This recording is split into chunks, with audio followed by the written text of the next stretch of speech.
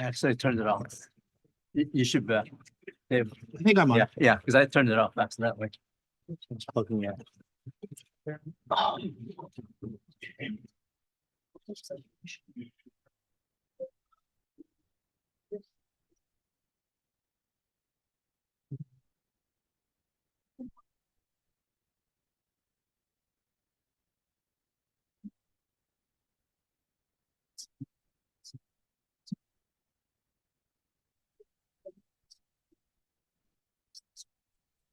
Good afternoon and welcome to the Cannabis Regulation Commission meeting. Today is Thursday, August 15th, and the time is 2:05 p.m. We are in the Building and Safety Board room at 201 North Figueroa Street, Los Angeles, California. I am President Thyris Mason, and I'll be chairing this meeting. The following commissioners are present: Commissioners Farnby, Lim, Melendez, and Nash. I'm going to go over some housekeeping rules before we begin. This meeting is being recorded, therefore, we ask that when addressing the commission, you speak close to the microphone and only one person at a time. Please state your name each time you speak. Members of the public who wish to only listen to the commission meeting and not provide public comment may call council phone at 213-621-2489 or 818-904-9450. This meeting is also being live streamed. Individuals who wish to watch this meeting may do so by visiting cannabis.lacity.gov. We will be following the agenda order for the most part. Agendas are located on the table by the entrance door along with speaker cards.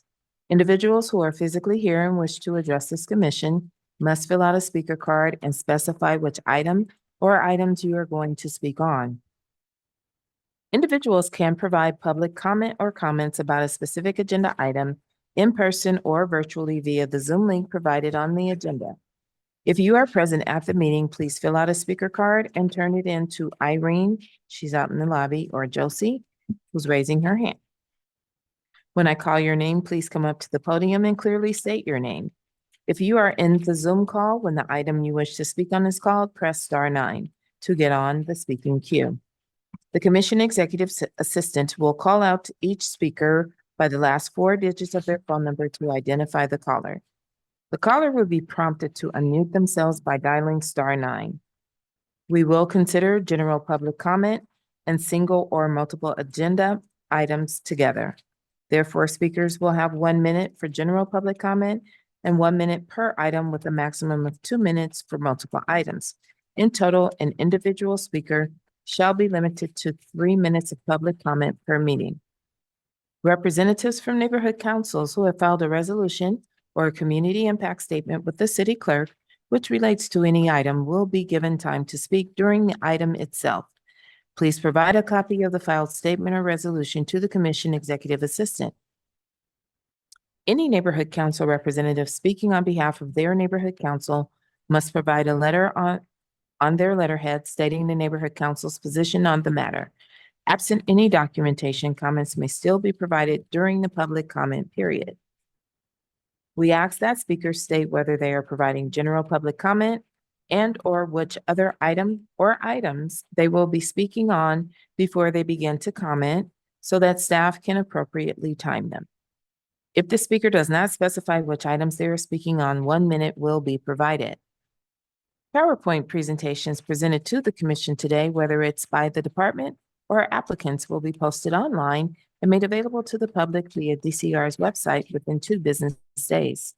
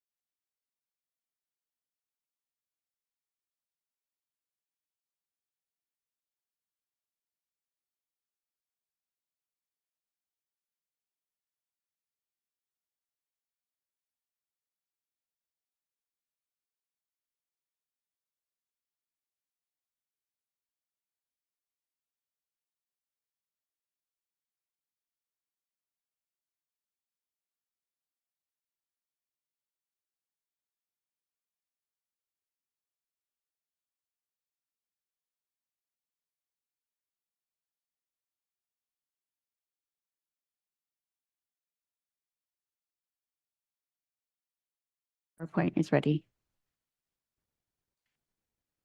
All right, I'm up. Thank you, everybody, for joining us today. I know you have to be here, but I appreciate it. I do have just a tiny little report, and it is going to focus on some state legislative items, particularly those in relation to things that we in this audience and those listening on the phone may care about. For context, I just want to, for folks not familiar with the state legislative process, that is the California State Assembly and the California State Senate, as well as the governor's participation in all of this. I'm going to kind of walk everybody through so we understand how these bills may or may not affect the cannabis industry at large. The state legislative session concludes at the end of this month, which means there is a flurry of activity that will take place between now and August 31st. I want to make it very clear that the bills that I cover today could change, they could fail to pass. Given that their status in flux, I will probably provide a final update of cannabis-related bills in October after the governor's signature deadline of September 30th. Please note that today happens to be an important deadline for any bill deemed fiscal. So committees and smart folks up north will go in and determine whether or not a bill is too expensive or not, essentially in a nutshell. A bill that is fiscal means that it will cost the state money to implement, and they don't like to usually pass bills like that. Both the state and Senate and the Assembly are holding what is known suspense hearings today. Suspense file is a method that the state uses to sift through the most financially significant pieces of legislation to ensure that they do not send the governor a massive budgetary burden at the end of each session. Any bill I mentioned today, as I said before, could fail today as a result of the suspense hearing. Suspense means usually we're putting it in a box and we might hear it next year. Or it might come out of that box and go to the governor's office for a signature. So President Nash and Mason, at some point, I know you guys had brought up that you wanted to have a report back on bills related to the most recent LA Times article about DCC's reaction to additional pesticides that were identified in the LA Times investigation, I think it was. Correct. All right. There is one bill that slightly and very tangentially addresses that, but if I can be frank, I think that I need to have a meeting with the DCC and our team needs to connect about what they actually are doing to address that. As the LA Times article pointed out, a private investigation found that there were pesticides that were included in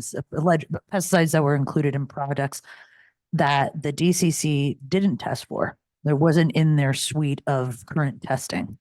And so whether or not the DCC may decide to include the testing for those pesticides in additional tests, or the legislature may have a bill introduced where they mandate the DCC to include those pesticides in additional tests.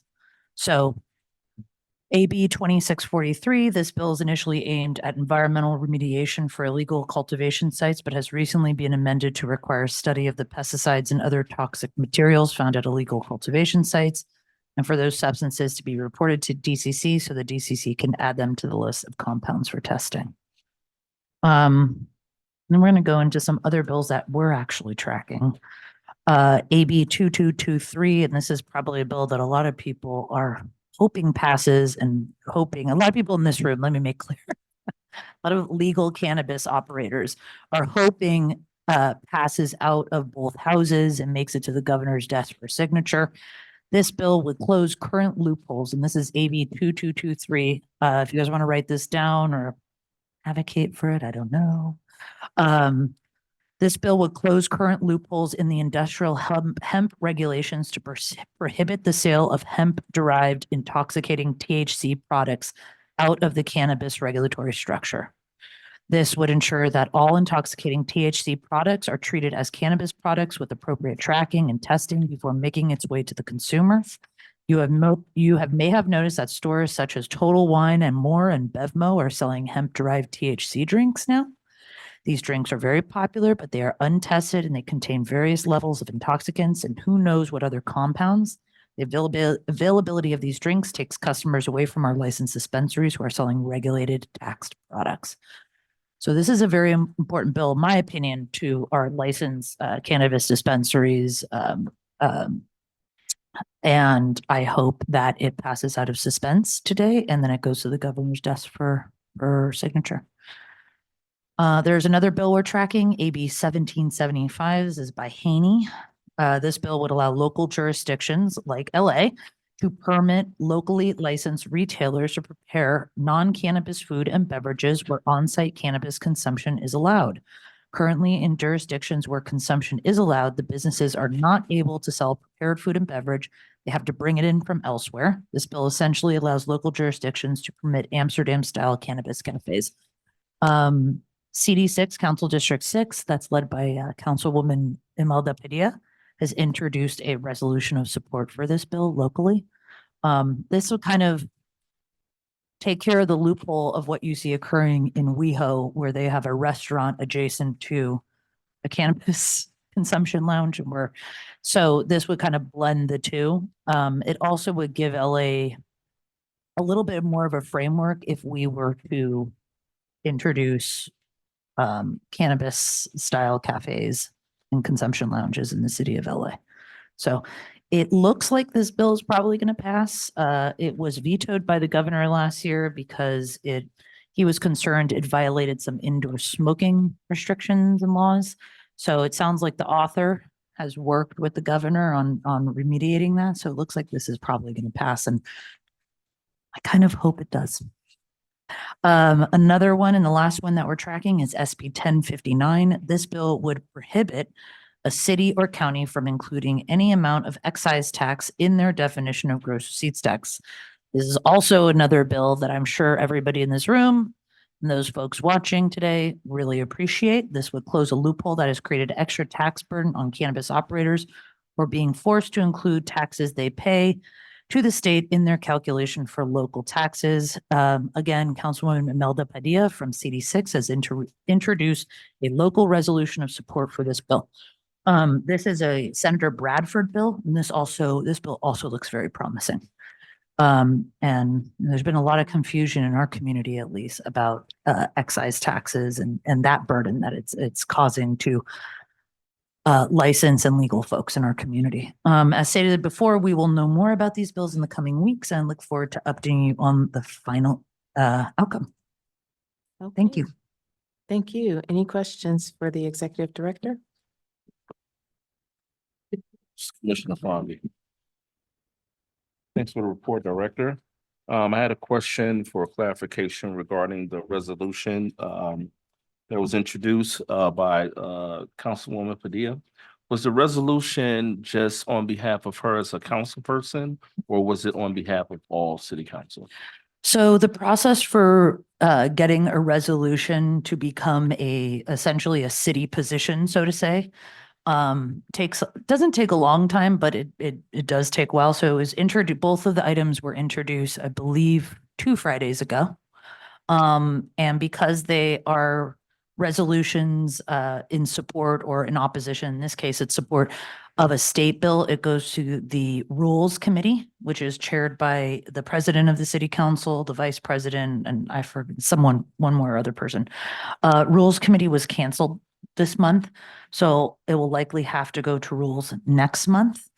And once it goes to Rules, if it passes, which it will likely happen, then it goes to full council for approval.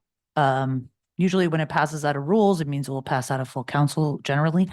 And after that, it goes to the mayor to sign. And once the mayor signs, it is officially a city position of support. Right now, it's just an indication that one council member and maybe a few people want to support it. But until it goes through Rules and gets out of council, and gets a mayor's signature, that's when it becomes an official city position. So any help that we can provide them, that would be great. Get that process going. Thank you. Good question. Any other questions?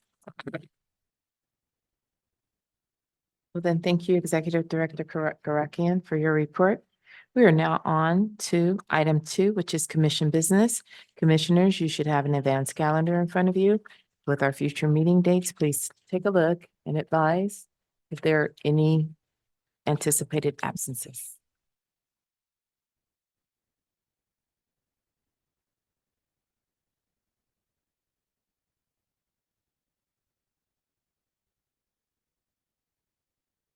There's a Commissioner Lim on September 5. I have a conflict, so I won't be able to make it.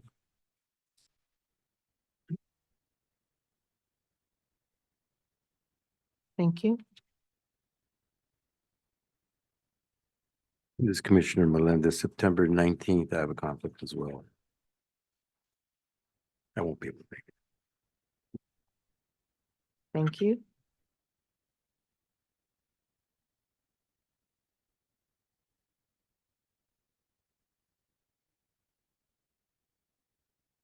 Commissioner Melendez, you're still unable to attend on the 5th. Correct. Okay, thank you.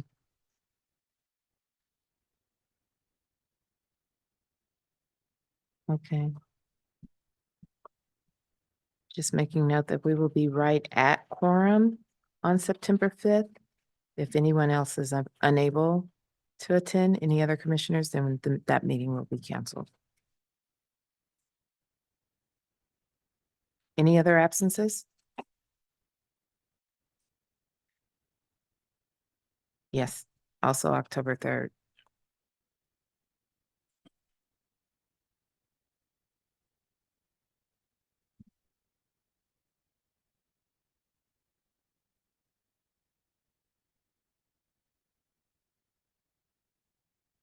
Okay, well, thank you. We are moving on to item 3.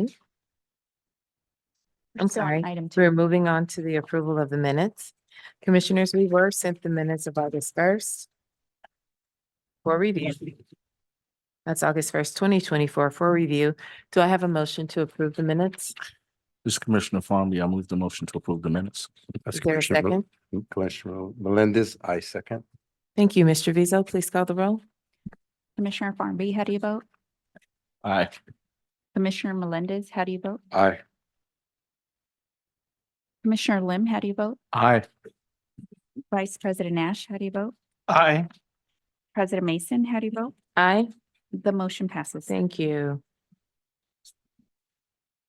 We are on to commission announcements and updates. Commissioners, are there any announcements or updates?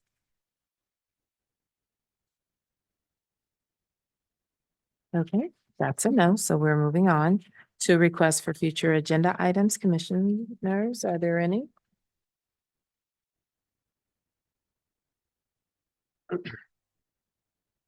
This is Commissioner Melendez. I'd like to see if we could put on the agenda is how we are going to be presenting the cannabis during the Olympics. Anything that we might be doing 2024, whether it's logos, just things that are put us ahead of the game before it gets here, Okay. Did you guys copy that? Their heads are all buried. Yes, Thank you. we will recolor our leaf and our logo to reflect the Olympic rings.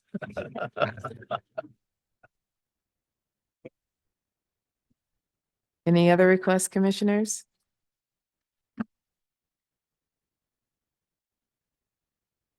Okay, hearing none. We're on to item number 3, Neighborhood Council presentations. This is a reminder that any representatives from neighborhood councils who have filed a resolution or a community impact statement with the city clerk, which relates to any agenda item, will be given time to speak during the item itself. Please provide a copy of the filed statement or resolution to the commission executive assistant. Any neighborhood council representative speaking on behalf of their neighborhood council must provide a letter on their letterhead stating the neighborhood council's position on the matter. Absent any neighborhood council documentation, comments may still be provided during the public comment period, which is now. We will now open public comment and single or multiple agenda items. Speakers can address the commission on non-agenda related items that are within the jurisdiction of the commission or provide public comment for any items in today's agenda. If you are listening on the live stream and have called to provide public comment via Zoom, please mute the live stream audio before you begin speaking to eliminate feedback. We will alternate between calling up individuals here at the meeting and those on the call. Please bear with us. Are there any speaker cards, Mr. Vizo? Yes. There is also a raised hand in the virtual meeting.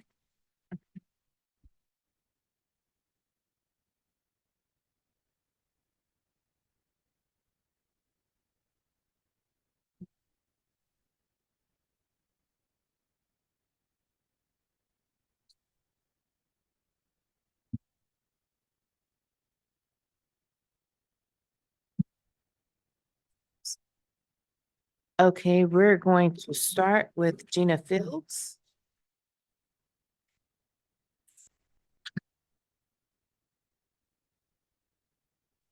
Good evening, good afternoon, everyone. I'm Gina Fields, Chairperson of Empowerment Congress West, Area Neighborhood Development Council, also known as ECWA. We represent 38,000 stakeholders. I'm sorry, what item are you speaking of? Oh, sorry, I'm speaking on item number 5. Thank you. You have 1 minute. Thank you so much. Oh, and general public comment as well, please. Then you have 2 minutes. Thank you so much. We represent the 38,000 stakeholders of Lemert Park, Crenshaw Manor, the Dons of Baldwin Hills, Baldwin Village, Village Green, Arlington Heights, and Cameo Woods. ECWA Neighborhood Council and our ECWA Cannabis Committee, thank you for your leadership and support on the social equity programs and licenses. We regret that we must oppose the license renewal for license number 320040 for Crenshaw Legacy, also known as Free the Trappers. 4050 Crenshaw on the corner of Crenshaw and Martin Luther King Jr. Boulevard. The ECWA board and stakeholders met with the owners of Crenshaw Legacy Free the Trappers to learn more about their business and discuss some challenges residents and neighbors were having with loud amplified live music on weekends without a permit, street vendors in the parking lot every weekend, and customers buying marijuana and smoking it in front of people's homes. Also, the use of lemonade stands and flavored ice food trucks in front of the store, which lures children and teens. After the meeting, one of the owners wrote an email stating that he would continue to play music outside the store and he would continue to have street vending outside the store despite the community's concerns.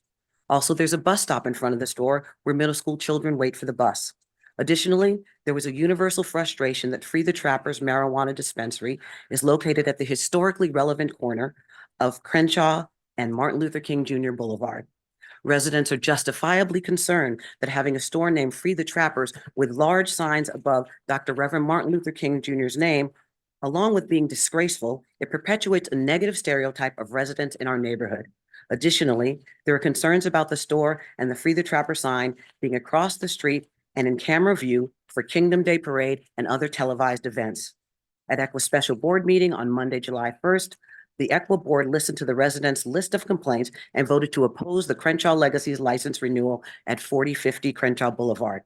We request that Free the Trappers relocate, and we hope that Lorenz Lanier, the social equity Thank you. license Your holder. time is up. Thank you so much.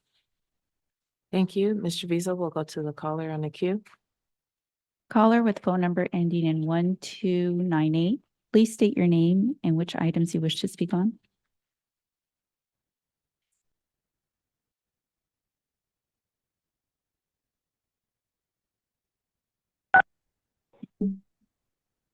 Yes, good afternoon. Good Can you hear afternoon. me? Yes, we can hear you. Please state Yes, your my name name and is which. Jesse Rose. Yeah, my name is Jesse Rosas, and I'm speaking against the item 20, which is LA Art -24310011. Sure, you have 1 minute. and the same. Okay, thank you. This is against this. We oppose as a residents and business people in the community to this particular cannabis business in our corridor. We have a lot of kids that walking by through the Figueroa corridor coming from Burbank. On top of that, black away, we have elementary school right on Monte Vista, and we have the middle school as well. So this is we are opposed to this particular cannabis in this community. I think so they should remove to someplace else, right, to be in the working community because they could go to Pasadena and have that business there. And why they throw those business here in our community, the working class, they always taking the beat on particular business that come in our community. On top of that, we have plenty of bars and liquor stores.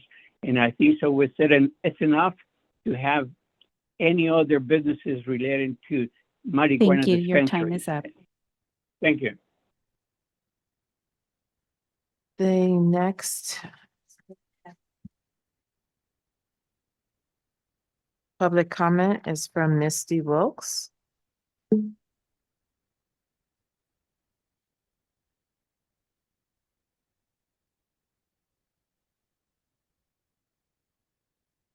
General comment. Okay, 3 minutes. Is that correct? To make the public comment and the both comments. She's doing public comment and general public. So it's On which item? Number 5. 2 minutes.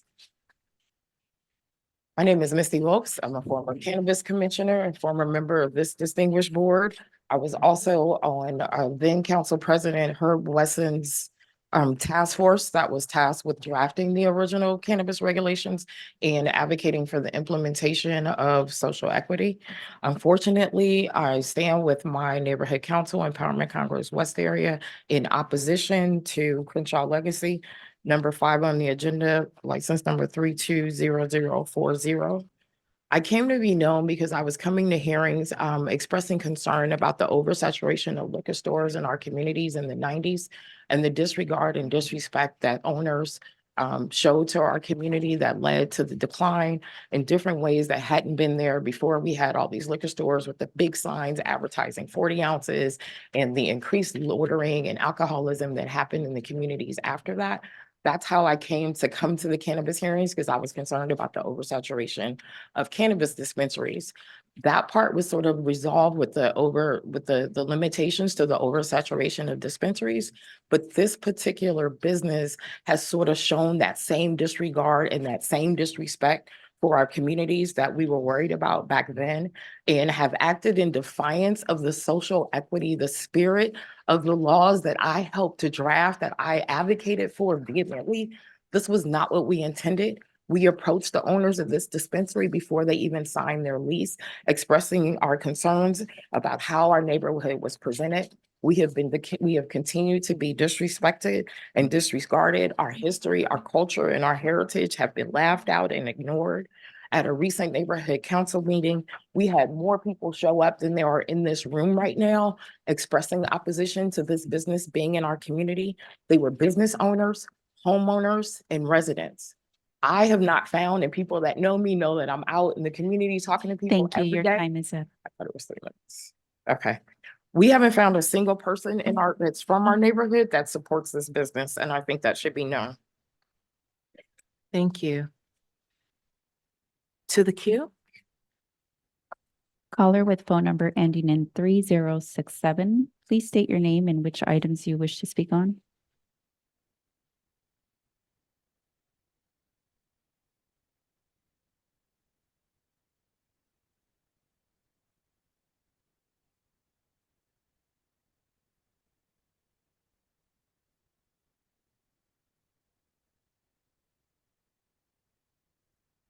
Caller with phone number ending in 3067. Please state your name and which items you wish to speak on.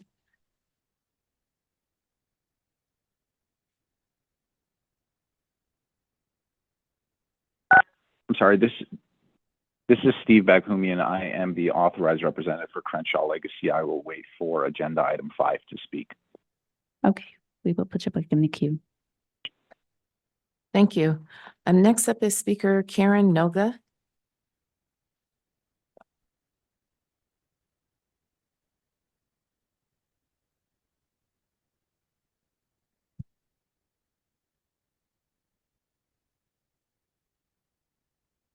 Good afternoon. My name is Karen Noga. I'm here to speak on item number 14. You have 1 minute.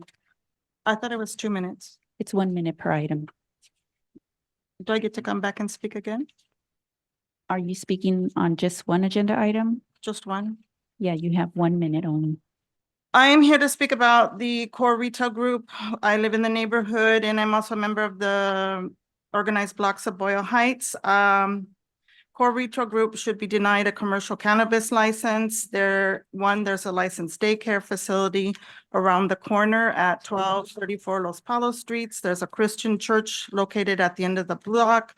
It's a community of families and senior citizens who have to walk by this place to go to the grocery store. I myself have almost been hit by cars turning into the parking lot there as I've been walking home from the bus. There already is a legal cannabis distribution center that has a license, Jungle Boys. They did not follow the requirements to get an approval. We're operating with somebody else's license. The police have gone to check them out.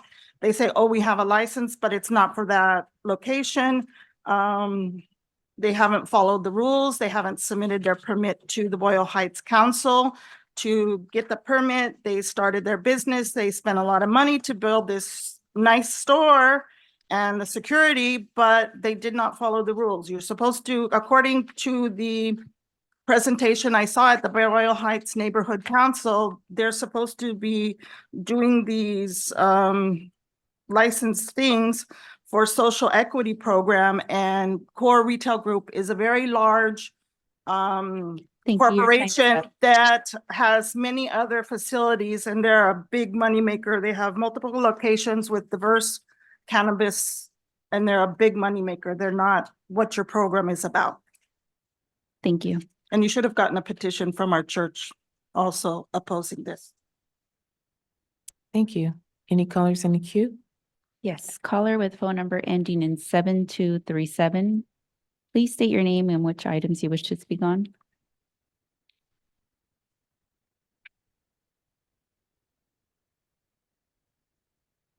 Hi, my name is Leonora Ansaldua, and I am calling with regard to agenda item 6, application number 310223, submitted by High Haven LLC. Sure, you have 1 minute. We have, yes, our neighborhood has concerns about the sensitivity of this location, specifically its proximity to the Al Wooten Junior Youth Center, which is within the 700 feet, sensitive location that provides daycare to children as an after-school center. It's also located right next to a liquor store in the same complex as a liquor store that has already a lot of public safety concerns associated with it. Excuse me. And further, our community was not properly notified of public hearings. Only one person in our neighborhood received any kind of notification about the public hearings. And so we have concerns that many people in our community have not had the opportunity to know about this application and to express their concerns about where it's located. Thank you. Thank you. Thank you.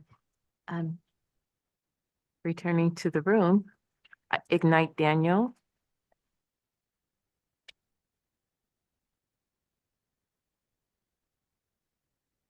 Greetings, everyone. As always, it is always beautiful to see you guys. Excuse me. First and foremost, I would like that the council notes that the local neighborhood council did not receive the proper information in order to, I'm speaking on 514 and general public comment. Okay, you have 3 minutes. Thank you. So we were not provided the proper information to submit a CIS. However, we were working with Irene in the lobby, and one was submitted on behalf of Equi's Neighborhood Council. Our secretary is online if she is able to speak on behalf of the Neighborhood Council. Because we were not provided a council file in order to submit that properly to the city clerk. However, we did submit it via the link that we received from the paper that went out to everyone in the neighborhood regarding this meeting taking place. Where was I? In regards to item number 5, Crenshaw Legacy, as Misty stated, as well as Gina stated, there have just been a number of things that have not been done in due process when it comes to upholding the social. I'm sorry, I'm going to pause the timer. I just need to note for the record that Commissioner Mason did step out. Thank you. Okay, so wait. No, you may resume. Okay, all right. Excuse me. the due process as to how they came about was not followed properly. And coming to the neighborhood council, they were advised months prior to coming to us for a yes or no and did not follow. I'm sorry to interrupt once again. I just need to state for the record that Commissioner Mason has returned. Thank you. Yes, give thanks. And so that has always been a great deal. We are a very active neighborhood council and we did our due diligence in stating this. As Misty said, the community came out when they did come to the local neighborhood council in opposition or just expressing what they could do to work with the community in order to be present in the community in the manner of which we would like the community to be represented. A letter did come to the neighborhood council after that meeting with threats stating that he did not care what we said. He was going to do what he wanted to do, regardless of what the neighborhood wanted and what should have been taking place. We all were very instrumental in getting these guidelines set up, being a part of the legislation that was written and put into play for the social equity to be upheld in the manner of which we should be represented and we should be put out there to bring to our community what we need, right? It is about generational wealth, but generational wealth does not come with disrespect of elders. It does not come with disrespect of the residents. It does not come with disrespecting the people who come to the government to ensure that our neighborhood gets what it is that we are essentially fighting for, to make sure that, we as a community are represented properly. I am a consultant in the business. Clovis Retail is definitely one of those people who do the things in the neighborhood. They take into acknowledgement what needs to be done within the neighborhood and in the scope of how this should be done and how it should take place. And so, Thank you. Your time is up. thank you. Thank you. Anyone in the queue? Yes. Caller with phone number ending in 9868. Please state your name and which items you wish to speak on.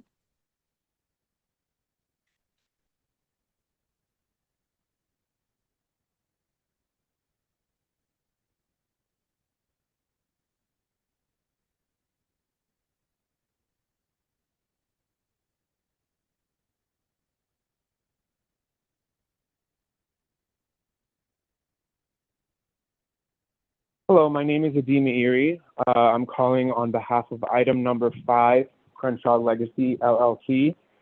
Sure, you have 1 minute. No problem. I personally reached out to Equal Please state your myself and Adima Erie. Thank you. I have personally reached out to Equal myself, trying to set up a meeting in person to discuss any issues that have come about, and have actually gotten a reply May I that interrupt? Is there's no- he representing Yeah. the applicant? No, I'm the owner. I'm a minority owner. Okay, do you want to wait until the item is called to present? Or are there others in the room to present on behalf of the applicant? Sure, I can wait. Yeah, sure. Well, Okay. in total, you all will have 10 minutes, so you'll have to figure out, you're out of order. I'm sorry. You'll have to figure out how you want to divide that. Okay, I'll just speak now then, and then I'll let my representative speak for me when it's Okay. time. Is that all right? Okay, 1 minute. Okay. I personally reached out to Equal myself. I've gotten an email reply that there's no reason for us to meet with each other. I've been on any invites that they've sent me, and every single time that I've been on that call, I have been unwelcomed, unwanted, and told that there's nothing for me to say because I'm not an owner. I've tried nothing but to work with this organization, but it just seems to me like there's, sometimes it's just hard to communicate. So that's all I wanted to say. Thank you. Mary Rose.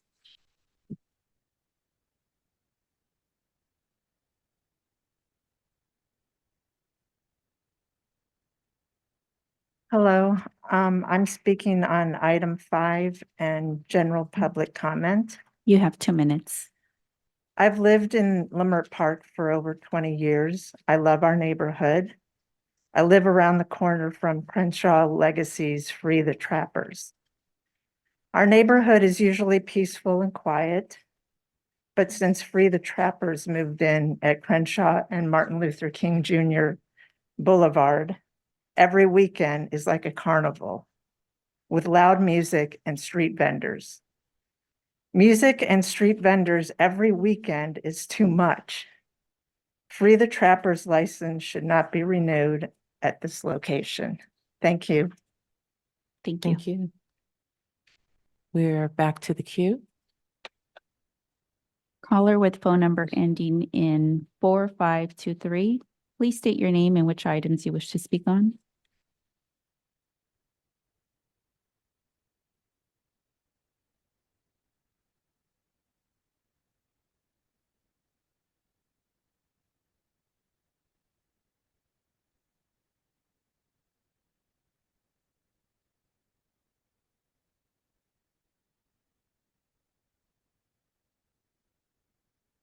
Hello?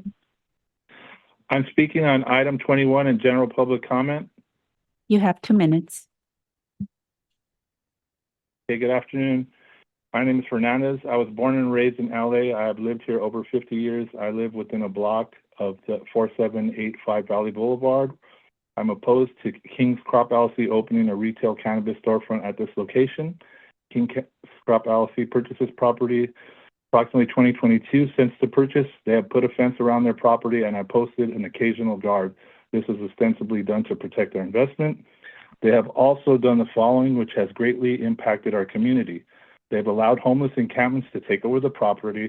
Several motorhomes filled with several people lived on this property. They were inside and outside of the building itself. There are no restrooms. These individuals were urinating and defecating on the property, as well as on the streets surrounding the property and adjacent alley. This also brought a lot of vagrant traffic into the neighborhood itself and cases of trespassing, loitering, littering, and theft. Noise, music, fights, and loud arguments were also a daily and nightly occurrence. Drug and alcohol use was seen on the property. Graffiti is rampant at this location since they purchased it. Graffiti inside and outside of the building. They do not clean up the property, and graffiti proliferates and encourages graffiti to the surrounding properties. They have done zero maintenance of this property. This property essentially serves as an abandoned building. There are bushes and shrubs are constantly overgrown, blocking the street. There are residents on our block who use a wheelchair and are forced to ride in the middle of the street in order to be able to cross the street. This is dangerous and poses a safety risk.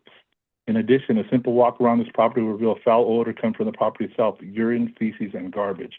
Garbage can be seen piled up within and was outside of the building. Then this King's Crop is moving into a residential neighborhood. The front side is on Valley Boulevard, but the remaining 3 sides are on a residential street of Catalpa. On our block alone, there are 20 plus children. I imagine the adjacent blocks have similar statistics. King's Crop storefront will be within walking distance of Noma, Farmdale Elementary, Wilson High School, El Sereno Middle School. What benefits are they Your time providing is the up. children? Thank you very much.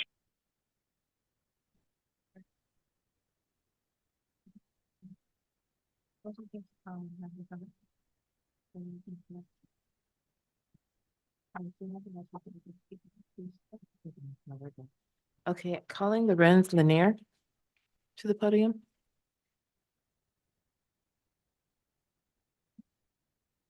My name's Lorenz Lanier. I'm speaking on Agenda 5. You have Uh, 1 minute. Thank you. Thank you for your support and the opportunity to positively impact our community. We're committed to maintaining a safe, legal, and supportive environment. We'll continue working to help our neighborhood thrive.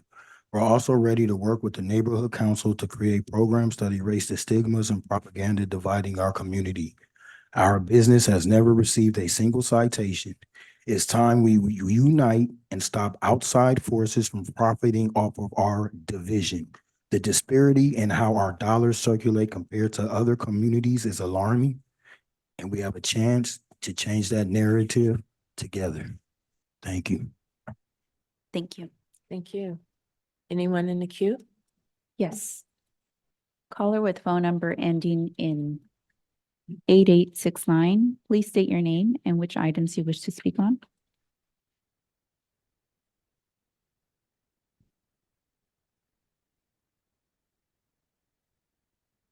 Hi, my name is Rebecca. I'm calling in on number 6, application number 310223, which is located at Sure. 9154 South You have 1 Western minute. Avenue. Hi, Hayden. Thank you. This proposed location is at 9154 Southwestern, seemed to be in violation of the Los Angeles Municipal Court, section 10604, which prohibits cannabis advertising on site, signs within 700 feet of sensitive establishments such as school, public parks, libraries, alcoholism, drug recoveries and treatment facilities, daycare, and permanent supportive housing. Our committee was not properly notified of the application or our right to a public hearing. We became aware of the construction activities at 9154 via word of mouth. The lack of proper notification is against regulation and is unacceptable. All community members have the right to be informed about such application, must be allowed to express our opinion on matters that impact our community. Furthermore, the application lack of community outreach suggests a disregard for our community and raise concerns about their commitment to being responsible business owners. This same company was sued back in 2023 for selling marijuana to illegal minors and having guns on the premises and so on. The LA Times also reported that the Your owner time was is up. found.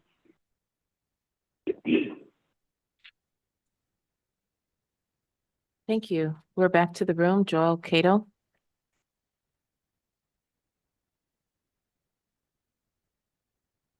Good afternoon. I'm in favor of the license for Crenshaw Legacy LLC. Item 5 in general comment. You have 2 minutes. Okay, thank you. For over 40 years, my grandmother has lived at the corner of McClung and King, which is just around the corner from Free the Trappers Dispensary. We were humbled when the owner came to her doorstep to introduce himself. It meant a lot to her. He has overcome a lot, and after meeting him, we understand that he wants to be a positive change in our community. For years, the corner was abandoned. Thanks to Free the Trappers Dispensary, the corner of King and Crenshaw is alive again. They brought security, making it a safe place for everyone. They hold farmers markets that highlight Black small businesses and give them the chance they deserve in prime real estate. They even help the homeless and keep the area clean, bringing back the sense of community we've all been longing for. My grandmother always believed in the strength of the neighborhood, and now that belief is finally being honored. This corner has become a place of pride and possibility again, a true reflection of the resilience and love we all share for this community. Thank you. Thank you. Thank you. Are there any more callers in the queue? Yes. Caller with phone number ending in 7477. Please state your name and which items you wish to speak on.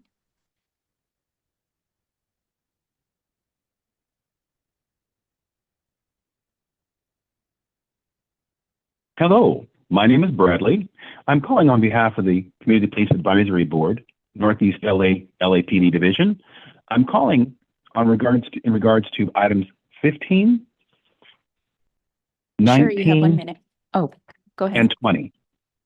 I'm just wanting to inform the commission that we submitted a letter requesting a continuance on those 3 items so that the Community Police Advisory Board with the LAPD Northeast Division would be able to have input on these requests for annual commercial cannabis activities at these locations.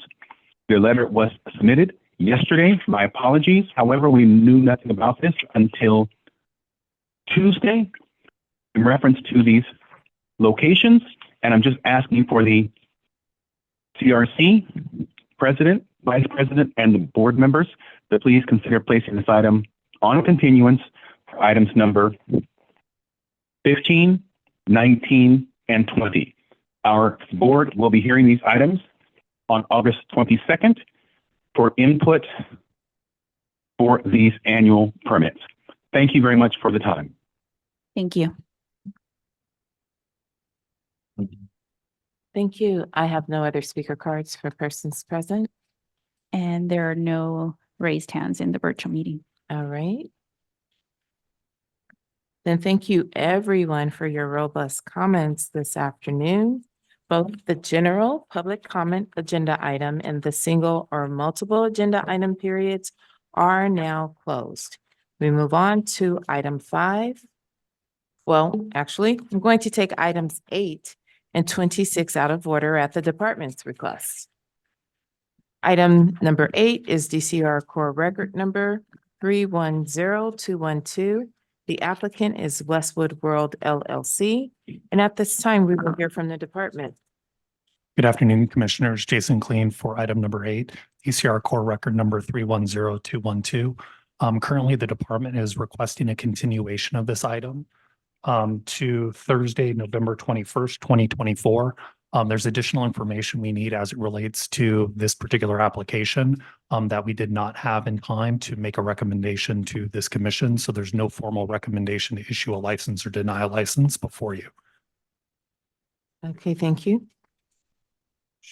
8. Number 8, yes.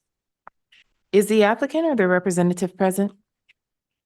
Okay, please come to the podium, state your name and your relationship to the applicant for the record. Hello, my name is Alex Caripes. I'm a social equity applicant for Westwood World LLC. Okay.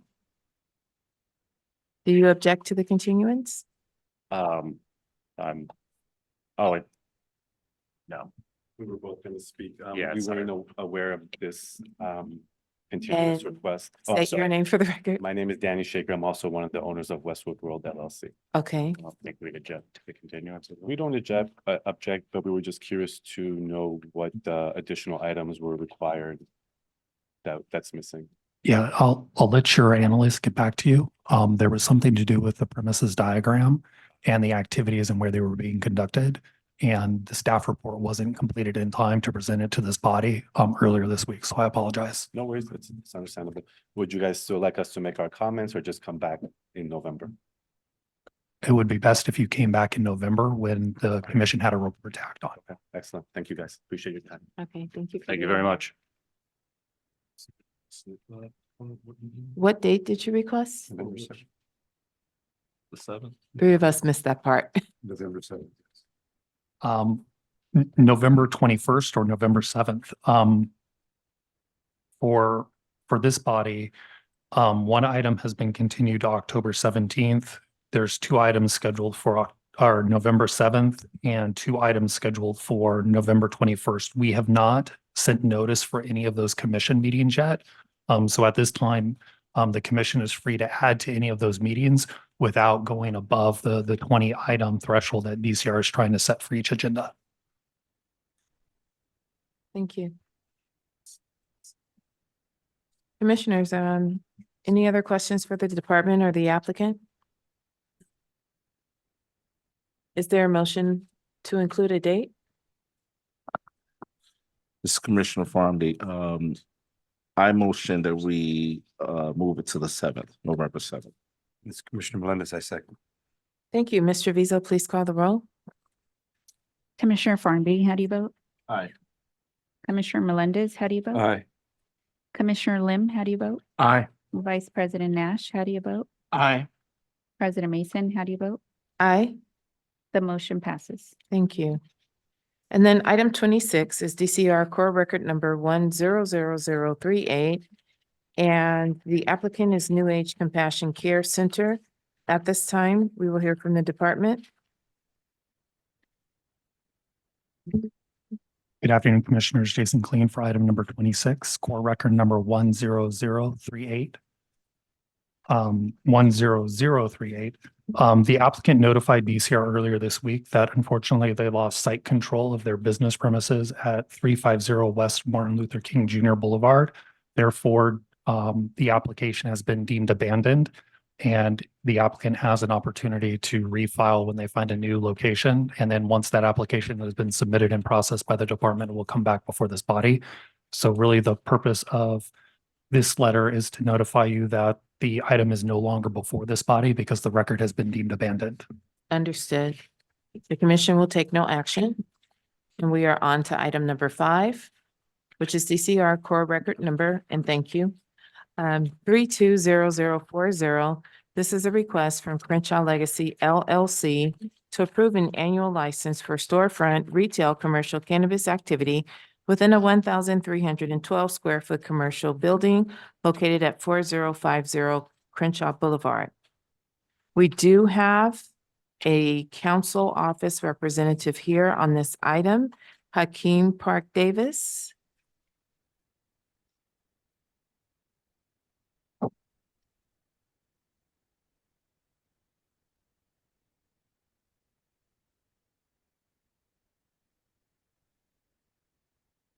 Good afternoon, Commissioners. My name is Hakeem Park Davis. I'm the deputy who works in Council District 10 on land use and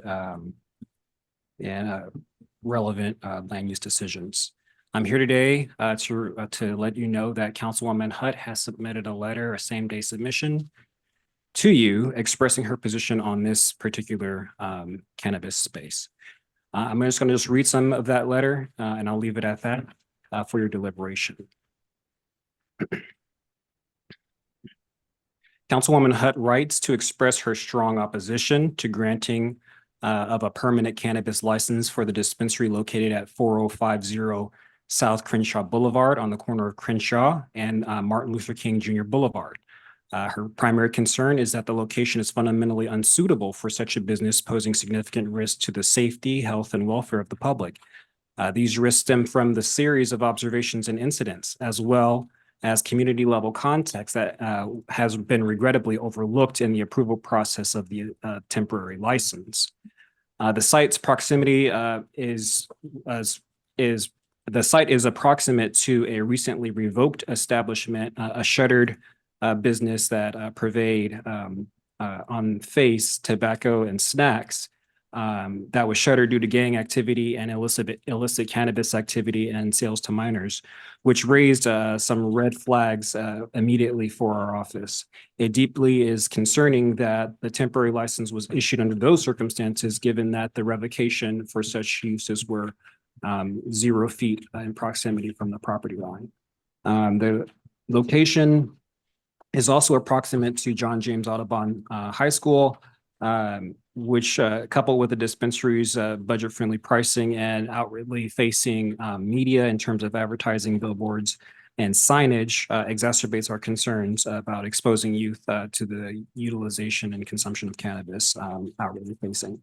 Additionally, in an interview at a site visit, speaking with the operator of the shop, there were some concerns that were aired about the hostility of neighborhood elements, including, the intersection of two dueling street gangs, if you want to call them that, that posed a security risk to the shop itself. And in that consultation, I wasn't able to give any recommendations on survival, but it's to be noted that this is a very volatile location in terms of safety. There is a parking predicament that the councilwoman has become aware of due to the number of calls that have come into her office from neighboring constituents. There are approximately 14 parking spaces around the perimeter of the site, along the side yard and the backyard, adjacent to another business on both sides. This parking situation has been reportedly the site of loitering and illicit activities, including the consumption of cannabis, people who go into the shop and smoke in their cars. We recognize the potential of the equity holder in this operation, and we hope that we can help uplift his dreams. But however, we believe that the current location for this site is simply infeasible, given that it's such a high volume corner in terms of transportation volumes, in terms of pedestrian volumes. And we think it's inappropriate to have the security measures that are in place on this frontage, given the admitted, risk that the applicant is concerned about at the business having a gun toter on Crenshaw Boulevard at this corner across from the Krispy Kreme and the metro station. It just seems a little bit hostile to the public's read.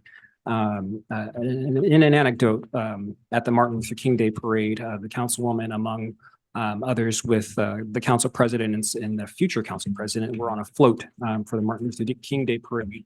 And on this particular corner, that's where they set up our television cameras for the national broadcast.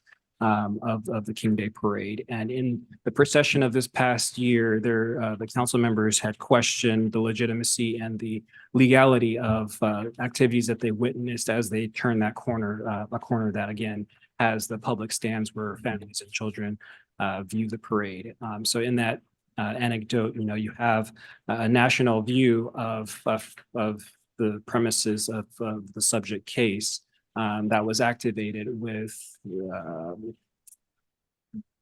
people using the products openly, and that was on open display. So that concludes the comments of the councilwoman, and I deliver this to you, and that's it. Thank you. Commissioners, any questions for the council office representatives before he walks away from the podium?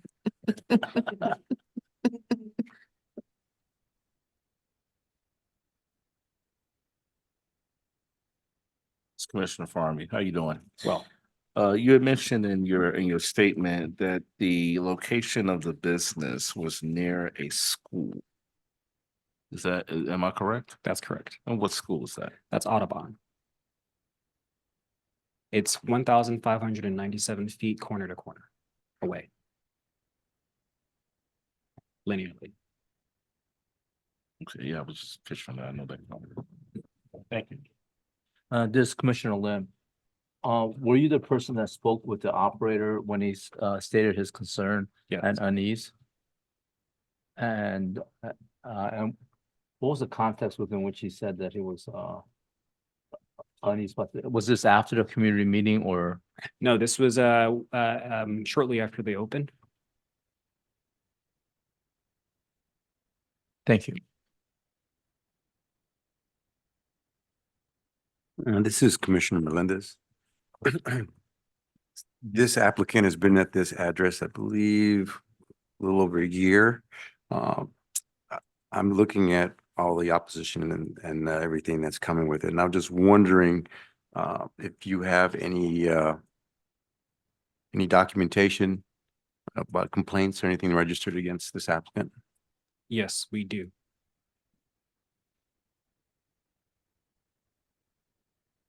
Thank How many complaints have you all counted so far? This is President Mason. We have approximately 6 in the electronic record. Okay. This is Commissioner Lim. Were you a recipient of the email from the owner where the owner stated that we will do what we want to do? No, I was not. Okay, thank But you. I was informed of that by multiple members of the neighborhood council. And I believe that correspondence was attached, but I did not receive it.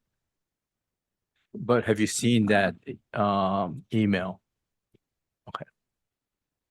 I have a question. This is President Mason. Were you able to listen in or attend the neighborhood council meeting with the applicant? No, it was not. Okay. Commissioner Farmy, you had mentioned some safety concerns. Can you elaborate a little bit? Sure. So last year, shortly before the the cannabis dispensary opened, there was a vast record of instances of sales of tobacco and cannabis to youth that were discovered through the employment of LAPD decoys at the location at the adjacent property line. There's a small shop that's about 500, maybe 600 square feet. And then that use was revocated under the premises of heightened activity. There was some tragic events that also happened in the rear alley of people who were unfortunately killed, evading from a situation at that location. Over the years, the record built by LAPD Vice, the planning department, and the city council resulted in a remediation of that location, that corner in particular, including the parking lot that is subject to this cannabis location. And the nexus really is that the population that was being affected by the crime at that corner would have eventually been reaffected should the nuisances continue with the loitering and the public intoxication and the smoking. And in this case, the neighbors have informed our office that that is the case, where the nuisances of the illicit open consumption, the loitering, the trash and debris, those have continued as a matter of this location. So that's the nexus. Thank you. This Commissioner Lim, maybe you can educate us. There's been discussions that there was a farmer's market at this location, and other people have called that a vendors that would attend those items on a Saturday. So if it was is there a permit process that a business has to go through to have a farmer's market? There is, and one of the primary requirements is food. We're not aware of a permit for farmer's market on that corner. But any activity for vending would be contrary to the policy of DCR. Thank you. Any other questions, commissioners? We have no questions for you, further questions for you, but something may come up later. you. I'll So stick around. Stick around. Thank you. At this time, we will hear from department staff.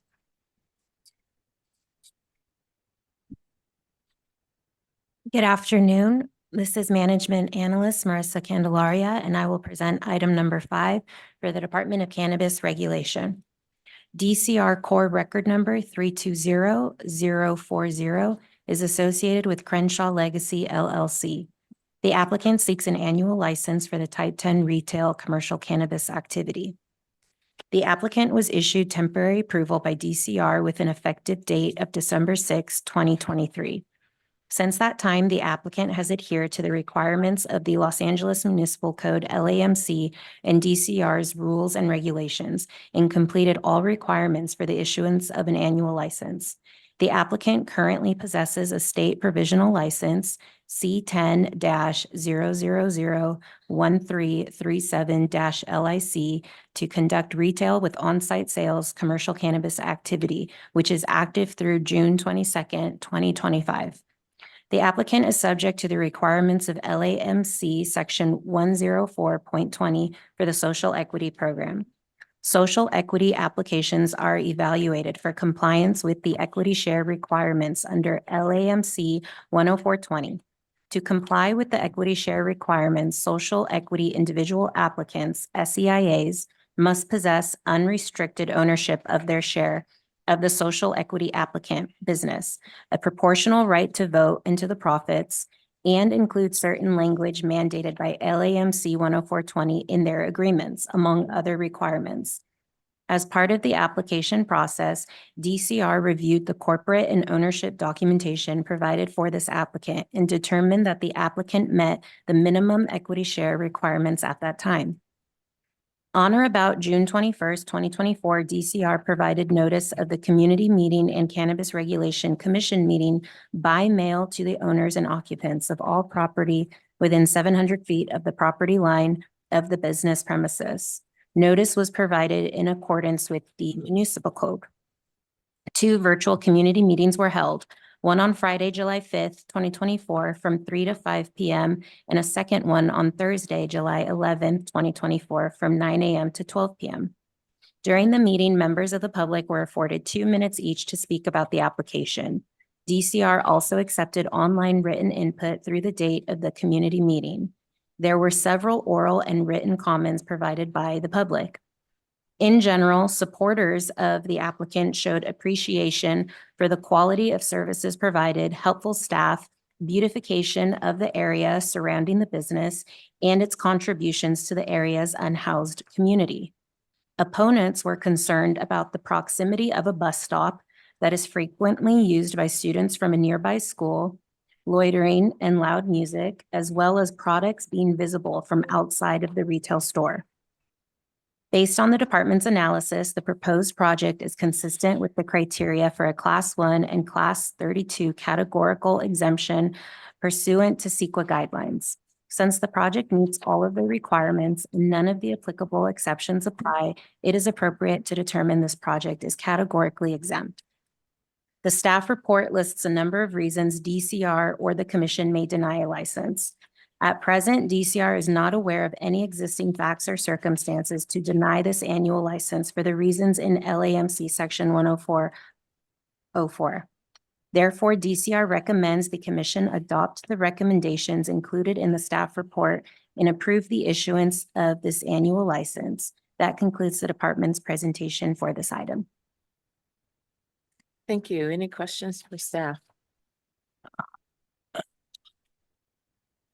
This Commissioner Lim, there was a concern that the applicant's location is close to the John James High School.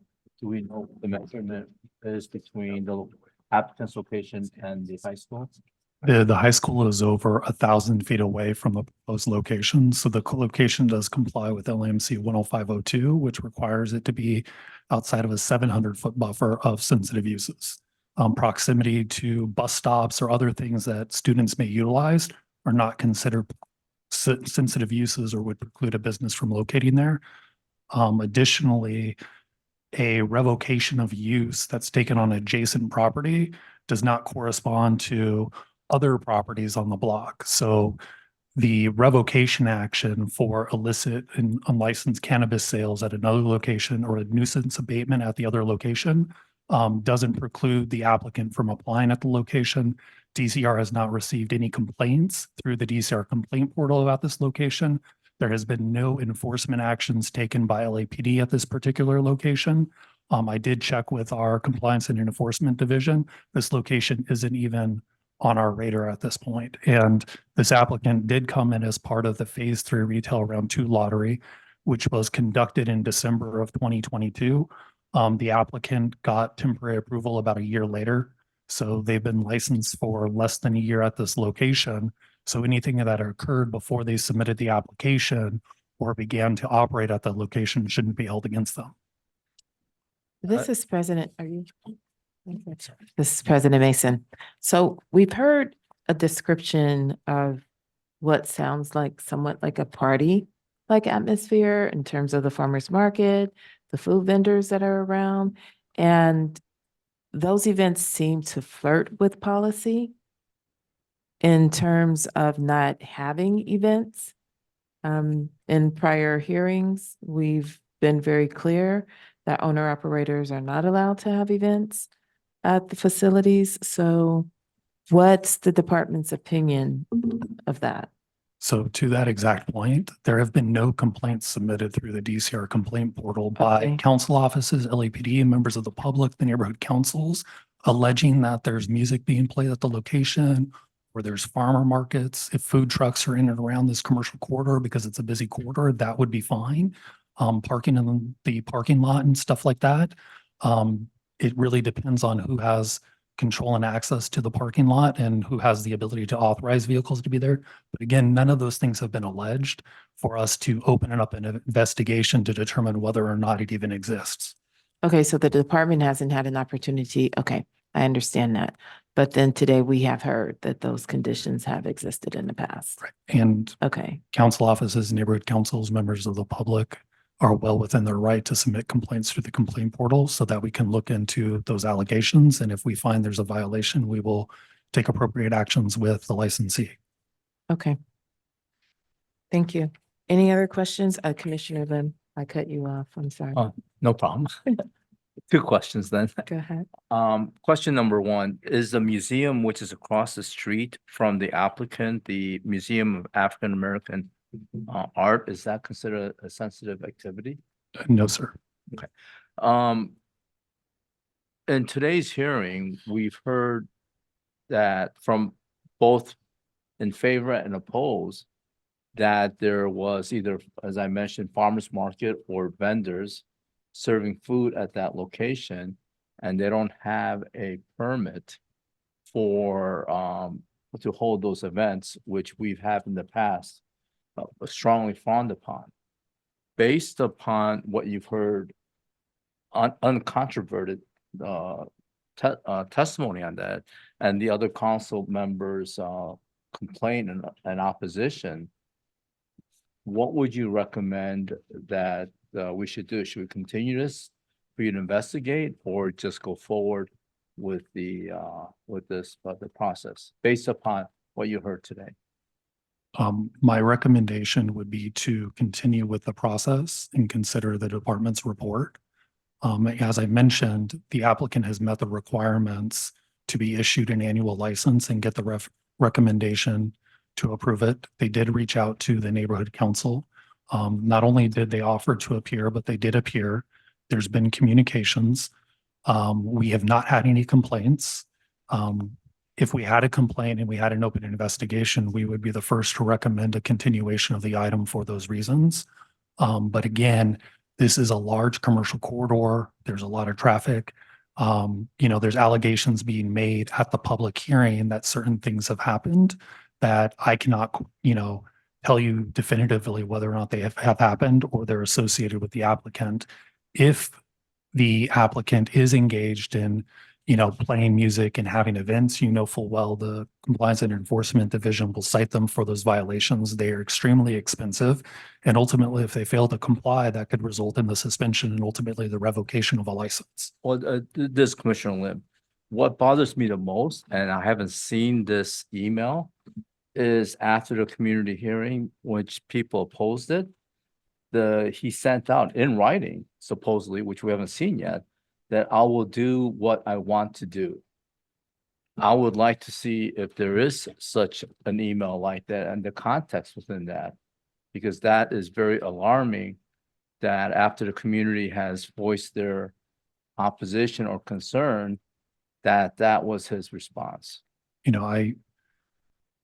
From the department's perspective, that's just hearsay. There's nothing that has been submitted to the department or this body as part of any of the attachments for public comment on this item that substantiate those kinds of comments were made orally, let alone in writing.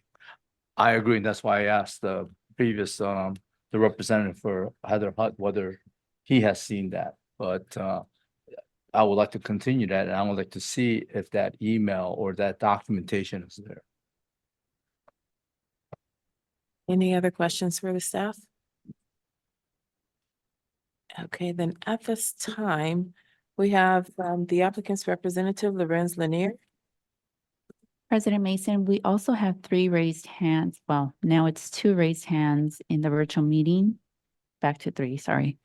I'm not sure if they all are representatives for this item. You may clarify. Thank you. Caller with phone number ending in 1070, please state your name and whether you represent this applicant.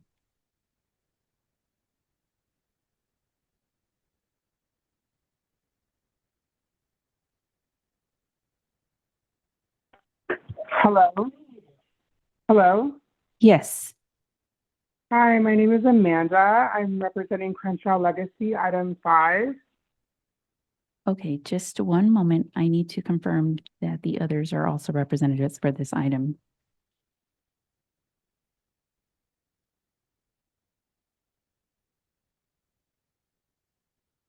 Caller with phone number ending in 1627, please state your name and whether you represent the applicant. Is this a public comment speaking part? No, I'm sorry, we are on the actual item, so it's not for public comment. It's not for public comment. It was announced that we're on the item, and so there are no public comments on this item.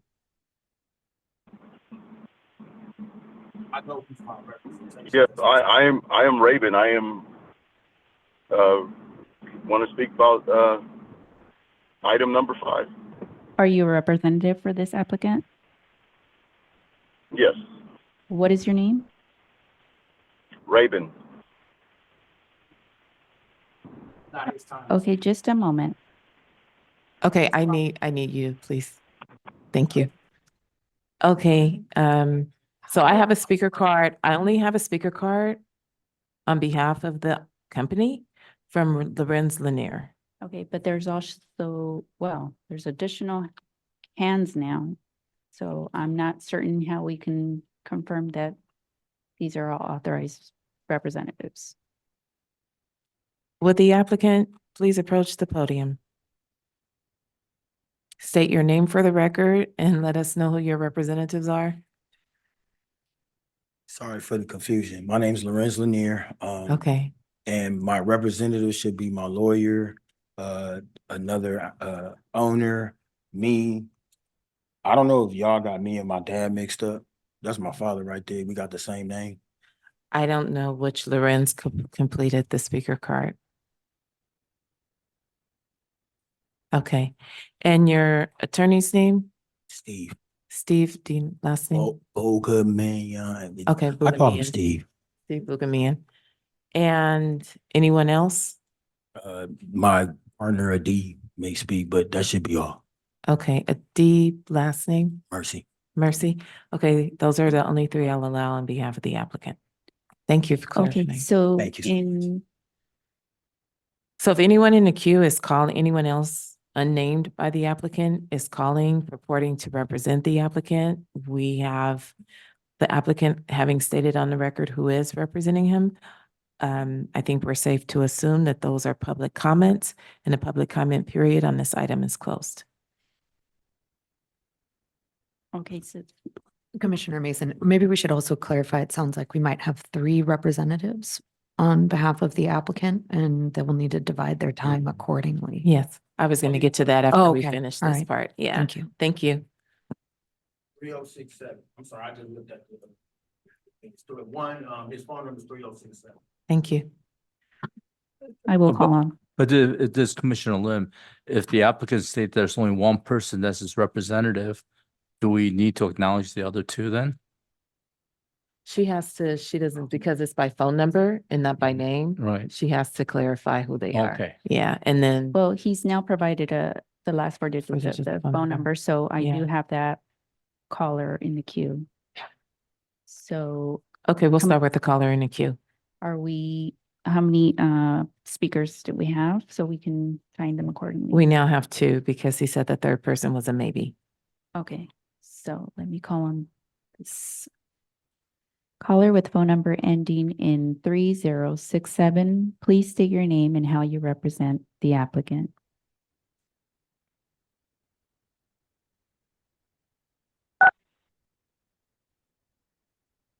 Good afternoon. This is Steve Bagumian, attorney for Crenshaw Legacy LLC. Thank you. You have 10 minutes combined with the applicant if he's speaking. Mr. Lanier, you may reapproach the podium. Between the two of you, you will have 10 minutes total. So we're going to allow him to go first and then he'll pass the baton to you. Thank you. You're welcome. Sorry about the confusion. Thank you. Thank I you, will- commissioners, and my apologies for not being there in person, just coming off a minor back surgery. So I'm here on behalf of Crenshaw Legacy LLC, application ID LAR 243200040-ANN. Next slide, please.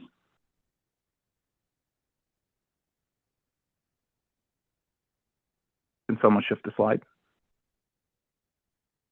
Yes, we have. Oh, okay. I don't see it on my end, but okay. So Crenshaw Legacy is a Type 10 storefront retailer located at 4050 Crenshaw Boulevard, Los Angeles, California. The company has two individual owners, Lorenz Lanier, the gentleman in front of you. He's a verified social equity applicant and community activist. Also, Adi Mary, a seasoned cannabis operator with over a decade of experience managing cannabis retail businesses.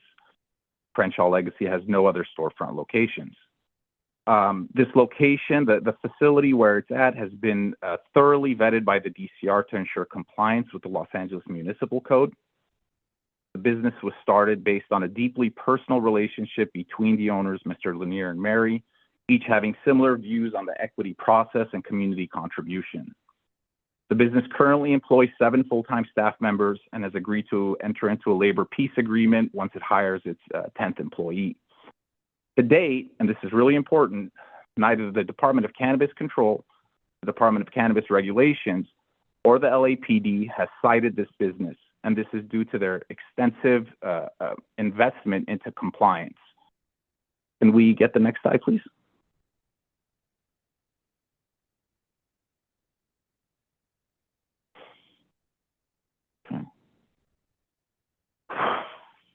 Okay, so when the facility was leased, the property was in a dilapidated eyesore. It brought no value to the community. Crenshaw Legacy invested tens of thousands of dollars into improving the property, including restriping the parking lot, painting and repairing the building's facade, repaving the floor with modern concrete, adding drywall, and making substantial improvements to create a warm and inviting environment for patrons. Next slide. Sorry, 1 second. Okay, Crenshaw Legacy's commitment to community benefits is second to none.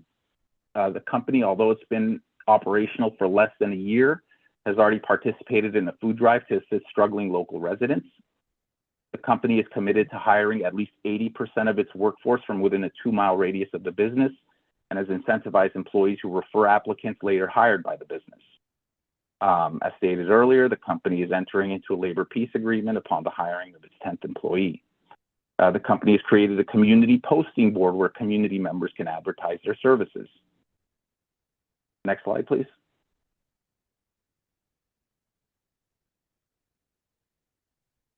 Crenshaw Legacy employs Active Security Solutions as a security contractor. The business is licensed by California Bureau of Investigative Services and is bonded. Guards are present at the facility at all times that the facility is open. The guards verify every patron's ID before admission. Security guards also periodically sweep the facility to prevent loitering. There are 30 security cameras installed at the facility, allowing employees and security personnel to observe the entirety of the premises and property. The company's limited access area is secured by steel doors with magnetic locks to prevent diversion and external theft. The company conspicuously posts in its community liaison contact information in the front of the facility, allowing community members to contact the company to express security or other concerns. Next slide. The next image is just the image of the community postings that were required. And the final slide, and I think this is material to some of the questions we'll receive, is the location of the bus stop in relation to the business itself. If we could just go to the final slide. That is the final slide. Oh, okay, so there's a delay. And I think we could leave this up. I'm sure the commissioners have some questions. Before we go into questioning you, Lorenz Lanier, if you want to go ahead. Sure. We'll hold questions until the end. Sure. Hearing about how the corner was before I arrived and the problems I haven't contributed to, I'm even more committed to being a part of peace and unity in our community. The fact that from what I hear to where we're at now, from that to 0 complaints, from that to being a corner of peace, from that to being a corner of being welcoming, from all of that, I'm just proud of us. I'm gonna tell you a little bit about me real quick. I'm a former foster youth. My mother lost me a couple of times. I reunited with my father at 16. I come from Skid Row. I was homeless. That's how I became a tier 1 social equity. I made a mistake. I sold a bag of weed. I went to prison. Coming out in the journey that I've been on hasn't even started right here. 2009, I took a trip overseas. I came back and I committed to changing myself and changing the people around me. So since 2009, I've been involved. In 2019, I got my nonprofit before it was even a cool thing to do. I've, let me see. Sorry. One thing I want to talk on is this journey has taught me the importance of uniting without violence and rising above our environment and situations. I'm committed to fostering peace and unity in our community, proving that we can overcome any challenges we face. Share with you a story about a young man that I hired within the community, come out of the Baldwin Villas, formerly known as the Jungles. His name's Hadrian. Hadrian's 21 years old. You ever hire a 21-year-old? You might understand the challenges that come with that. I've been talking to Hadrian. I try to tell Hadrian a lot of things I'm gonna tell you is not just for your job here. It's gonna carry on with you in life. Smile. Smile a lot, smile more. Hadrian came to me, he said, hey, I want to be an electrician. Me, I'm a former journeyman, HVAC, local 250 union. And I told him, I said, look, when you come in and you put your application in, just realize they're going to start judging you from the minute you open that door. I talked to him and I said, you know, I gave him the electricians union. I gave him the building mechanics union. I gave him the elevator mechanic union. And then I told him, I'm HVAC, local 250. That's where he decided to put in his first application. Young man walked in there with a shirt and tie on to turn in his application. Made such an impact that when I called the head guy, I said, hey, man, here you met my bud tender. He said, yeah. I said, well, first off, I want to tell you that he's not just a bud tender. He's my key holder. I trust him to open and close my shop. So he's important and he's very responsible. He said, hey, let me tell you what I like about him. So we went back and forth a couple times about my employee and the things that we both enjoyed and what we liked about him. And at the end of the conversation, he's now going to be in local 250. He's going to go on the pipe fitting side. He went and turned in his application August 5th. And I asked him, I said, now, you know, remember what I told you? So he was within the first 5 people lined up. So yeah, everybody ain't happy. And I wish I could make everybody happy. I really do. I wish to God that every time I come through the door, everybody smiles and doesn't let their hate override them and allows the smile that God gave me. Because he didn't take my smile. That's very, very important to me. And you know what? I'm proud of Adrian because he listened. He's a good worker. Not only did he listen, he was serious. And those are the type of things that I pass on. That's what I give to the community, whether it be 1,000 people or I can just save one young man and give him a career and an opportunity to live life. I can't teach that. I can show it. My journey to this point has been full of every kind of trauma, pitfalls, holes, just to even get to be a journeyman. I had to look at myself and decide that I was going to change. And this change came way before all of this. And that's just what I want to leave y'all with. I just want to let you know that I saved one. Thank you.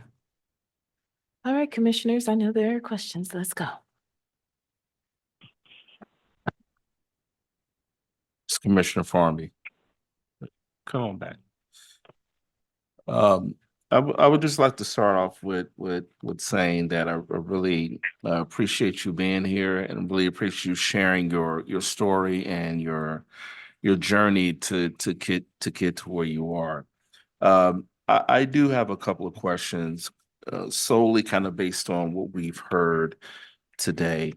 Are you familiar with some of the, I would like for you to respond. Well, I would like to hear from you directly with some of the things that you've heard from community representatives today, right? I mean, we've heard a little bit from both sides, and I would like to hear directly from you in answering some of the things that you heard from folks today, specifically around safety. Can you talk a little bit about the safety component of your business? We do have a guard to make folks safe.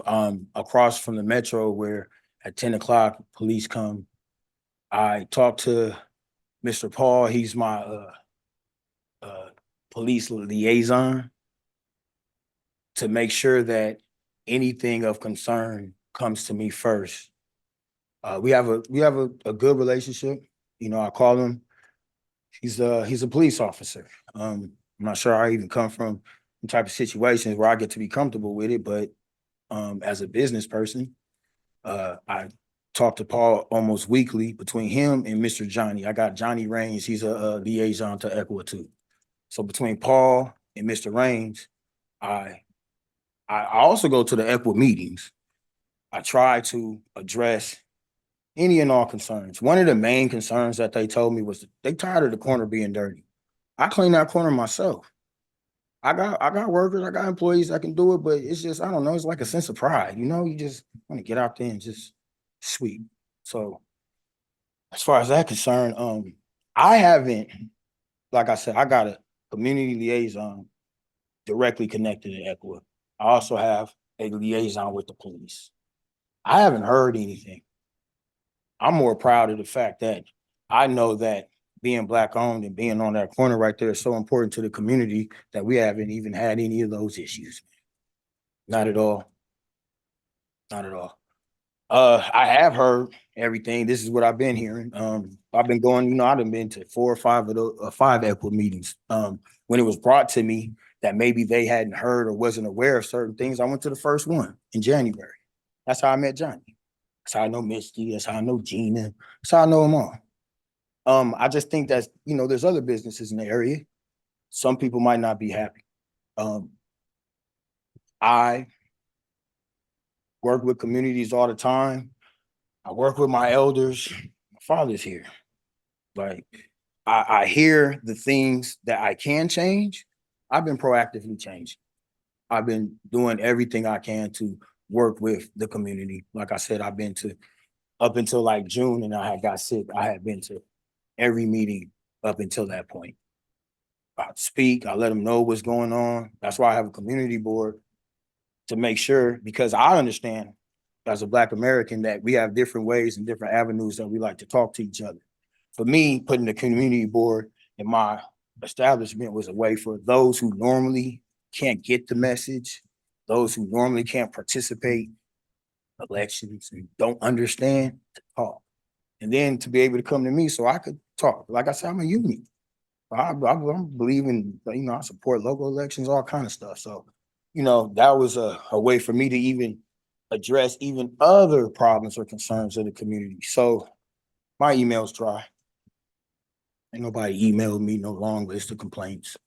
I know, I sent an email. I sent an email that said, I've been to all your meetings. I talked to Mr. Paul. I talked to Johnny Raines. I understand about the music. As far as what I've heard and read and researched thoroughly, I only need a permit if I got a DJ. As of right now, brand activations, because that's all it is. It's a brand activation because I got Black-owned brands. And as a businessman, I want to accept all my Black-owned brands. But as a businessman, I need to make sure that they move. So once a month, I put together a brand activation to make sure my smaller brands can have highlights like the bigger brands. And I have the bigger brands come and we do the BOGOs and different things like that. For me, that was a twofold thing. That was being a good businessman. And that was also part of the social equity you got to give back to the community. Everybody feels like their way to give back is the only way. I've came to the conclusion that based on my own personal experiences, there are things that I like to do to give back. I've been homeless. I like hot food. I've been in and out of different foster homes. I've been in several neighborhoods in LA, just being in foster homes from here to here to here to here to here to here. So, the sense of pride that what I hear, I know the folks that understand the system, they're gonna use the system. I more lean on the folks who don't understand and try to teach them and uplift them. That's really where I come from. That's what I've been doing all my life. That's what I've been taught. So I don't have any emails. I've talked to the police. He ain't said nothing. I talked to Mr. Raines. He's like, when I went to the first Equid mate meeting, they went and they was like, however he go, this is how we gonna go. And I shook in my boots. Like, oh man. Me and Mr. Raines are cool. I call him, he answered the phone. He's 77 years old. He texts me back. You ever try to get a 77-year-old to text you back? So I hear everything. I just wish that they came through the doors, because I'm always there, and talk to me. That's all I ask for, is some communication so that I can do what's right. That's how I got here. Doing what's right, because I did what was wrong. It didn't work. I did what was right. I'm here to tell you and everybody listening, to succeed, make the hard choice and do what's right. That's how I got here. They want to take it away. I understand that I can't make everybody happy. But like I said, just say one. This is Commissioner Farmy. I have a couple other questions, but I want to yield my time to the other commissioners. This is President Mason. Want you to take a deep breath. Inhale, exhale moment. How you doing, Ms. Mason? I'm going to echo Commissioner Farnby and thank you for being here. You told a very passionate and compelling story about all of the adversity that you've overcome to get to this point. You are the first applicant that we've received any correspondence on from a council member. And in your case, it's not complimentary. And given this particular council member's presence in the social equity fight, her passion for social equity applicants and for the program is well known. So it gives me pause to concern, it gives me a reason to be a little concerned, and I'm going to hold the rest of my comments until deliberations because I do have some things to say. But talk to me about the reason why you picked that corner and talk to me about why you picked Trappers as part of the business name. Okay, it's Free the Trappers.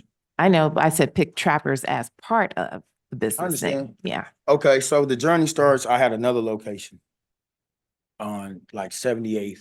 And when it went through, the zoning was like different and I didn't get approved for that location. At the time, it was like January. So at the time, the law was like, you got 30 days or 60 days and then that's it. So we were frantic trying to find a location for the dispensary. And this location became available. So I said, yeah. I was like, I needed to land my license.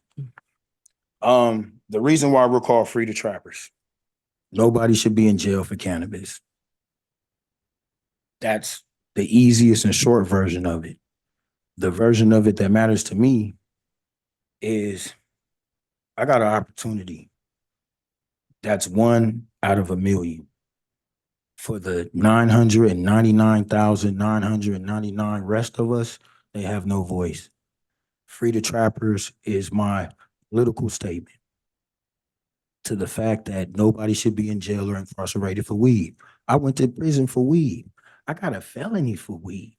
When I came out of prison with a felony for weed, the despair I had, like, man, what am I gonna do? And through that struggle of just getting to a point of stability was such a challenge. And I think about that when I named my shop Free the Trappers. It's loud and proud political statement and everybody's talking about it and they're talking about why we named it that. So while I can understand the people with the loudest voices, I speak for the ones with the tiniest. And that loud sign got us all talking about them. The people that have been unjustly incarcerated for cannabis, folks like Parker Coleman, who's never been in jail and he's got 60 years. And he done did 20 years already. His 20s, his 30s, and now he's coming to the 40s. And we want to see him come home. He ain't did nothing at all. And that's what Free the Trappers means. Bring Parker Coleman home and bring everybody home for this plant that now is legal. And the fact that we're still talking about it, Thank you. I got my point across. Thank you. Commissioners, any other questions for the applicant? This is Commissioner Lim, talking about hearing from other people's voices during the general comments.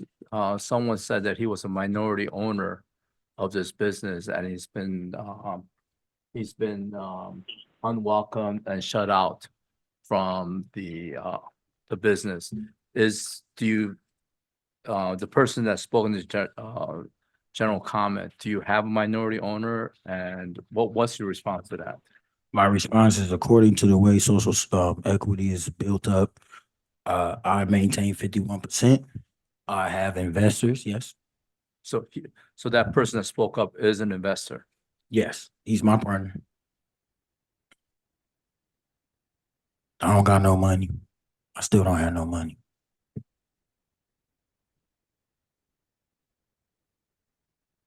Any other questions, commissioners? This is Vice President Nash. How you doing, sir? You indicated that monthly you've been having a brand promotion event? No. No. Actually, for the last 2 months, we haven't did any brand activations due to the concerns of the community. I decided to forego my brand activations. So we haven't had any. For like Not 2 for the months. last 2 months. Prior to that, you were doing them. Prior to that, I did I had a girl come in, her name was Summers Flowers. Black woman put a face on her cannabis brand. I did do a brand activation for her. I thought that was like so unique. And what did these events consist of? We have the brands come out and they support the activation by giving out deals. Excuse me, by what? They give out the brands, they give out deals. So it might be like buy 2 cannabis items, get 1 cannabis item for a penny. Just different things like that in support of themselves in the shop and let everybody know this is where we prefer you to come. 420. I had a DJ. I didn't do that no more. So every time something happened and they say I just don't do, I haven't did anything. I don't got no complaints, man. I can't even do my brand activations and support my smaller brands anymore. They told me that in the last thing. I haven't did it again.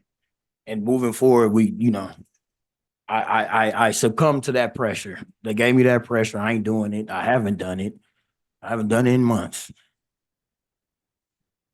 Do you have any speakers external to your business on the outside?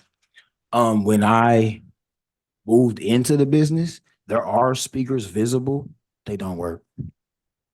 Have you ever had amplified music outside your business?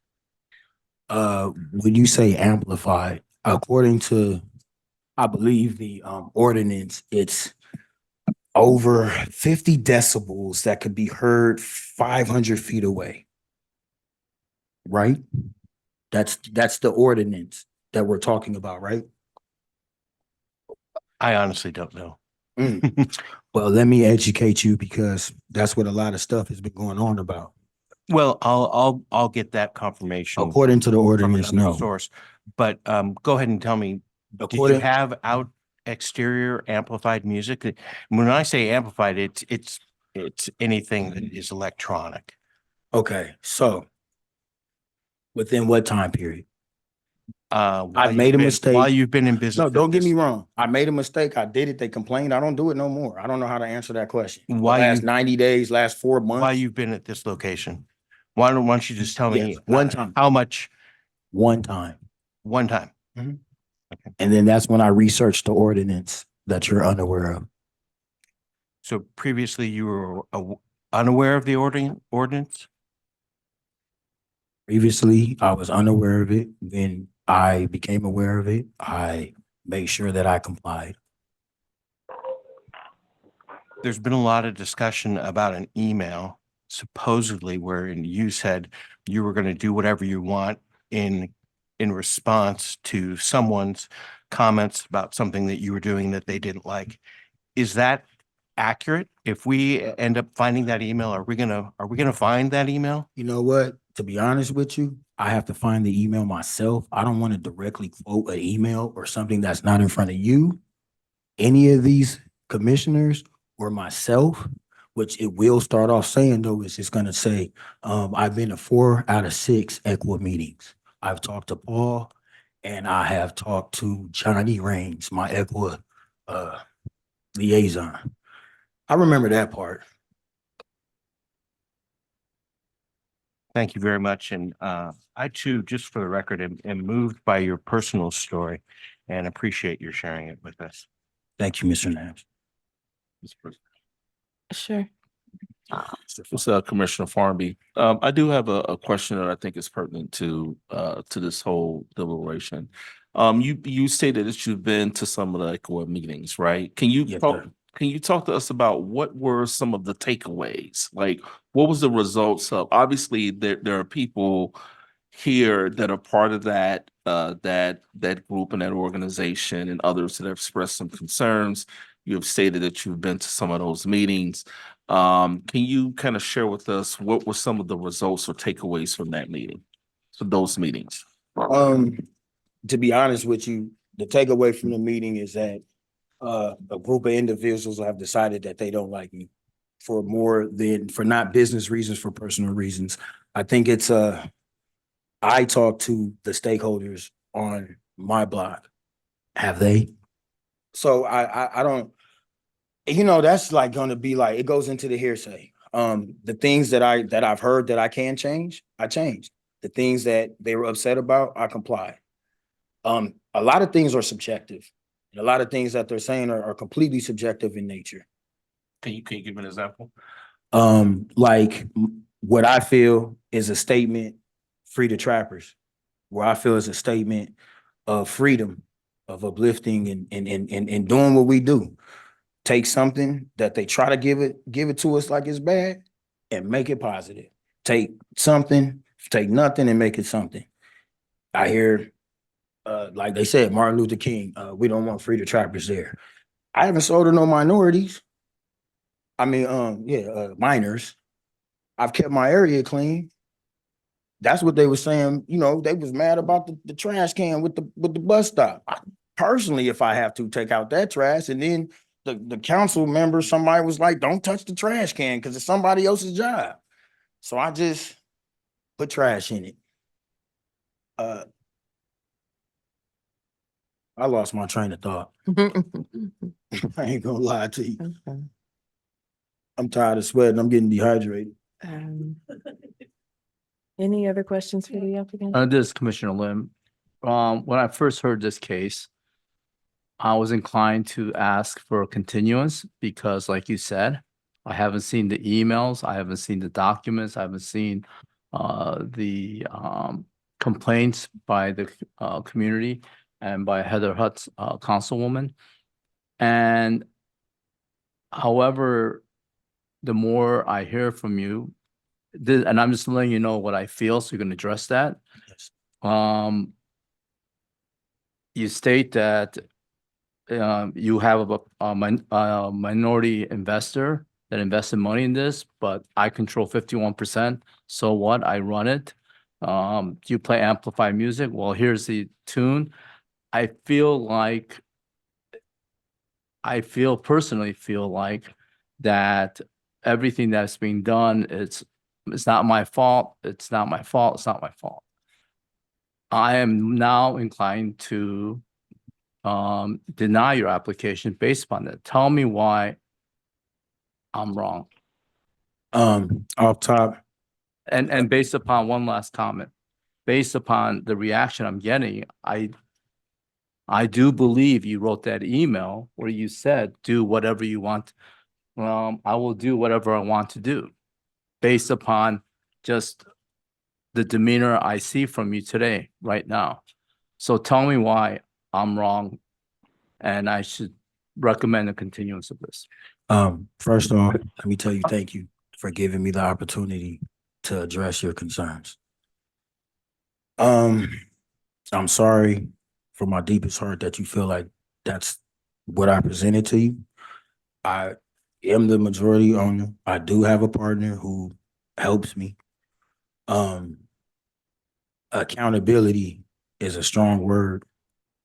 I start off every time saying not that I'm owed this opportunity because of what I did, that I made a mistake and I sold a bag of weed. From there on has been a history of accountability. I've never shied away from that.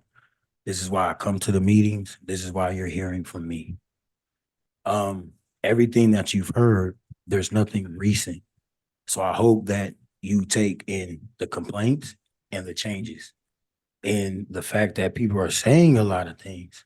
But with all of this time and all due respect, if the email was that damaging to me, in my opinion, it would be right there in front of everybody, stuck to the walls and everything else, because that would be the smoking gun. Yeah, I've been blindsided. I ain't gonna lie to you. I was blindsided by, the councilwoman. I've reached out, so, the collective machine against me. I mean, there's nothing I can do about that. I'm sorry that you feel that way. I have been given such a great responsibility that I've just been trying to incorporate that into my life in the way that I, move around the community and everything else. I understand. So that's why I do tell my story, because it is the story that inspires most. It inspires them to be better and inspires them to be greater. I don't know what else to say. I'm humble. I got a new time. I don't be on the internet. If you go, my CNN story, you could go look at my CNN story about how I go downtown with my microwaves and my generators and make sure that I give folks hot food. And I don't, that ain't everywhere spread around and stuff like that. Cause we do what we do. And I don't be really trying to keep track. You know what I'm saying? I know I've helped the homeless lady that was in front of my office. Her name's LA, by the way. I do what I can. Like I said, I wish I could make everybody happy. I can't keep my corner clean though. I can't keep that bus stop clean. I can't keep that trash can clean. I can't make sure that I don't talk to any minors. As of 2 months, 3 months, ain't no music being played. I can do everything I can to change and to comply. The fact that there's 0 official complaints, especially from folks that know how to use the system. We're not talking about folks that's just standing here and being led here. We're talking about people that completely understand how to weaponize the political system. And with that understanding, the fact that there's gaps, emails not here, this, that, blindsided with the councilwoman, allows me to really see that if it wanted to be presented to you, it would be. Now, I'm right here in the hot seat, but I'm gonna sit back, in a minute or two and try to find the email so I can see exactly what I said, because I can't really remember, because I sat there and had people tell me I ain't never even go to a meeting. And I've been to 4 or 5 of them. So I had sat there and had to get, lies told against me, berated against, and be quiet and everything. So yeah, I did send an email full of facts about how I did go and see what it is required with the noise. That's how I know it's 50 decibels, which is actually apparently the sound of a vacuum. It's actually, so this commissioner is actually the sound of a bus going by. There we go, at the bus stop. I'm sorry if I wasn't that all the way on it, but thank you for I know the ordinance. You know what I'm saying? So it's like every step of the way, I've shown that when there is a complaint, I do and research and do what I can to comply. And how do we know that? There's not any official, the right way, because that's what I'm about, doing things the right way, complaints. I am going to move to deliberations because we've been parked here for a while. Yeah, we need to get down to it. I do thank you Mrs. Mason. for, again, being here and sharing from your soul with us today. Excuse me, Commissioner Mason. Is there any way I can call Hector up, Hector Alicona? Just ask him a few questions. Who is Hector? Oh, compliance inspector. Hector can come up, yes.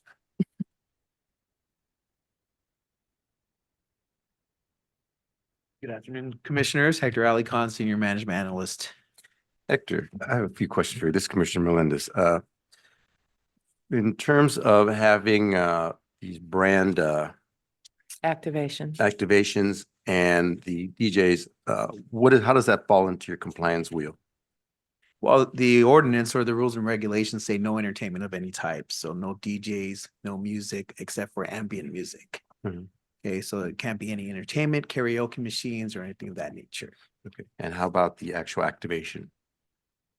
The activation, what I was trying to understand too is about the activation, just sounds as though he has people there just kind of promoting the product Mhm. rather than entertainment. I Mhm. just was kind of unclear on what he meant by activation. Mhm. Just didn't get a real clear kind of description of what he meant by activation. I didn't know if maybe there was individuals there, vendors there, Mhm. providing entertainment, supporting their product. I really can't. I don't Can't didn't speak get on it. that. Yeah, I can't speak on that. But in regards to entertainment, there's no, let me just read a section of the code, entertainment. No entertainment of any type shall be allowed to take place except for ambient music. No disc jockey, karaoke, or performances of any kind shall be allowed. Any music, sound, or noise emitted from the business premises shall comply with the noise regulations of the LAMC and shall not extend beyond the business premises. And as regards to outdoor speakers, there should not be any outdoor speakers on the premises. So if they're not functioning or not working, they should just be removed. So when we go out there and we do see something of that nature, we would just ask for those speakers to be removed. Oftentimes, let's say it's security, then everything does get taken into consideration. But yeah, exterior speakers are not allowed. This is Commissioner Melendez. Once again, Hector, another question for you is,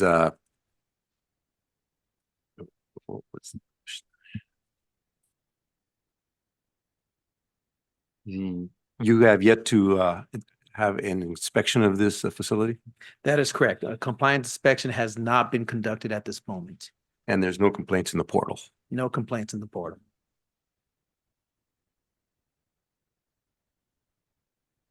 I'm good. Okay. We're going to move to deliberations and Okay, thank you. Thank you, Hector. Thank you, yes. And I am going to start. This is President Mason.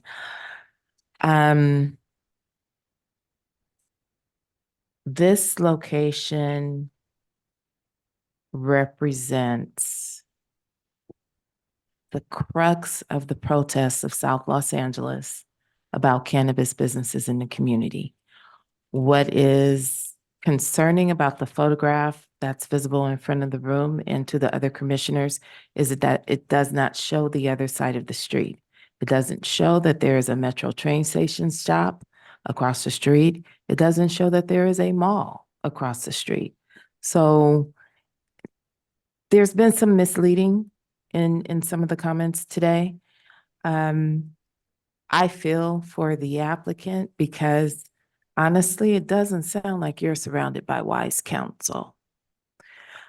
In my humble opinion, wise counsel would have surveyed that community to see how they would have felt about something named Free the Trappers in that community.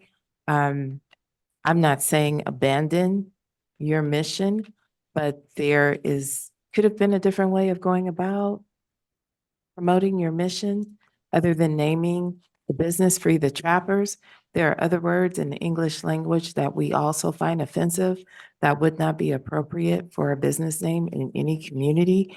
And this is one that I've heard a lot about, not just from immediate members of the community, but people outside of that proximity as well. It's found to be offensive. And again, I don't blame you completely for that because you have partners. And so there should have been some homework done to see, is this going to be okay?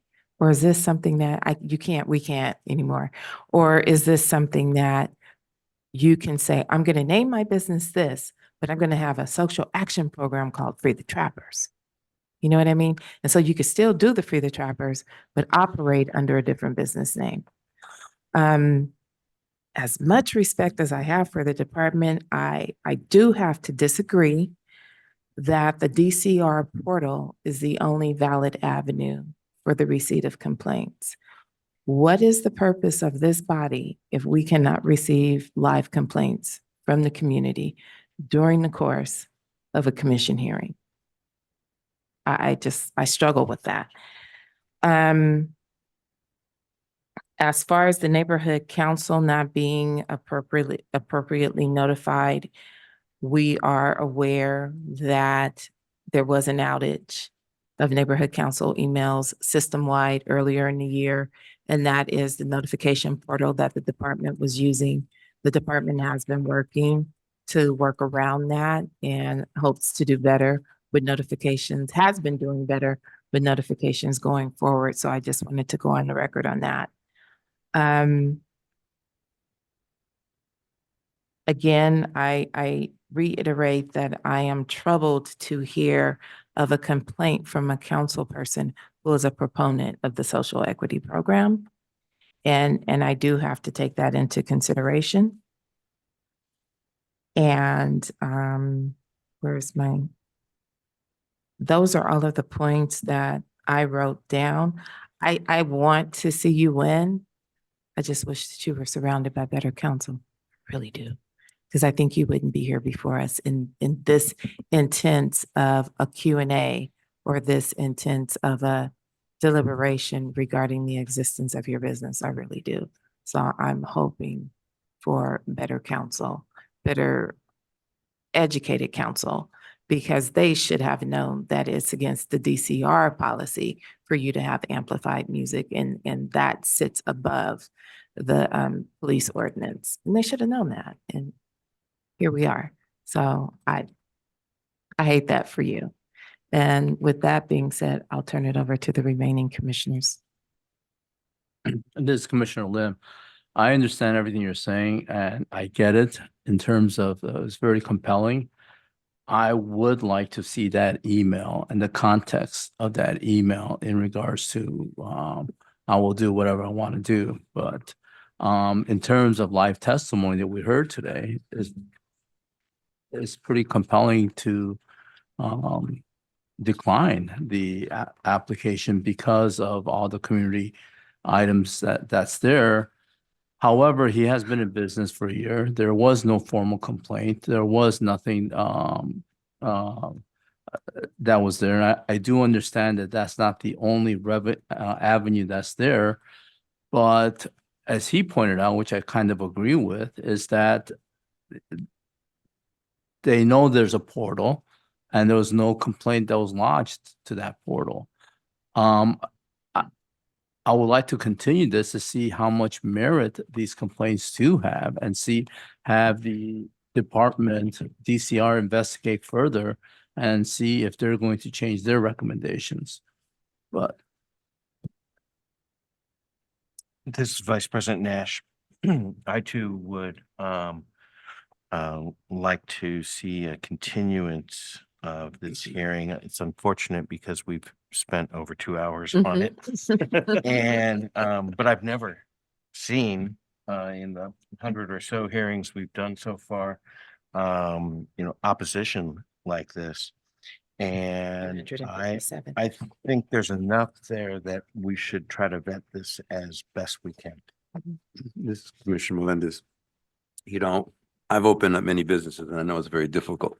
You got to put your money out there and you got to put a lot of, elbow grease and, blood, sweat and tears in what you're doing. And obviously he's put in a lot of work. Whoever he's surrounded with, whatever business people are around him, advising him, that's his world.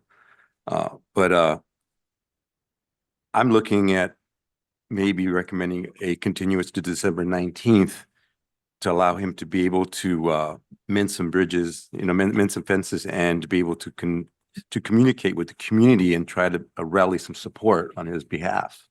And I believe December 19th allows quite a few months to be able to go out there and try to mend those fences, and as well as have some people speak for him, gives us some time to be able to see the emails and get any more information that we might need to make a very strong decision whether we're going to support or deny that license. Commissioner Farmby. Well, I think that at least to me, it seems that there seems to be no violations or citations based on the report that the staff has given, while also at the same time, we spent the last couple of hours hearing in public comment and hearing opposition, as well as having a letter from the councilman from that district. Both of which, these are both ands. These are not two different things. These are both true things that we're dealing with that's in front of us.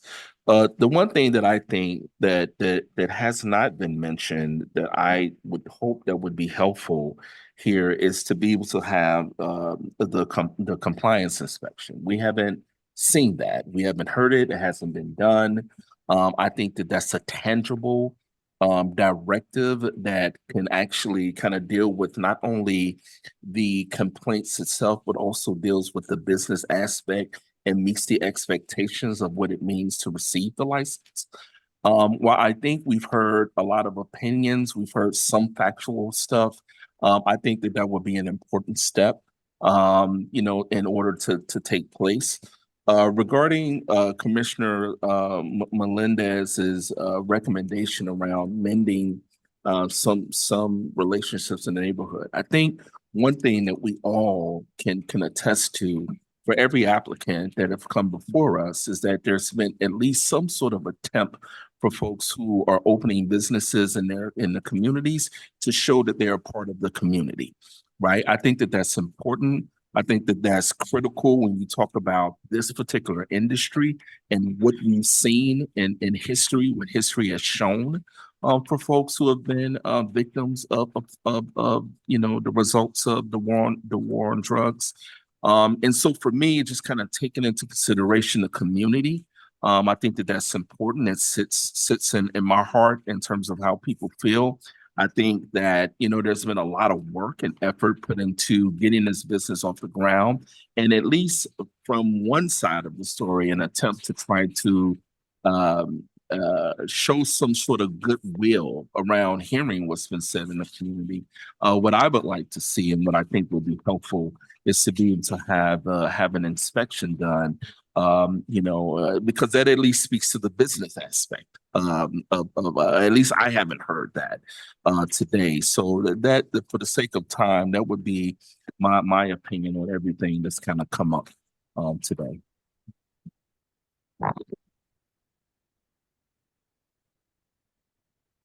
Any other deliberations, commissioners? Okay, hearing none, is there a motion? This is Vice President Nash, regarding item number 5, DCR core record number 320040. I move that we continue this matter to December 19th. This is Commissioner Melendez, I second. Thank you, commissioners. Mr. Beazle, please call the roll. Vice President Nash, how do you vote? Aye. Commissioner Melendez, how do you vote? Aye. Commissioner Lim, how do you vote? And I was wondering if a inspection can be done on this property before December 19, 24. Yes, sir. We can make sure one gets scheduled. Okay. That's an aye. Commissioner Farmbee, how do you vote? I have a point of clarification for the corner, for legal. Considering that Commissioner Lim just added that component of the inspection, does it still stand in terms of the original motion? Or does it need to be amended? Oh, sorry. Honestly, I'm so sorry. That's all right, Commissioner Farmbee. I understood. It would in fact be wise to amend the motion to include a continuance contingent upon an inspection being performed by the department. Okay, this is Commissioner Farmbee. Wait, before Commissioner Vice President Nash. This is Vice President Nash. That's not the motion I intended to make. So if someone wants to make a different motion, could. Got it. Then we would vote to amend the original motion. Oh, this Commissioner Lim, I can just make a new motion. Well, we still have a Well, motion. we still got a on the motion table. in front Oh, of I'm us. seeing. Yeah. Okay.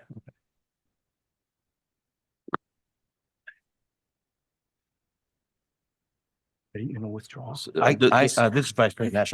I'm okay with withdrawing the motion. This is City Attorney Allison Toll. I think actually that That's might be the the easiest. cleanest. Yes, thank you. This is Vice President Nash. The motion is withdrawn. Thank you. Do we have a new motion? This Commissioner Lim, I make a motion to continue the hearing to December 19, 2024 and have the inspection report done by the compliance department. This Commissioner Menendez, I think we need to address the core record number. Right. And the item, on the agenda. This Commissioner Lim, in regards Okay, to item this is number. President Mason, though, here I come. Like going on. The inspection is in response to complaints waged here today. No, the compliance inspection that they usually do, as Commissioner Farmy pointed out, it'd be nice to get the compliance report done on this facility to see how much they're in compliance. Right, but then we've also heard complaints. Are we going to incorporate those complaints into? Well, I think that's up to them to figure out what they want, the applicant wants to do. I don't want to make that part of the condition. This is Vice President Nash, and it appears that we're deliberating on a new motion, so I'll put in my 2 cents. I didn't want to make the motion contingent upon an investigation for various reasons that I don't want to fully disclose. I think that is unnecessary. If an inspection is conducted and can be conducted before the next hearing, that's great, but I wouldn't want to make it specifically conditioned on that. I mean, the fact that it's here, this Commissioner, the fact that we're here and this is being already recommended by the Cannabis Commission is already kind of puts it in a place where there's a belief that this applicant should be given a license. That being said, I would like there to be a compliance inspection as well, just so I could feel more at ease that everything there is being run correctly, and giving the time we're allowing to December 19th with all the other aspects of all the different people coming up and speaking. I believe that would be enough time for enough neighborhood mending to happen for us to be able to have a good direction of where this particular establishment and business is going within the community. This is President Mason. May I have a motion, please? We need a motion. I'm sorry, excuse me.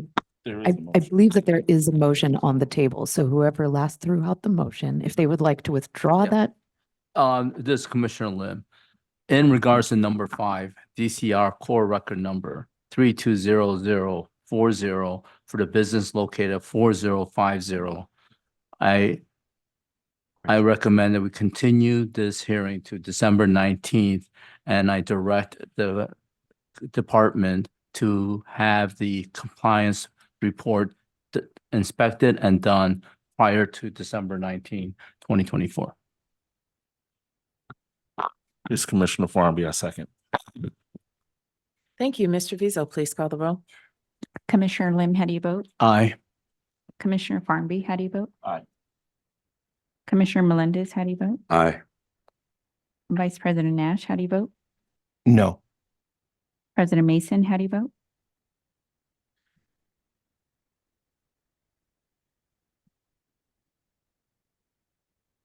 No, The motion passes. thank you.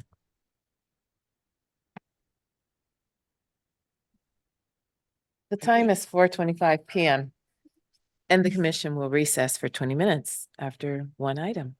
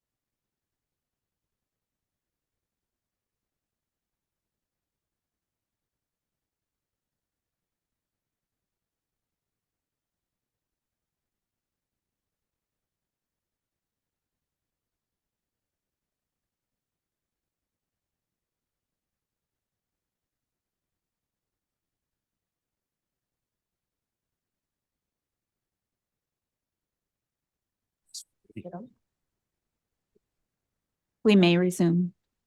Thank you. The time is 4:54 PM and we are now on item 6.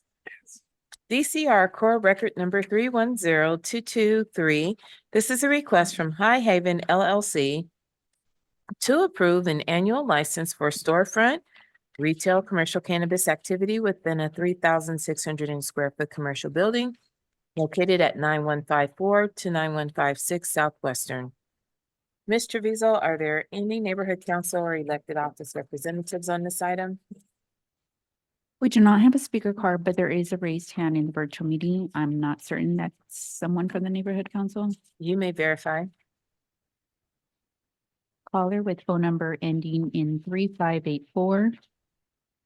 Please state your name and whether you represent the neighborhood council.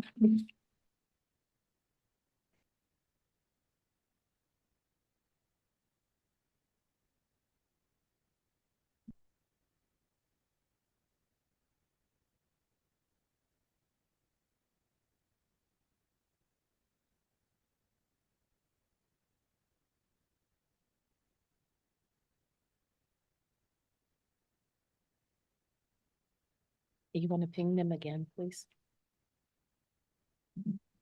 Caller with phone number ending in 3584. Please state your name and whether you represent the neighborhood council. Hi, it's Becky. I do not represent the neighborhood council. Okay, we will put you back in the queue. Okay. Thank you. Then at this time, we'll hear from department staff. Thank you, President Mason. Good afternoon. This is Management Analyst Megan Bloom, and I will present item number 6 for the Department of Cannabis Regulation. DCR Core Record Number 310223 is associated with High Haven LLC.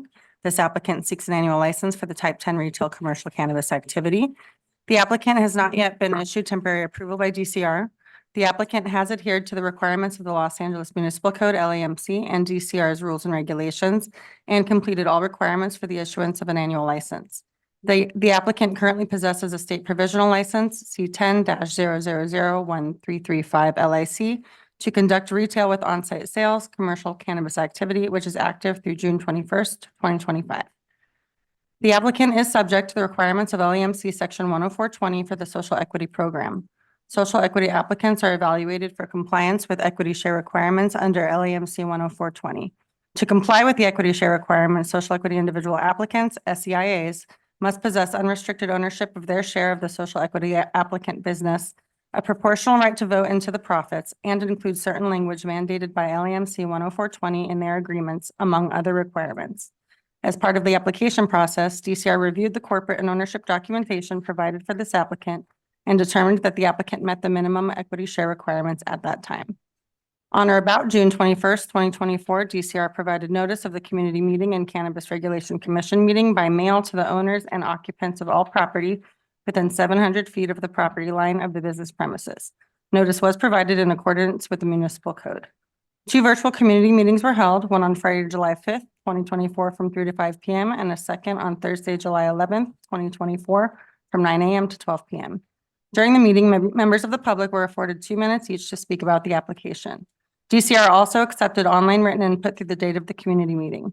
Community members expressed concerns about increased traffic and the safety, indicating that the business may increase crime and loitering in the neighborhood, proximity to a liquor store that has robberies and theft.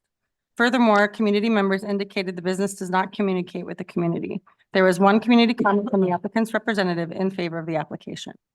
Based on the department's analysis, the proposed project is consistent with the criteria for a Class 1 and Class 32 categorical exemption pursuant to CEQA guidelines.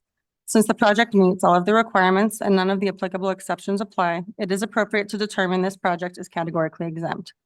The staff report lists a number of reasons DCR or the commission may deny a license. At present, DCR is not aware of any existing facts or circumstances to deny this annual license for the reasons in LAMC Section 10404. Therefore, DCR recommends the commission adopt the recommendations included in the staff report and approve the issuance of this annual license. That concludes the department's presentation for this item. Thank you, commissioners. Any questions for department? This is President Mason. I did want to confirm the community plan area It was listed as Baldwin Hills, West Adams, Lemert, and that's far, far south.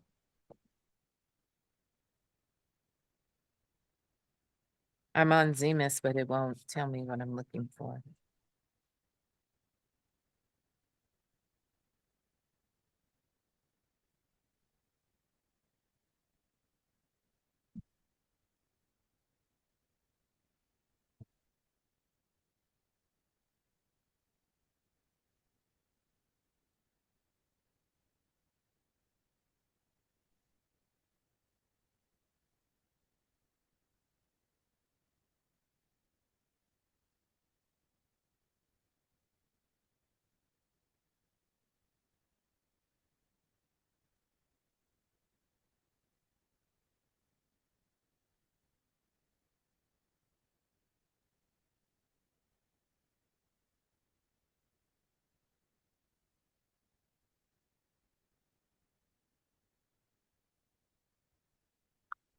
Commissioner Mason, this is City Attorney Allison Toll. You mentioned that the item states that it's in the West Adams Community Plan District. On the agenda, it's stated as South Los Angeles. Okay, then that's the wrong one, And because I know there's one that's misplaced. Yeah, I see. For this particular one, this location is in the South Los Angeles Community Plan area. And I see on the cover page of the staff report in the agenda that it's correct. So if it's incorrect somewhere in the staff report, I would definitely orally amend the report to fix that. Okay, I Um, could be on the wrong one, so let me go and find it. I apologize. I know I did see a questionable one. Commissioners, any questions for staff?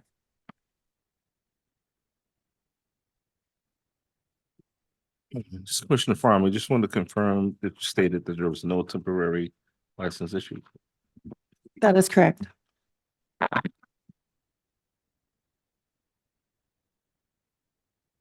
And this is President Mason, and there has been no compliance inspection. That is also correct.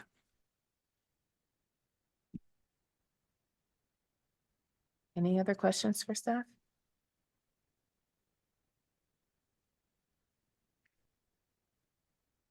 Okay, thank you. Then at this time, will Maurice Cunningham please approach the podium? Morris Cunningham.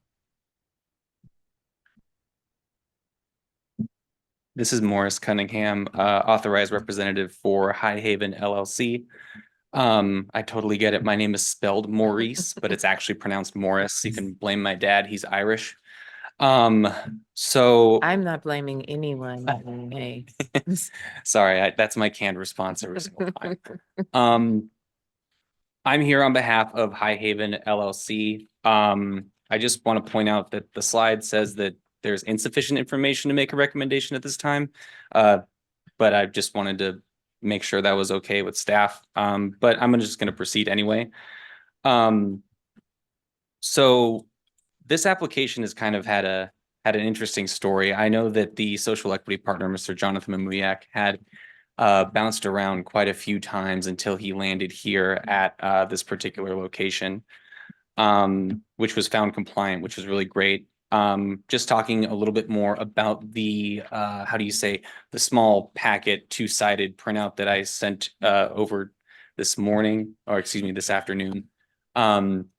Just giving you a sense of the store. It's going to eventually be doing business under some kind of stizzy. We're just working on kind of figuring out those details right now. So the location, like we said, it's about 3,600 square feet inside. It's sitting with about a 12,000 square foot parking lot. It has 17 spaces, and the project location is entirely enclosed by a, how do you say, a fence, like a metal fence.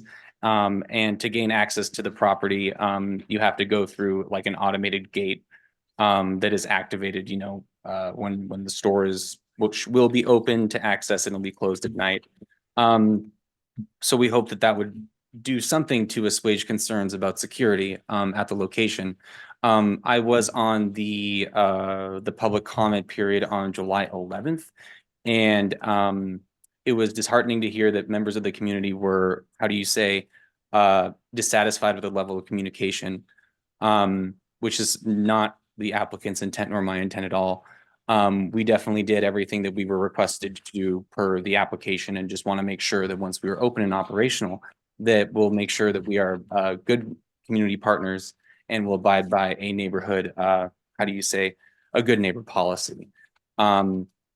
So that information, while disheartening, was also interesting and good to hear. So we kind of know what we're stepping into.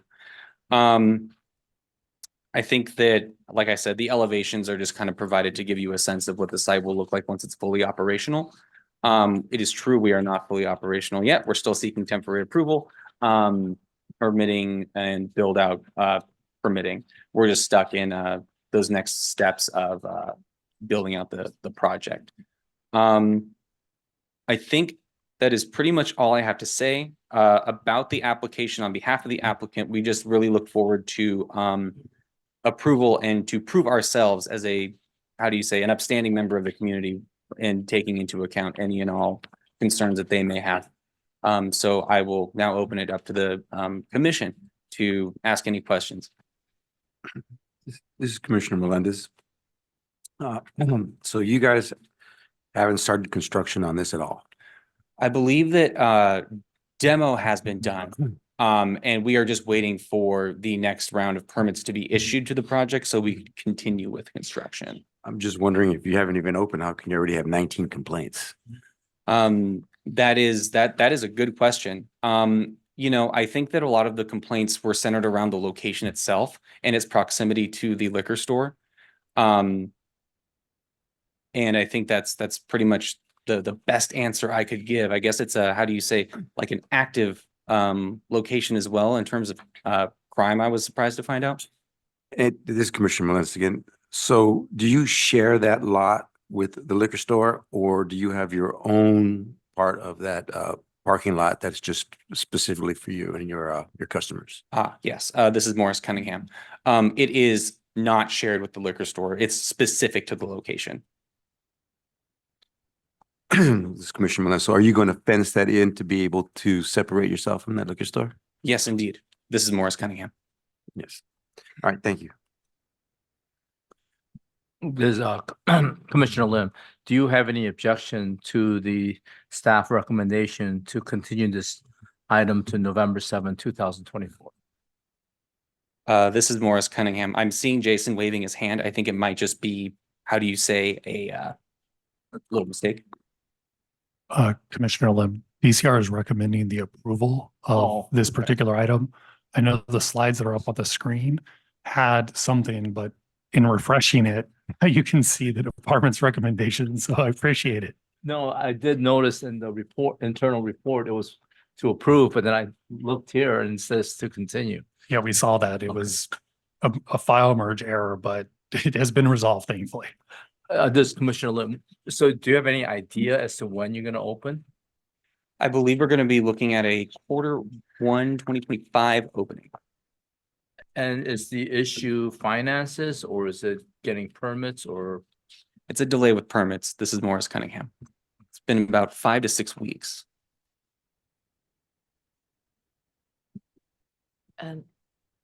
This is President Mason. Hi, Morris. I have a question for staff. If there was an allegation regarding the proximity to a daycare, what was your measurements? What were your measurements and how did you measure? So measurements are done from 700 feet from the closest exterior wall of the commercial cannabis business where the activity is occurring to either the property line, if the sensitive use has full site control of the parcel, or to the closest exterior wall of the business if the lot is used for more than just that purpose. And for daycare specifically, a daycare located in a residentially zoned property is not considered a sensitive use. So we did not find any sensitive uses that made the proposed business premises ineligible. Okay, let me rephrase my question. So the distance from this location to where the business that operates as a daycare is located, what is that distance? I will look it up for you right now. Okay, thank you.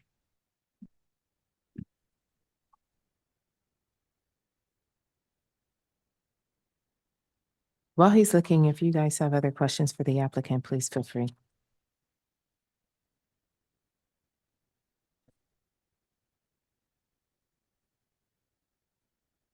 This is Commissioner Lim.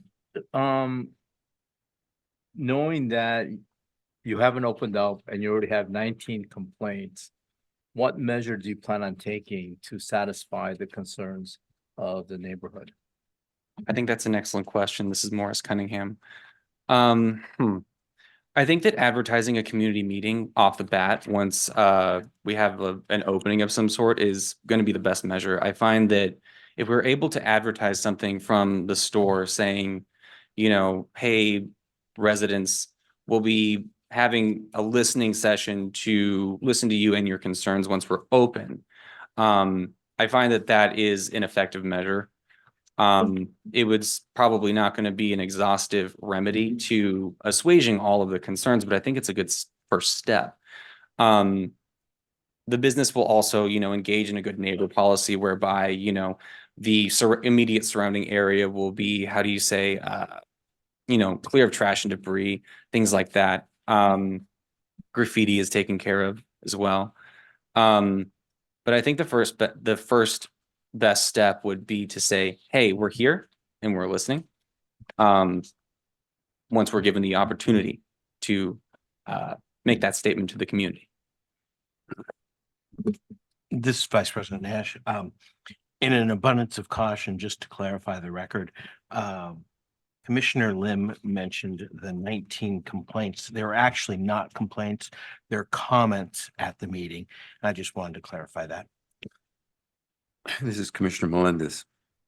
And we had a phone call earlier, and the woman mentioned that that the people in the neighborhood weren't properly notified.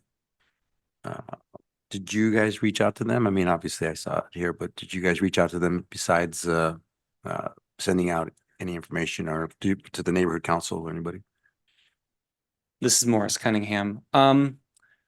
Without being able to pinpoint and or identify the specific location of the callers, I did jump in on the, how do you say, the community meeting on the 11th and submitted a comment and provided my email or an email for the business, I'm trying to remember, whereby members of the community could, you know, say, send us something. And then I think there was a comment on follow-up that said they didn't want to talk to us. But outside of, you know, trying to directly engage with individuals over a phone call, we posted the notice, we reached out to the neighborhood council, and DCR did, you know, businesses and how do you say, residents within like that certain radius. Circumference. Indeed. And that's pretty much the extent of outreach at this time. All right, thank you. I just want to clarify, this is President Mason. There is no requirement, and correct me if I'm wrong, in the municipal code that requires a cannabis business to reach out to the community to announce their presence at pre-construction. The obligation begins when it gets to the licensing period. So at that point, the community is notified of the public hearings, and the licensee, potential licensee, is to reach out to the neighborhood council. But any outreach to the community beyond that is really just goodwill and voluntary on their part.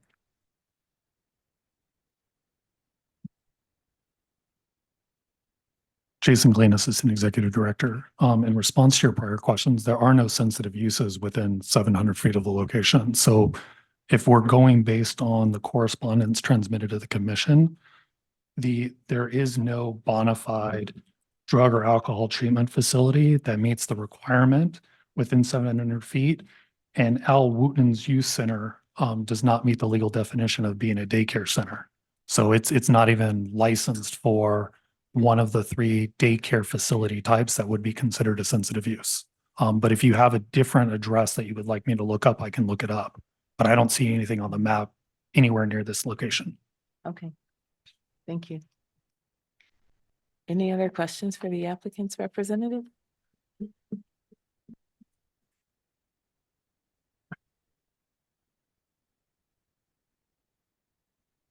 All right, well, hearing none, we will move to deliberations. Thank you, Maurice.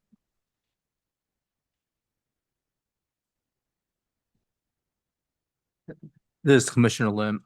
When I first saw the 19 comments against the applicant, I was concerned. But looking further, these are mainly fear factor, what could happen, what may happen. It is not what is happening. The place is not open. It hasn't been open for a long time.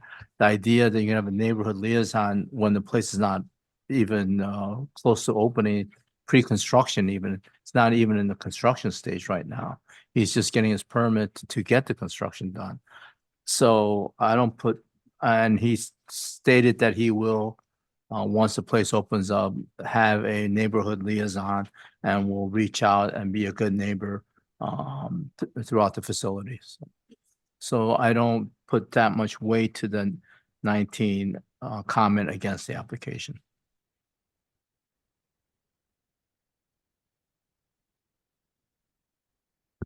Commissioner Harvey, it was two meetings that took place. I think it said on the 5th and the 11th. Is that 19 combined comments between the two meetings, correct? Correct.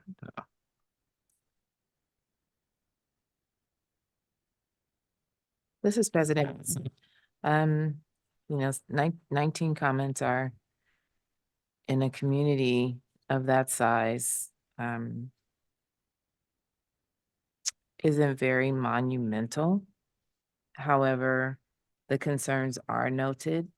To Commissioner Lim's point, I understand the fear factor of having a cannabis dispensary in the community. My concern with some of the written complaints that, or written commentary that we received is that it wasn't firmly rooted in the code. It talked about signage being 700 feet away. I don't know, some of it was confusing for me. Off-site signage is what was said. And if the business is not operational, what off-site signage are we talking about? If they're not operational, what advertising are we talking about? So there's no business, no commercial activity currently taking place in proximity to any of the alleged sensitive use sites. And again, do the sites meet the code definition of sensitive use sites? I am struggling with the definition of a daycare, because in Los Angeles, a lot of homes are converted into being daycare facilities. And I find it unfortunate that there's no consideration for that. And so that does give me pause. It does. But as Jason mentioned, the daycare that was there is not licensed or permitted, it's not recognized, so it seems like that's it shouldn't, in my opinion, should not be a factor since it's an unlicensed daycare. I would have concern if it was a licensed daycare and that was that close by. Good I'm point. saying licensed, but it's still Children. there, right? It's still No, children. Well, there's You know what I children mean? next to liquor store. Children. Yeah, there's children next to Commissioner. There's children next to liquor store. There's children next to a gun shop. I mean, people living everywhere, you know? Right. Yeah, no, I get the point. But nevertheless, that's a business aspect. We're talking about the real kind of impact, right, with children being present. Which I think for me, that stuff is kind of like just what was coming up for me when I was hearing all of this. I mean, Morris, this is Commissioner Morris. I mean, Morris has been up before us quite a few times with the different entities, and everything that I've seen and heard from his presentations has always swayed me toward him being a good operator and working with quality companies. So, I mean, everybody did their due diligence about the schools and sensitive use, and I understand what you're saying as well, but you know, we can't shelter the world from some businesses. And that's all I have to say. Any other deliberation? Okay. Is there a motion? This is Vice President Nash, regarding item number 6, DCR core record number 310223 for the business located at 9154-9156 Southwestern Avenue. I move to adopt the recommendations of the DCR as stated in their report dated August 13, 2024. This is Commissioner Melendez, I second. Thank you, Mr. Vizo. Please call the roll. Vice President Nash, how do you vote? Aye. Commissioner Melendez, how do you vote? Aye. Commissioner Farmby, how do you vote? No. Commissioner Lim, how do you vote? Aye. President Mason, how do you vote? No. The motion passes. Thank you. We are on to item 7, DCR core record number 310215. This is a request from Revo's Finest LLC to approve an annual license for storefront retail commercial cannabis activity within an 11,278 square foot commercial building located at 19234 West Van Owen Street. Mr. Vizo, are there any neighborhood council or elected office representatives on this item? We do not have a speaker card, nor is there a raised hand in the virtual meeting. Okay, thank you. At this time, then we will hear from staff. Good evening. This is Management Analyst Megan Blum, and I will present item number 7 for the Department of Cannabis Regulation. DCR core record number 310215 is associated with Revo's Finest LLC. The applicant seeks an annual license for the Type 10 retail commercial cannabis activity. The applicant was issued temporary approval by DCR with an effective date of April 20th, 2022.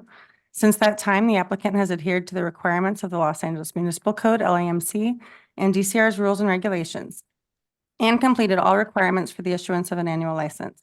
The applicant currently possesses a state provisional license, C10-0001087-LIC, to conduct retail with on-site sales commercial cannabis activity, which is active through June 12th, 2025.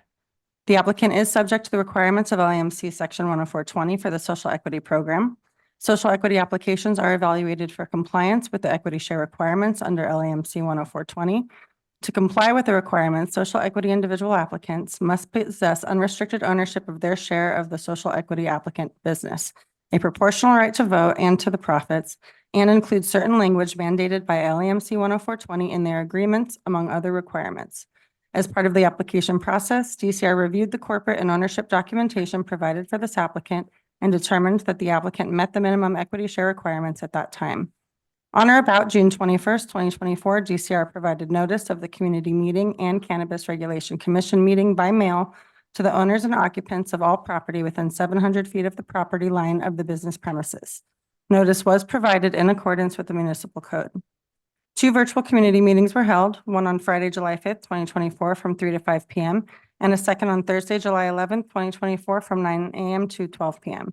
During the meeting, members of the public were afforded 2 minutes each to speak about the application.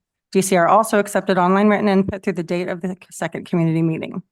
DCR did not receive oral or written testimony for this applicant. Based on the department's analysis, the proposed project is consistent with the criteria for a Class 1 and Class 32 categorical exemption pursuant to CEQA guidelines. Since the project meets all of the requirements and none of the applicable exceptions apply, it is appropriate to determine this project is categorically exempt.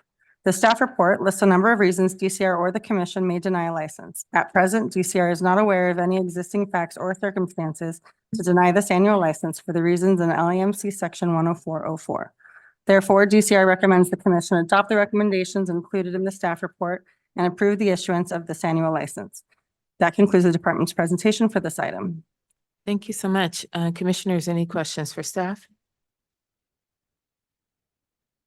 Okay, then, I don't have a speaker card. But Yeah, we do not have a speaker card. We're provided with the representative's name, but we do not, I'm not certain that they're on the virtual meeting. no card. Okay, then. We move on to deliberations. This is Commissioner Farnby.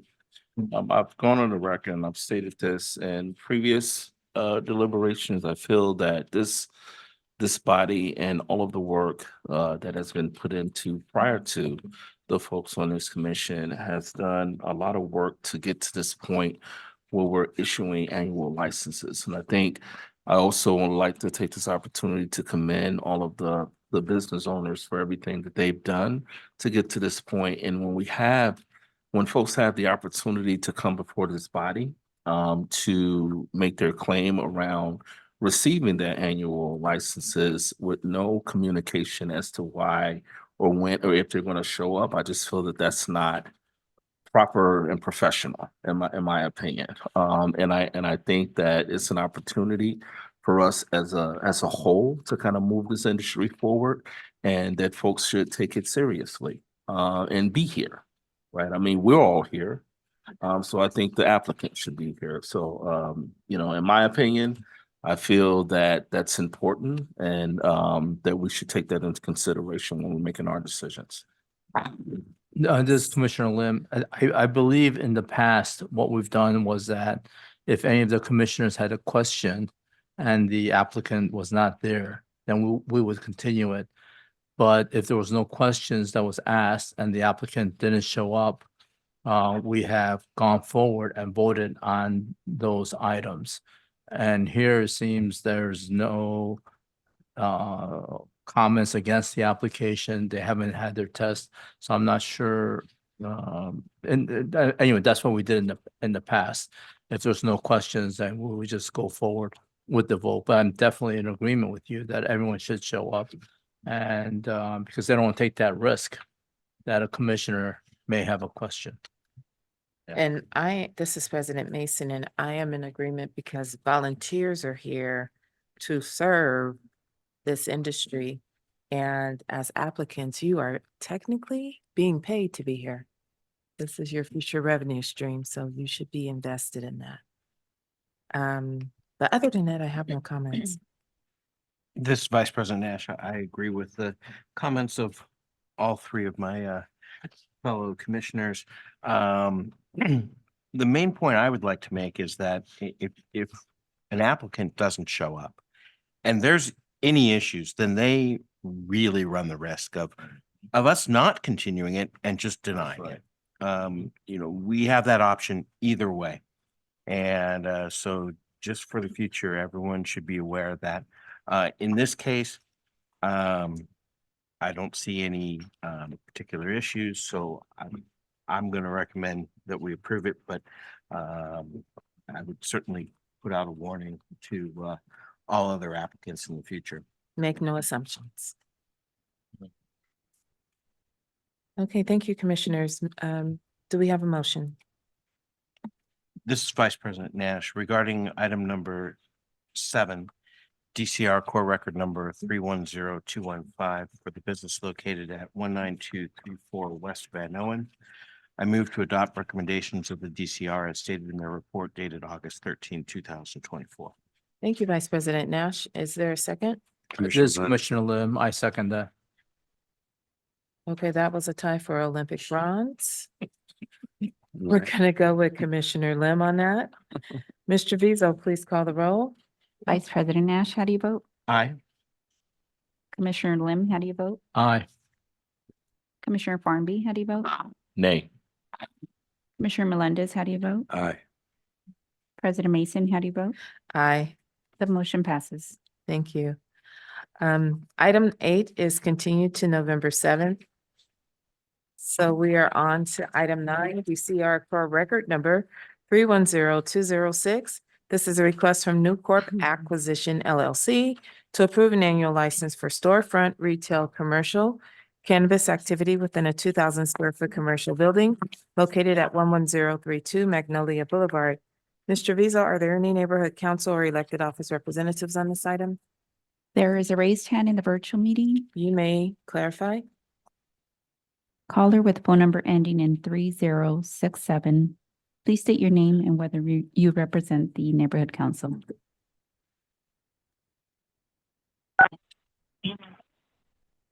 Hi, this is Steve Baghumian, authorized representative for Newcorp Acquisition. Okay, the commission president has not called on the applicant yet. We will put you back in the queue. Thank you.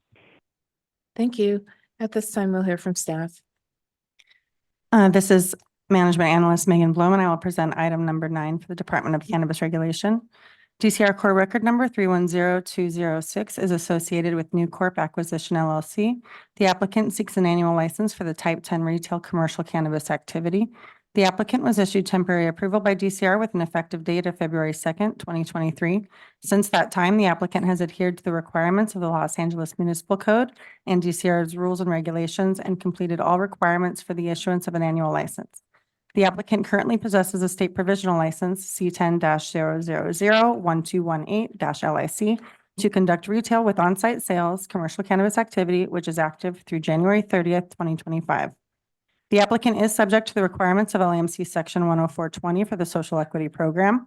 Social equity applications are evaluated for compliance with the equity share requirements under LAMC 10420. To comply with the equity share requirements, social equity individual applicants must possess unrestricted ownership of their share of the social equity applicant, business a proportional right to vote and to the profits, and include certain language mandated by LAMC 10420 in their agreements, among other requirements. As part of that application process, DCR reviewed the corporate and ownership documentation provided for this applicant and determined that the applicant met the minimum equity share requirements at that time. On or about June 21st, 2024, DCR provided notice of the community meeting and Cannabis Regulation Commission meeting by mail to the owners and occupants of all property within 700 feet of the property line of the business premises. Notice was provided in accordance with the municipal code. 2 virtual community meetings were held, one on Friday, July 5th, 2024 from 3 to 5 p.m. and a second on Thursday, July 11th, 2024 from 9 a.m. to 12 p.m. During the meeting, members of the public were afforded 2 minutes each to speak about the application. DCR also accepted online written input through the date of the community meeting. DCR did not receive oral or written testimony for this applicant. Based on the department's analysis, the proposed project is consistent with the criteria for a Class 1 and Class 32 categorical exemption pursuant to the CEQA guidelines. Since the project meets all of the requirements and none of the applicable exceptions apply, it is appropriate to determine this project is categorically exempt. The staff report lists a number of reasons DCR or the commission may deny a license. At present, DCR is not aware of any existing facts or circumstances to deny this annual license for the reasons in LAMC Section 10404. Therefore, DCR recommends the commission adopt the recommendations included in the staff report and approve the issuance of this annual license. That concludes the department's presentation for this item. Thank you. Commissioners, any questions for staff?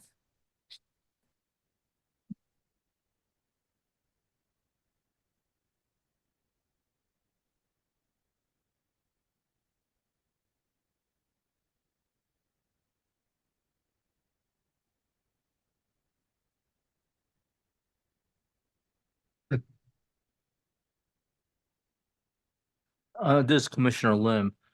Looking at this location, it looks like there's a Munchkins indoor playground. Is that considered a sensitive activity? No, sir, it's not. It is not.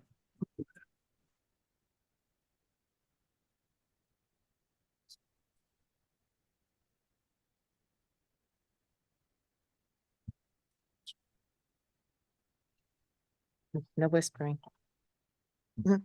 Oh, sorry.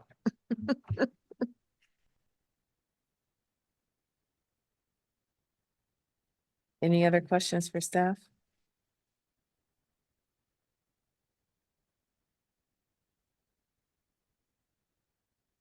Okay, hearing none. Do we have we have the applicant's representative on the phone?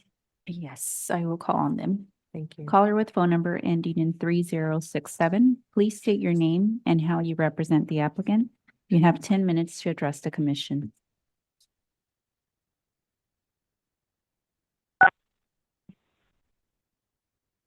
Thank you, Commissioners. This is Attorney Steve Baghumian. I'm legal counsel for Newcorp Acquisition LLC. Applicant LAR 24310-206-ANN. Can I have the next slide, please? Just a moment. Newcorp Acquisition. Oh, sure.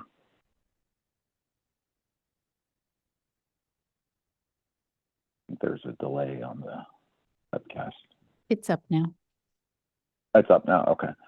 So Newcorp Acquisition is a Type 10 storefront cannabis retailer located at 11032 Magnolia Boulevard in North Hollywood, California.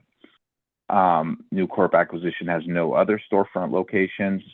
The business currently employs 9 full-time staff members and has agreed to enter into a labor peace agreement. To date, neither the California Department of Cannabis Control or the Los Angeles Department of Cannabis Regulations has issued a notice to comply or initiated an enforcement action against the business. This is a testament to the business's adherence to applicable laws and regulations and compliance. Next slide, please. Newcorp has modernized and improved the vacant property. The company has invested tens of thousands of dollars into restriping the parking lot, installing a security gate, painting, cleaning, and otherwise beautifying the property to fit the up-and-coming Magnolia Street shopping area. Next slide, please. Newcorp Acquisition has made cash donations to the North Hollywood Interfaith Food Pantry to help support the indigent locals struggling to make ends meet. The company is committed to hiring at least 80% of its workforce from within a 2-mile radius of the business and has incentivized employees who refer applicants later hired by the business. As mentioned earlier, the company is committed entering into a labor peace agreement upon the hiring of its 10th employee. Next slide, please. Newcorp Acquisition employs Shield Wall Inc. as its security contractor. The business is licensed by the California Bureau of Investigative Services and is bonded. There's 2 guards present at the facility at all times the facility is open, and there's also an additional guard at the facility when it's closed. There are 22 security cameras installed at the facility, allowing employees and security personnel to observe the entirety of the premises and the property. The company's limited access area is secured by steel doors with commercial grade locks to prevent diversion and external theft. And the company conspicuously posts its community liaison contact information at the front of this facility, allowing community members to contact the company to express security or other concerns. And the final slide is just the notification to the neighborhood council and the notice of community meeting. That concludes my presentation. Thank you. Commissioners, any questions for the applicant's representative?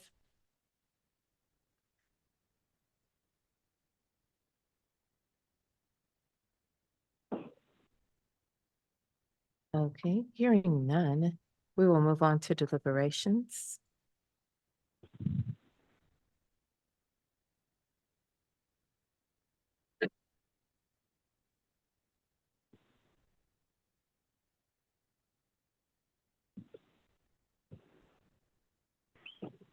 Okay, hearing none, is there a motion?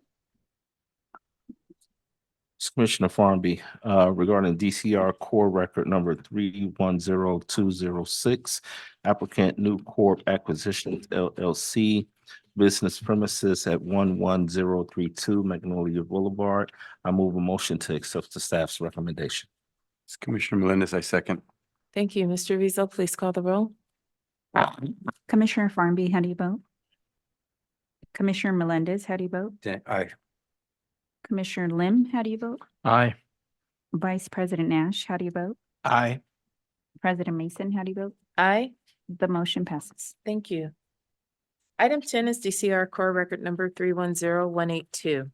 This is a request from MDS Retail to approve an annual license for storefront retail commercial cannabis activity within a 14,016 square foot commercial building located at 4316 Melrose Avenue. Mr. Vizo, are there any neighborhood council representatives or elected office officials on this item?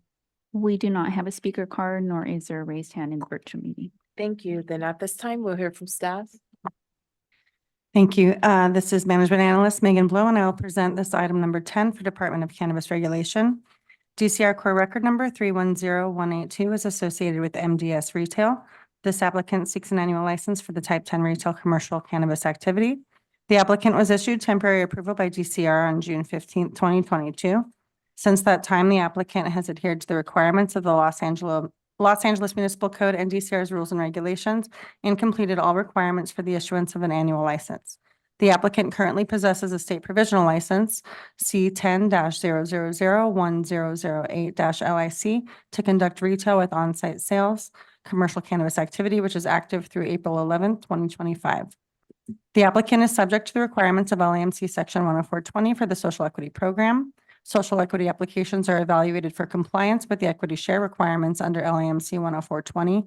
To comply with the equity share requirements, social equity individual applicants must possess unrestricted ownership of their share of the social equity applicant business, a proportional right to vote into the profits, and include certain language mandated by LAMC 10420 in their agreements, among other requirements. As part of the application process, DCR reviewed the corporate and ownership documentation provided for this applicant and determined that the applicant met the minimum equity share requirements at that time. On or about June 21st, 2024, DCR provided notice of the community meeting and Cannabis Regulation Commission meeting by mail to the owners and occupants of all property within 700 feet of the property line of the business premises. Notice was provided in accordance with the municipal code. 2 virtual community meetings were held, one on Friday, July 5th, 2024 from 3 to 5 p.m. and a second on Thursday, July 11th, 2024 from 9 a.m. to 12 p.m. During the meeting, members of the public were afforded 2 minutes each to speak about the application. DCR also accepted online written input through the date of the second community meeting. DCR did not receive oral or written testimony for this applicant. Based on the department's analysis, the proposed project is consistent with the criteria for a Class 1 and Class 32 categorical exemption pursuant to the CEQA guidelines. Since the project meets all of the requirements and none of the applicable exceptions apply, it is appropriate to determine this project is categorically exempt. The staff report lists a number of reasons DCR or the commission may deny a license. At present, DCR is not aware of any existing facts or circumstances to deny this annual license for the reasons in LAMC Section 10404. Therefore, DCR recommends the commission adopt the recommendations included in the staff report and approve the issuance of this annual license. That concludes the department's presentation for item number 10.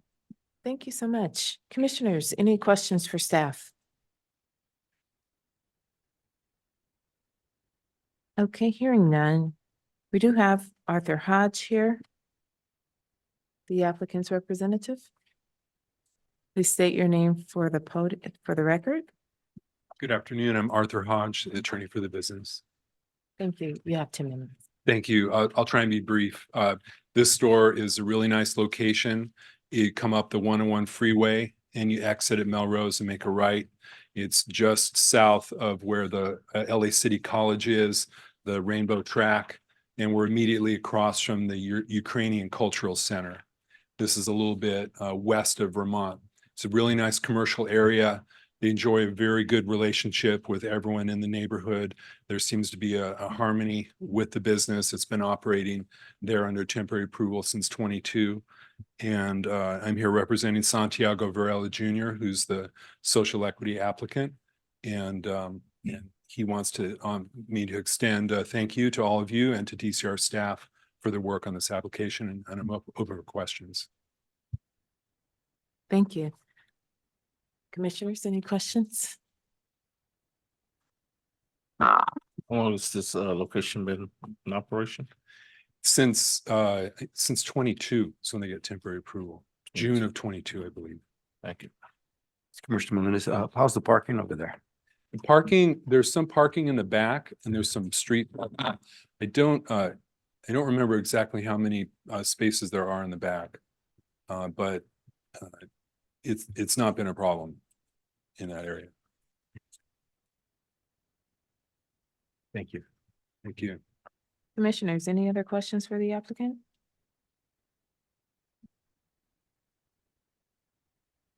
Okay, hearing none, is there a motion? Deliberation.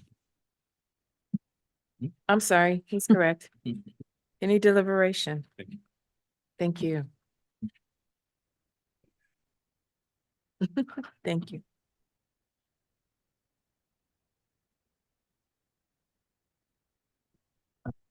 Okay, I'm not hearing you. So is there a motion? Oh, Hey, Jason, it's for Jason. I see this, I'm looking at, I don't know if this is recent, but I'm looking up the site.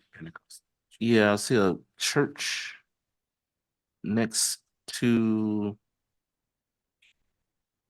the business. Religious institutions are not considered sensitive uses, so the presence of a church adjacent to the location or within 700 feet would not make the business premises incompatible with licensure. You're right. Just gonna. All right. thank you. Do we have a motion? This is Commissioner Lim. In regards to number 10, DCR core record number 310182 for business located at 4316. I make a motion to adopt the staff report dated August 13, 2024. Commissioner Farmer, a second. Thank you, Mr. Vizo. Please call the roll. Commissioner Lim, how do you vote? Aye. Commissioner Farnby, how do you vote? Aye. Commissioner Melendez, how do you vote? Aye. Vice President Nash, how do you vote? Aye. President Mason, how do you vote? Aye. The motion passes. Thank you. Item number 11 is DCR core record number 310171. This is a request from High Note Beat Incorporated to approve an annual license for storefront retail commercial cannabis activity within a 5,410 square foot commercial building located at 8622 South Belanca Avenue. Mr. Vizo, are there any neighborhood council or elected office representatives on this item? We do not have a speaker card nor a raised hand in the virtual meeting. Okay, thank you. At this time, we'll hear from staff. Thank you. This is Management Analyst Megan Blum, and I will present item number 11 for the Department of Cannabis Regulation. DCR core record number 310171 is associated with High Note Beat Inc. The applicant seeks an annual license for the type 10 retail commercial cannabis activity. The applicant was issued temporary approval by DCR with an effective date of December 10th, 2021. Since that time, the applicant has adhered to the requirements of the Los Angeles Municipal Code and DCR's rules and regulations and completed all requirements for the issuance of an annual license. The applicant currently possesses a state provisional license, C10-0000917-LIC, to conduct retail with on-site sales, commercial cannabis activity, which is active through December 6, 2024. The applicant is subject to the requirements of LAMC Section 10420 for the Social Equity Program. Social equity applications are evaluated for compliance with the equity share requirements under LAMC 10420. To comply with the equity share requirements, social equity individual applicants must possess unrestricted ownership of their share of the social equity applicant business, a proportional right to vote and to the profits, and include certain language mandated by LAMC 10420 in their agreements, among other requirements. As part of the application process, DCR reviewed the corporate and ownership documentation provided for this applicant and determined that the applicant met the minimum equity share requirements at that time.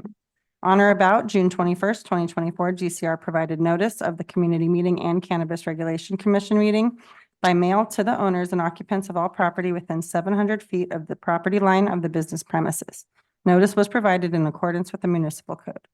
2 virtual community meetings were held, one on Friday, July 5th, 2024 from 3 to 5 p.m. and a second on Thursday, July 11th, 2024 from 9 a.m. to 12 p.m. During the meeting, members of the public were afforded 2 minutes each to speak about the application. DCR also accepted online written input through the date of the community meeting. DCR did not receive oral or written testimony for this applicant. Based on the department's analysis, the proposed project is consistent with the criteria for a Class 1 and Class 32 categorical exemption pursuant to CEQA guidelines. Since the project meets all of the requirements and none of the applicable exceptions apply, it is appropriate to determine this project is categorically exempt.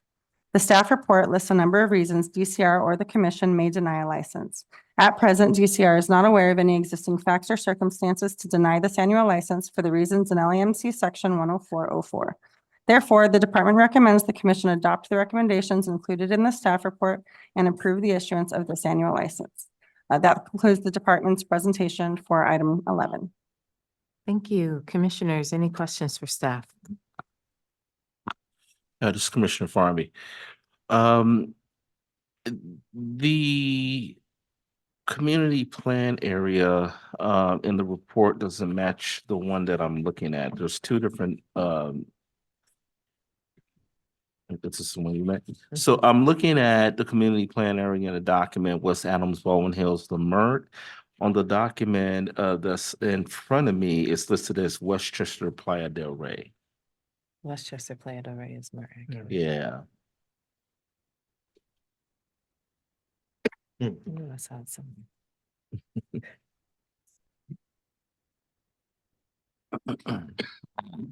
On which document do you see? One that I received by email from the commissioners.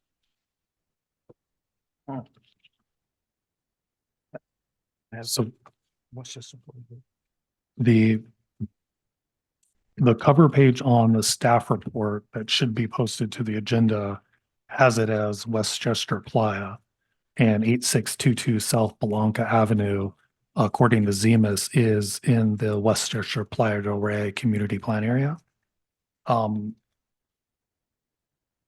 Is it somewhere in the staff report by any chance that it mentions a different community plan area? This is based on the information from the DCR's form to the applicant. Commissioner Farmby, do you have a page number that It is perhaps we could refer to? Oh, I see. City Attorney Allison Toll. it's the first page. This Commissioner Lim, it's the project specific information form. The filled out by the applicant, they put down the wrong, Business the premises wrong community location. plan area. So, No, yeah. Commissioner, yeah, so the Form 4013 is not modified by the department. That's something that the applicant submits. But our staff report and the agenda properly notice the correct community plan area. And our land use analysis is based on what's in Zemus. So our notices of exemption and everything else are based on the data. We're not in the habit of going in and correcting applicants' documents or trying to update them or correct them after the fact. But we are aware that it is in the Westchester Playa community plan area. This is Commissioner Farmy. Thank you for clarification. I was noting it for the record that there was not consistent information. I wasn't trying to give you all extra work or anything. This Commissioner Lim, it seems that when they submitted this application, the address they had at that time was 5277 West Jefferson Boulevard. So I think that's why it was in the West Adams Baldwin Hill. Since they submitted this application, it looks like they relocated and changed to the Playa Vista, Westchester area. Yeah, that looks right. Thank you. Any other questions for staff? Then at this time, we will hear from the applicant's representative, Christopher Antigua. You may approach the podium, state your name for the record, please, and your relationship to the applicant.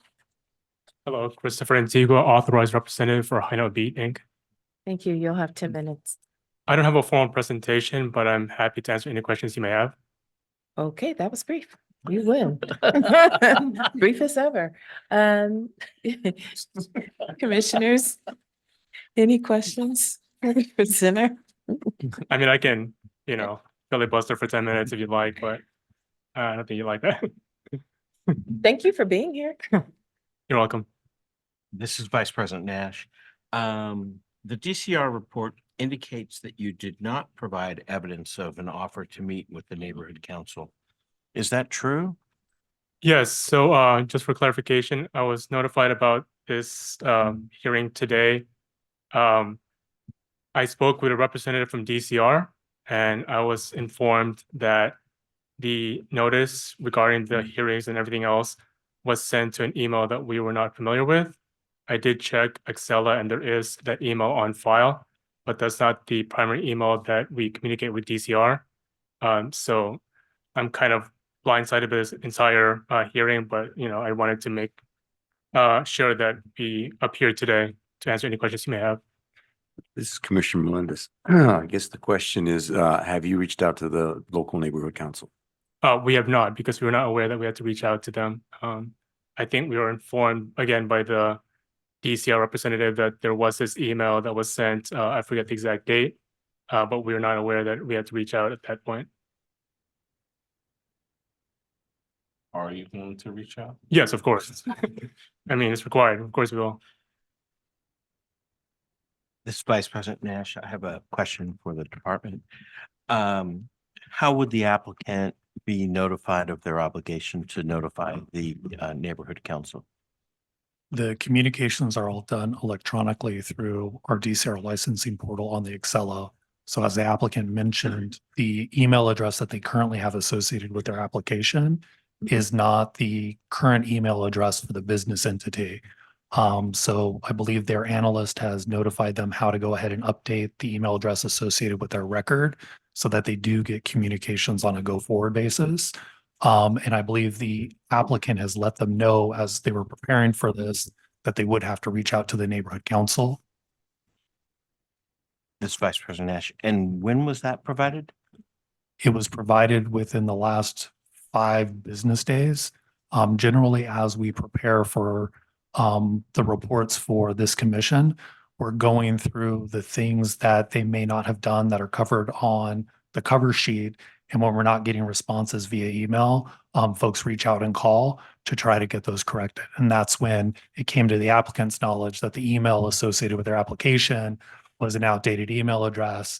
Staff let them know what their obligations were and the fact that they had to go in and update that so that they could get correspondence from the department.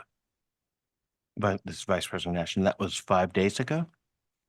That the email that did reach the applicant was sent? It was within the last 5 days. I can check more specifically to find out exactly when it was. Okay, please do.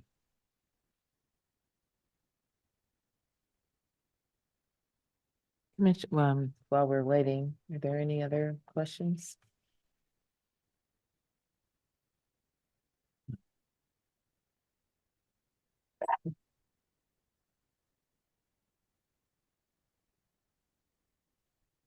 This is Commissioner Lim, do you recall when you received the email from DCR that stated that you needed to show evidence of offer to meet with city council, with the neighborhood council? Sure. All right. So do you have a follow-up question or can I answer his question? Oh, I thought you were about to speak. I apologize. So I was notified via a voicemail message that was forwarded to me by the social equity individual this morning. We never received an email. I believe that email was sent to 2 separate emails on file with Excella. But the primary email that we've communicated with DCR in the past was not one of those emails. And this Commissioner Lim, you understand that you have to update your email so you Yes, can of get course. Yes. communication. Have you updated your emails? No, so I was in Adelanto before this hearing and I drove straight here to make sure I did not miss this hearing. So I haven't had a chance to do it yet. It's good that you're here because as you know, it's a requirement as a statute to show evidence of offer to move the neighborhood council. Mhm. So and the fact that you just received notice today, okay, and you have not updated your email address yet. right? I'll update it as soon as this is over and I can do it on my computer. Staff have confirmed that they were able to actually touch base with somebody today. Thank you.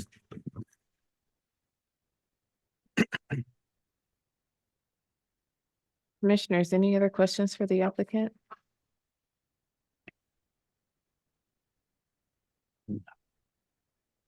Okay, thank you. Thank you. We're now on to deliberations. This is Vice President Nash, and fortunately, for fairness and consistency, I'm inclined to want to continue it. I agree. I mean, on the one hand, we have someone who is vested in the business, as evidenced by his appearance here today. But given the short notice, I think it's fair to allow more time for due process to play out. As Commissioner Farnaby, I agree with that. That makes sense to me, but I also just wanted to commend you for showing up and giving your very short, Notice, right? short notice. So I really appreciate that. Just wanted to note that for the record. This is Commissioner Melendez. Since he's so on it, I think if we continue this to September 5th, when I'm not here, would be great. This is Commissioner Lim, I second that. I won't be here either. I'd like to amend the motion. Okay, Mr. Rizzo, please call the roll. Is that a motion? Is sorry. there- Yeah, I don't think there's a formal motion. Uh, I'll make the motion regarding item number 11, DCR core record number 310171 for the business located at 8622 South Blanca Avenue. I move to continue the hearing on this application to September 5th, 2024. This is Commissioner Lim, I gladly second that. Mr. Rizzo, please call the roll for the people. Vice President won't Knapp, be how do here. you vote? Aye. Commissioner Lim, how do you vote? Aye. Commissioner Farnby, how do you vote? Aye. Commissioner Melendez, how do you vote? Aye. President Mason, how do you vote? Aye. The motion passes. So remember karma. Remember karma is laser focused. back. It's coming back. It's coming back. We are now on to item number 12, DCR Core Record Number 310165. This is a request from Highway Caregivers Incorporated to approve an annual license for storefront retail commercial cannabis activity within a 156, is that correct? Square foot commercial building located at 135 East Vernon. I just want clarification before we move on. 156 square feet? That's a closet?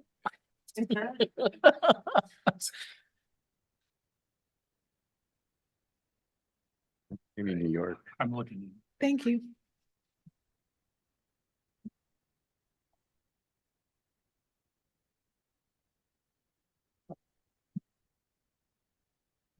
I mean, if it's accurate, I want to hear how much rent is being paid on 156 retail square feet. Madam City Attorney, if it's incorrect, is this something that I can correct on the record as I look into it?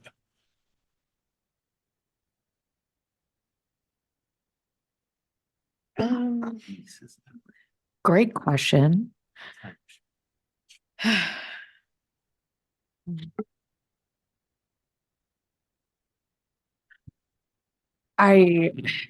Given the CEQA implications, I think that we may need to continue the item and correctly agendize it. That is my recommendation. I'm sorry. All right, there you go. September 5th looks good. Hey, Okay, so, oh, sorry, go ahead. no, you go right ahead. I'm gonna make the motion now. Okay.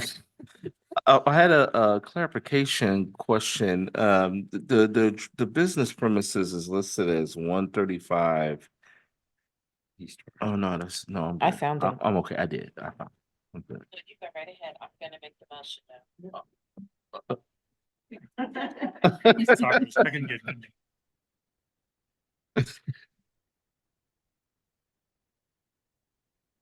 We're just waiting for Assistant Director Colleen to confirm that a mistake has been made on the square footage.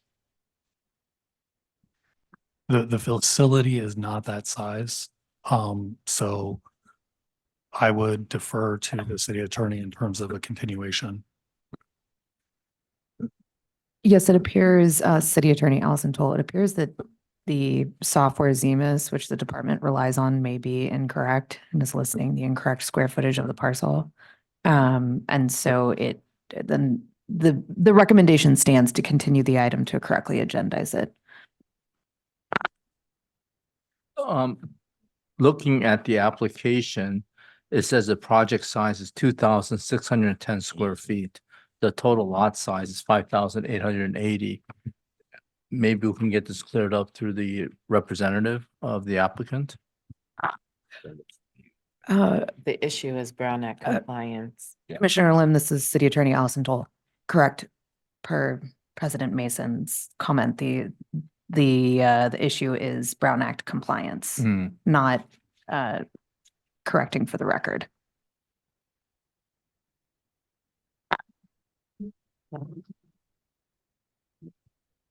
This is President Mason. I will not be making the motion, but I will be stating that our agenda is now full for September 5th and for September 19th. The next available date is October 3rd. Based on what we've heard, is there a motion to continue? This is Vice President Nash. Regarding item number 12, DCR core record number 310165 for the business located at 135 East Vernon Avenue. I move that we continue the hearing on this application to November 7th, 2024. A second, Commissioner Farmby. Okay, Mr. Vizo, please call the roll. Just to be clear, was that November 7th? Yeah. Okay, thank you. Vice President Nash, how do you vote? Aye. Commissioner Farmby, how do you vote? Aye. Commissioner Lim, how do you vote? Aye. Commissioner Melendez, how do you vote? Aye. President Mason, how do you vote? Aye. I live able to approach for 2 seconds. No, sir. I'm sorry. The item has closed. I'm sorry, sir. You can't interrupt the public hearing. Thank you.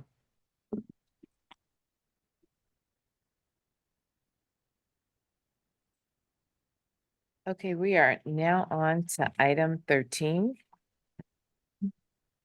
DCR core record number 310158. This is a request from Clovest Retail 1682 LLC to approve an annual license for storefront retail commercial cannabis activity within 2 commercial buildings with a total of 4,450 square feet located at 1682 East 41st Street.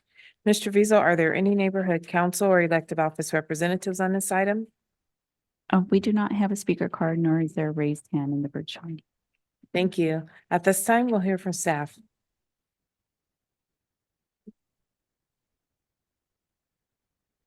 Good evening. This is Management Analyst Marissa Candelaria, and I will present item number 13 for the Department of Cannabis Regulation.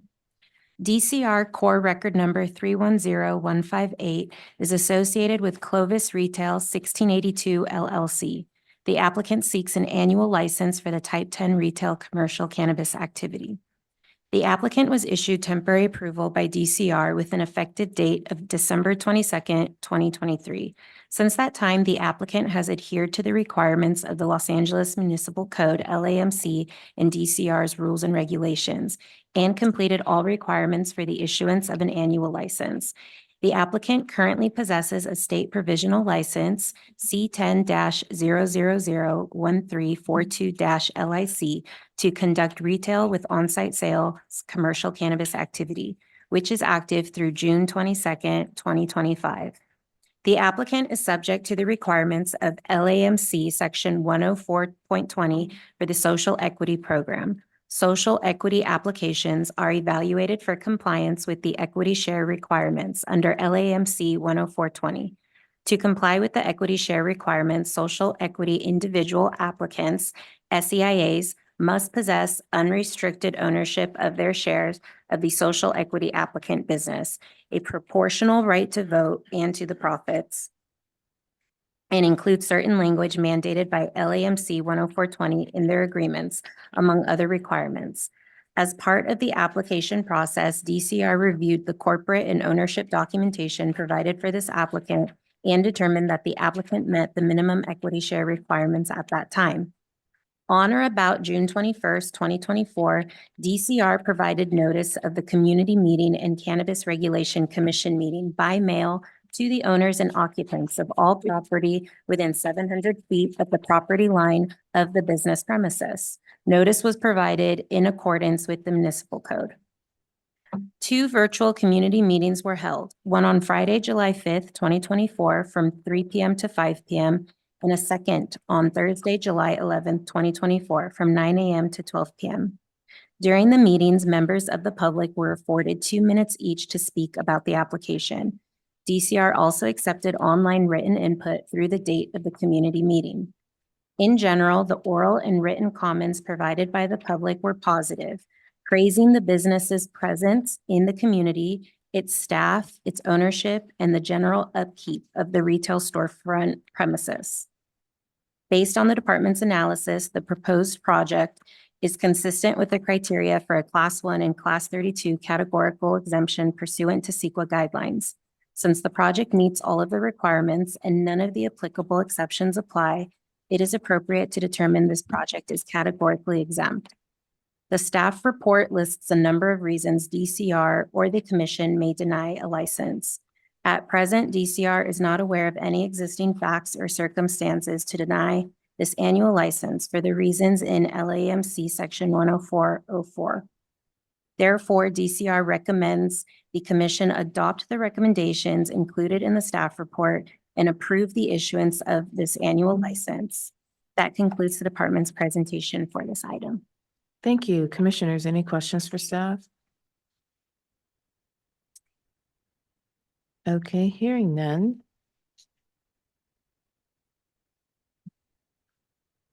I don't have a speaker. Oh, here it is. Chauncey Bullock, I'm sorry, is representing the applicant.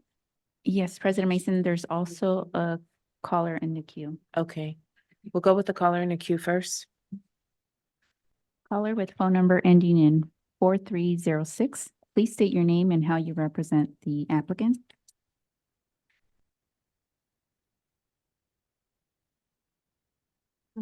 Should be speaking.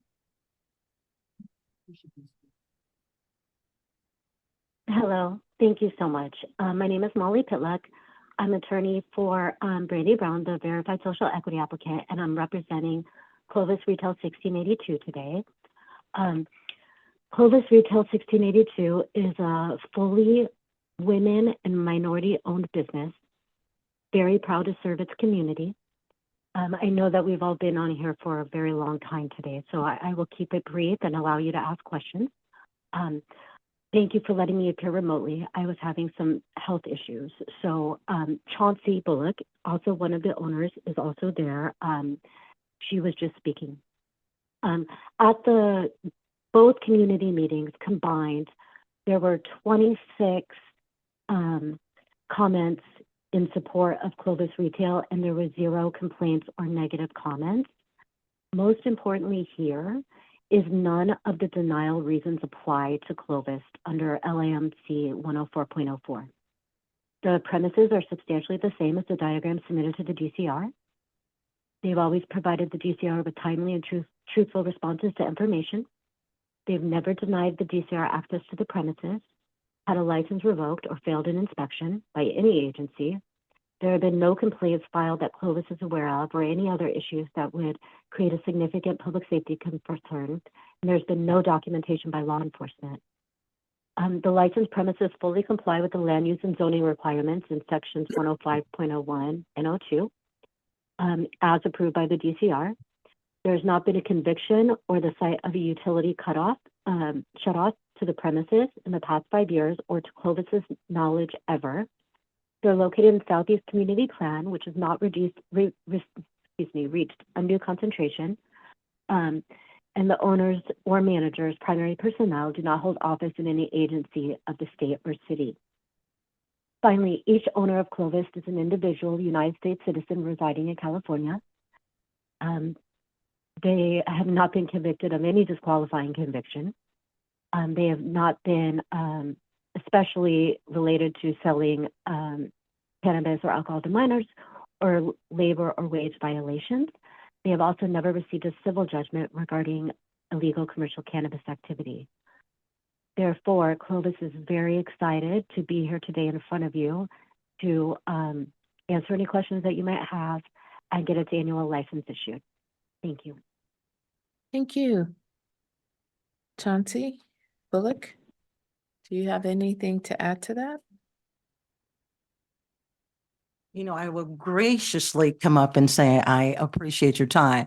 And I do know we've been here for quite a while, but nevertheless, Madam President, it is good to see you. Vice President as well, Assistant Executive Director as well, and the Executive Director in her absence. Clovest basically stands for Cannabis Lovers of Various Ethnicities Standing Together. We're excited about this location. I do invite all of you that are in the room, come out to what we're doing. We're thoroughly involved in the community. We're also the founders of the Black Women's Cannabis Council. We do have LA Normal we're partnered with regarding veterans and discounts. We do walks within the community. We actually have a backpack giveaway drive that we're doing this upcoming weekend. It's only for a couple of hours across the street, not necessarily in front of our location. But we're thoroughly involved and excited about being involved in the community in its whole. Thank you so very much for all your time. As Ms. Molly did state, we've done everything we've done to move forward and be authorized. So please graciously grant us this annual licensing. Thanks for your time. Thank you for being here. Commissioners, any questions for the applicant or the representative? This Commissioner Lim, it's not a question, it's a comment. I commend you for getting 26 favors in an application and zero negative comments. That's shows that you are fiber to the community and reach out to the community. Thank you. Mr. Vice President Nash, I also would like to commend you for that. And also for your community activities that you're doing and for having the exceptional sense of giving away backpacks across the street rather than on the property. I don't know that I would have thought of that myself, but I recognize that you're doing a good job. Commissioner Menendez, I totally agree with my constituents up here. All right, so I would ask a question, but I'm going to leave it alone. Thank you for being here. We are now on to deliberations. If any. it's a lot easier than the earlier one, so. Okay, let's go for a motion. Mr. Vice President Nash, regarding item number 13, DCR core record number 310158 for the business located at 1682 East 41st Street. I move to adopt the recommendations of the DCR as stated in their report dated August 13, 2024. Commissioner Melendez, I second. Thank you. Mr. Vizo, please call the roll. Vice President Nash, how do you vote? Aye. Commissioner Melendez, how do you vote? Aye. Commissioner Farmby, how do you vote? Aye. Commissioner Lim, how do you vote? Aye. President Mason, how do you vote? Aye. The motion passes. Thank you. We're on to item 14. President Mason, I am so sorry to interrupt. It appears that item 14 may be suffering from a similar deficiency and was improperly agendized due to a discrepancy on the square footage. Oh, boy.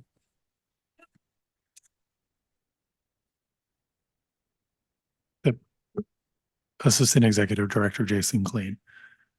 The retail storefront footprint where the license is authorized to be used is 360 feet. However, the premises is, including the bathroom and the storage area, is about 689 feet.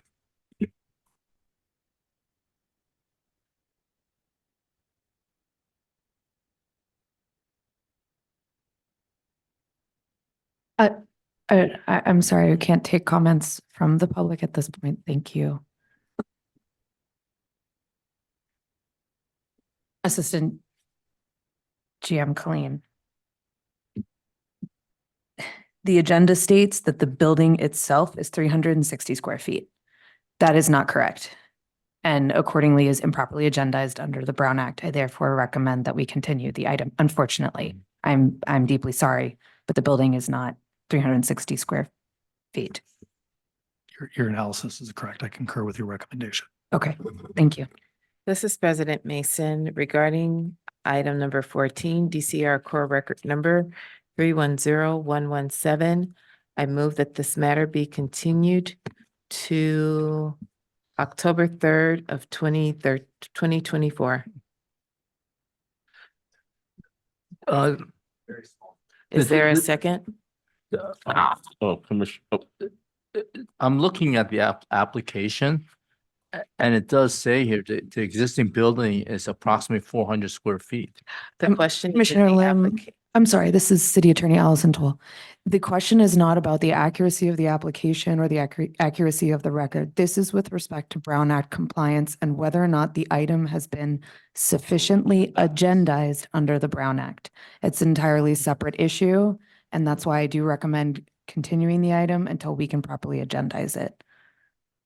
Though, of course, recognizing the burden that it is placed on all of us here, in order to fully comply with the Brown Act, we need to continue the matter. This is Vice President Nash, I second the motion. This is Commissioner Melendez. I have a question for Jason. Jason, how long would it actually take for you to make that change versus having to do anything else? I mean, could it be done by the next time that we come together as a quorum, or is this something that needs a little more time? This is President Mason. I have our schedule in front of us. Mhm. So the most reasonable date, unfortunately, is October 3rd. We are booked solid on the at our next meeting. Perfect. Okay, I'll be back. so we do have the motion. We have a second. Mr. Vizo, please call the roll. President Mason, how do you vote? Aye. Vice President Nash, how do you vote? Aye. Commissioner Farnby, how do you vote? Commissioner Lim, how do you vote? Aye. Commissioner Melendez, how do you vote? Aye. The motion passes. Thank you. We do apologize. We're on to item number 15, which is DCR core record number 310108. This is a request from Puradora LLC to approve an annual license for storefront retail commercial cannabis activity within a 8,421 square foot building located at 2330 to 2334 Fletcher Drive. Mr. Vizo, are there any neighborhood council or elected office representatives on this item? No, we do not have a speaker card in our raised hand in the virtual meeting. Thank you. Then at this time, we'll hear from staff.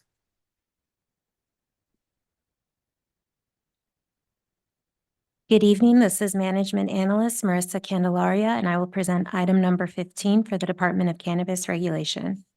DCR core record number 310108 is associated with Puradora LLC. The applicant seeks an annual license for the Type 10 retail commercial cannabis activity.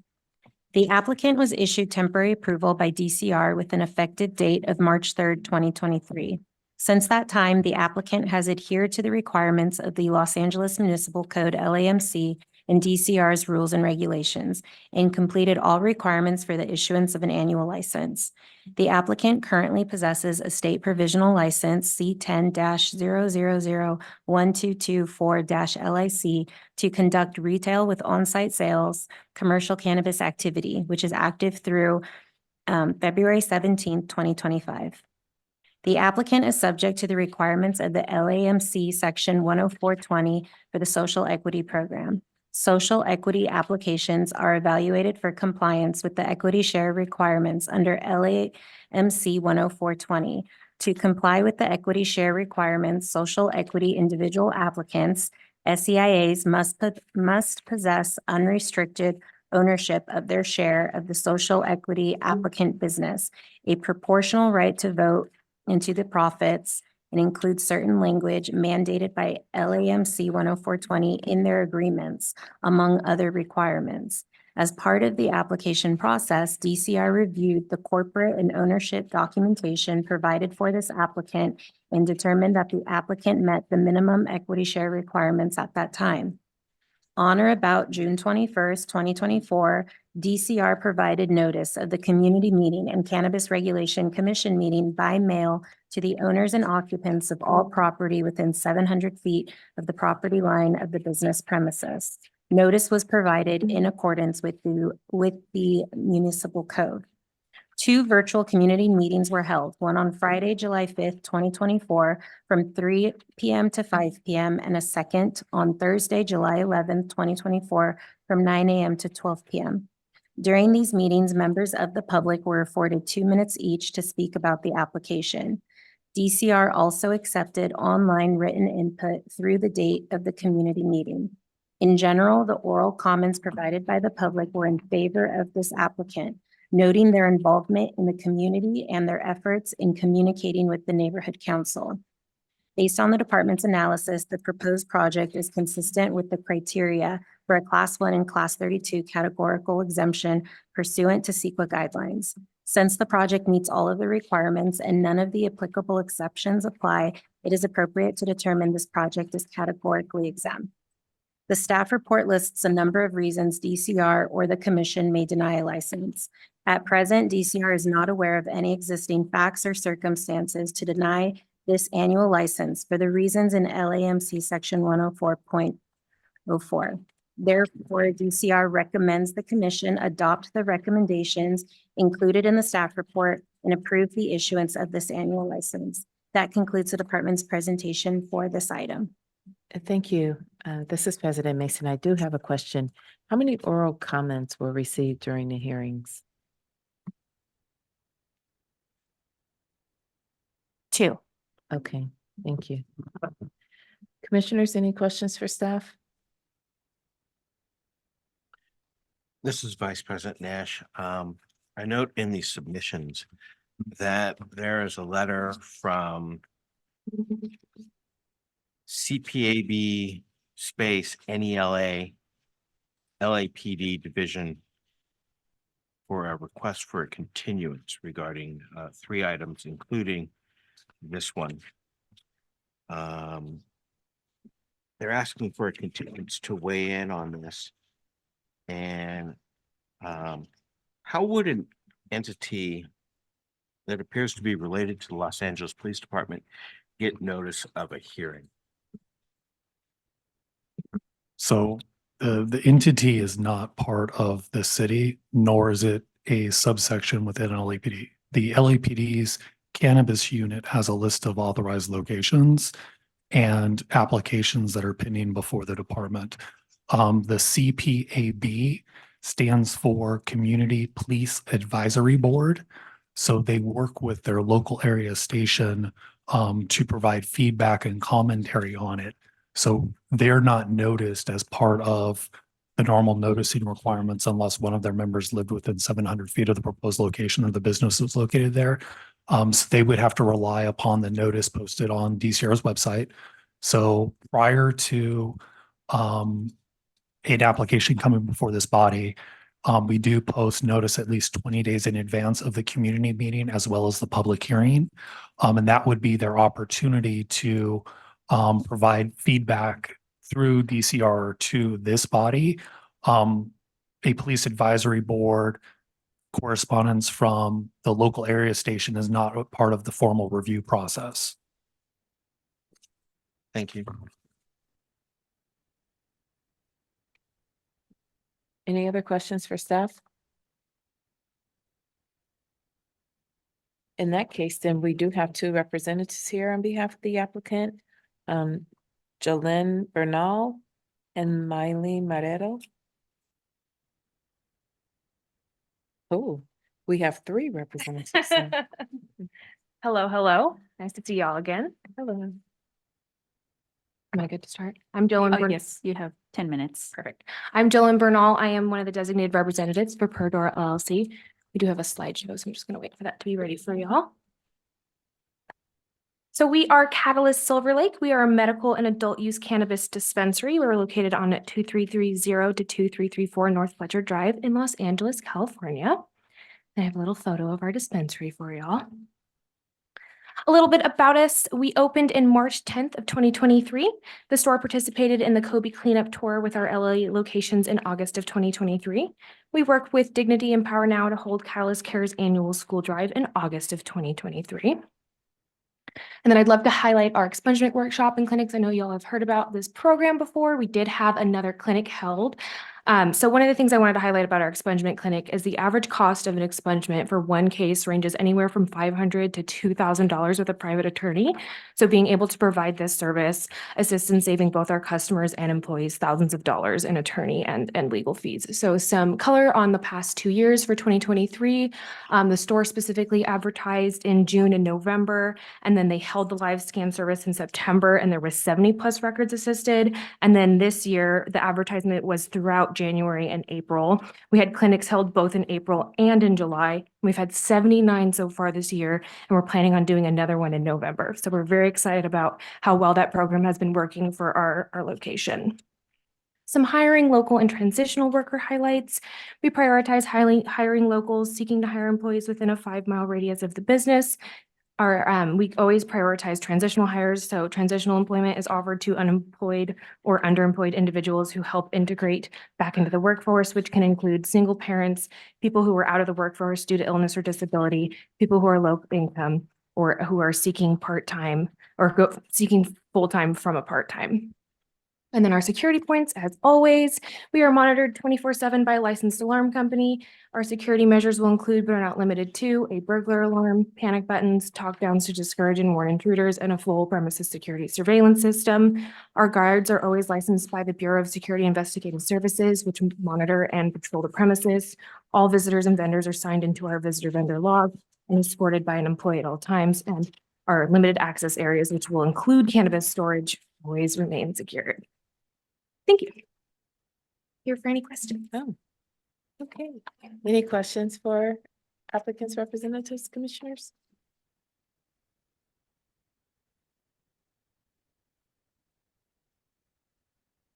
Okay, hearing none, we are on to deliberations. Mrs. Vice President Nash, I've carefully read the submission by the CPAB, and they've requested continuance so that they can weigh in on it. But it certainly appears that they've gotten notice and could have been here today or been on the call. So I'm inclined not to continue it for those reasons. This is President Mason, and I appreciate the work in the public safety space that the CPAP boards perform. They are voluntary advisory bodies to LAPD. They're comprised of community members.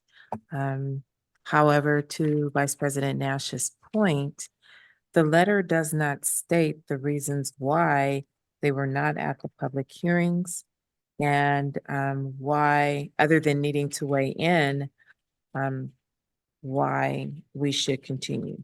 So I am in agreement with Vice President Nash. I don't see a basis for continuance based on this letter. Any other input, deliberations? This Commissioner Lim, I also agree they don't state any reason why they want to continue. In addition, looking at the email chain, now they want to get notice of all the applicants in the Highland Park location. So it looks like they're going to be active involved, and we will definitely consider their request. But when there's no reason or good cause for the extension, we can't just give an extension because they asked for it. Right. And they're not here to tell us what their concerns were. I just have a question before you go, Commissioner Brumby, for Assistant Director Colleen. Notices are provided to the police departments, correct?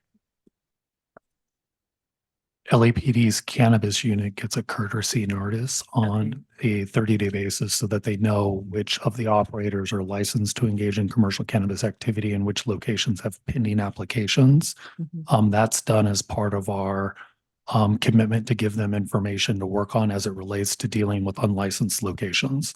But the area stations are not part of the group that receives notice. So an area station captain or a SLO would rely upon the cannabis unit to get information, not the Department of Cannabis Regulation. Interesting. We post notice on the DCR website for everything that has been scheduled for a community meeting and a public hearing at least 20 days before the community meeting or public hearing are held on the website. So to the extent that somebody is not a required party to receive email notice, our website, and we keep adding to that table, is the best place to go for them to do their research to see what's popping up in which community plans and neighborhoods. Thank you. Yeah, I was just wondering if local stations were provided notice, but you answered that. And the answer is no. Okay. Commissioner Farby. Yes, Commissioner Farley. I was reading through what they had provided earlier, and what I actually saw is that the reason why they were requesting for this is because they believe that there's an over concentration of cannabis locations. So issuing the license, according to them, will be an over concentration in the northeast area.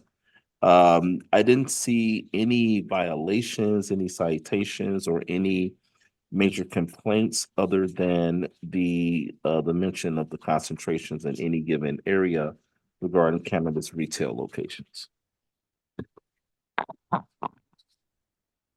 And just for the record, it is the document that is listed as 5725 North Figueroa. And the notation that I'm referencing is on page 2 of 3.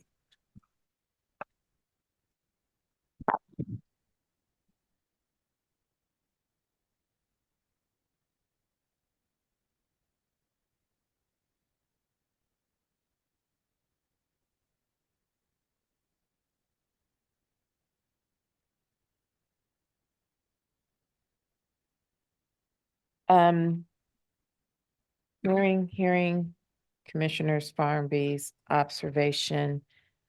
Jason, could you inform us of the department's procedure when it is a PCN issue? That would not even be before the commission, am I correct? A request for the public convenience or necessity finding goes directly to the full city council. DCR records that start with LA-P are records that have gone through the PCN process. The Silver Lake community plan area, as well as Northeast Los Angeles, have not reached undue concentration. So none of the pending applications have to go before it. As part of the original adoption of the cannabis ordinance, the council set a soft cap of how many licenses DCR could recommend to this commission before undue concentration is reached.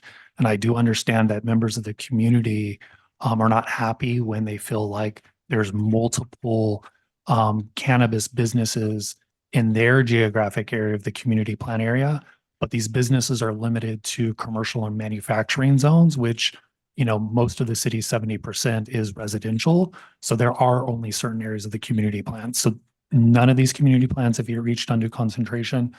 All of the applications before you today are at least 700 feet away from other commercial cannabis businesses, which is the requirement in the municipal code. Okay, thank you. Last question. How many licenses were allocated to this community plan by city council? I will bring that up for you right now. For Silver Lake, they have capacity for 7 retail storefront locations before undue concentration is reached, and to date, only 5 have been issued. And then for Northeast Los Angeles, they have capacity for 24 licenses and only 13 have been issued. You said 24? Correct. Okay, thank you. You're welcome. Any other questions for staff? This is Commissioner Farmy. I don't have a question but a comment. This is also just for the record based on their assessment. They make that very clear. So it's not anything that I think that is bound by department. Thank you. I don't have a speaker card. Is there anyone in the queue on behalf of the applicant? They just spoke. Oh, they just spoke. I'm lost. I'm sorry. Thank you. Okay, we're open for deliberations. If any.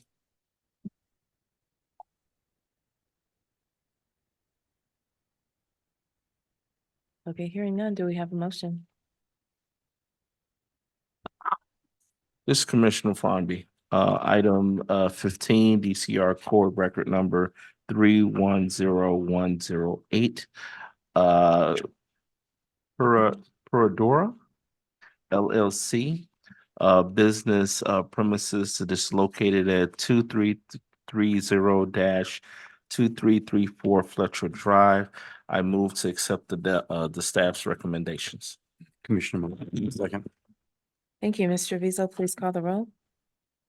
Commissioner Farnby, how do you vote? Aye.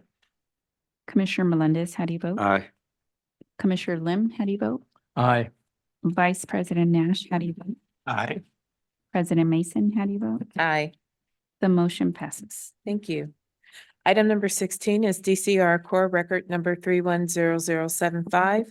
This is a request from Optilief LLC to approve an annual license for storefront retail commercial cannabis activity within two commercial buildings with a total of 4,670 square feet located at 10401 South Avalon Boulevard. Mr. Rizzo, are there any neighborhood council or elected office representatives on this item? No, we do not have a speaker card, nor is there a raised hand in the virtual meeting. We did have a submission, am I correct on this one? From the neighborhood For the council? neighborhood council? Yes.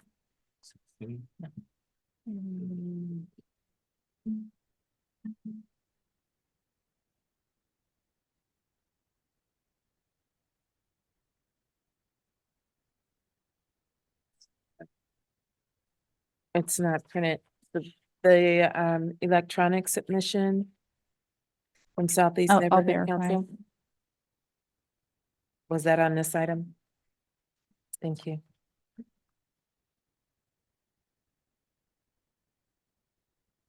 Okay. So I have been advised that this matter is involved in an ownership dispute. So I'm going to ask City Attorney for a recommendation. Should we continue? This is City Attorney Allison Toll. The relevance of that comes to who is permitted to speak and how much time they have at the podium. Okay. And so if we have more than one representative, we'll need to divide the time fairly so as not to be wading into the dispute. Okay, I agree. Then what we'll do is, if there are two here, we'll split the time. So they'll be timed at 5 minutes each. Okay. Noted. Thank you.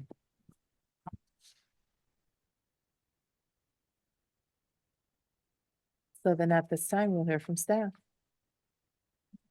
Good evening. This is Management Analyst Marissa Candelaria, and I will present item number 16 for the Department of Cannabis Regulation.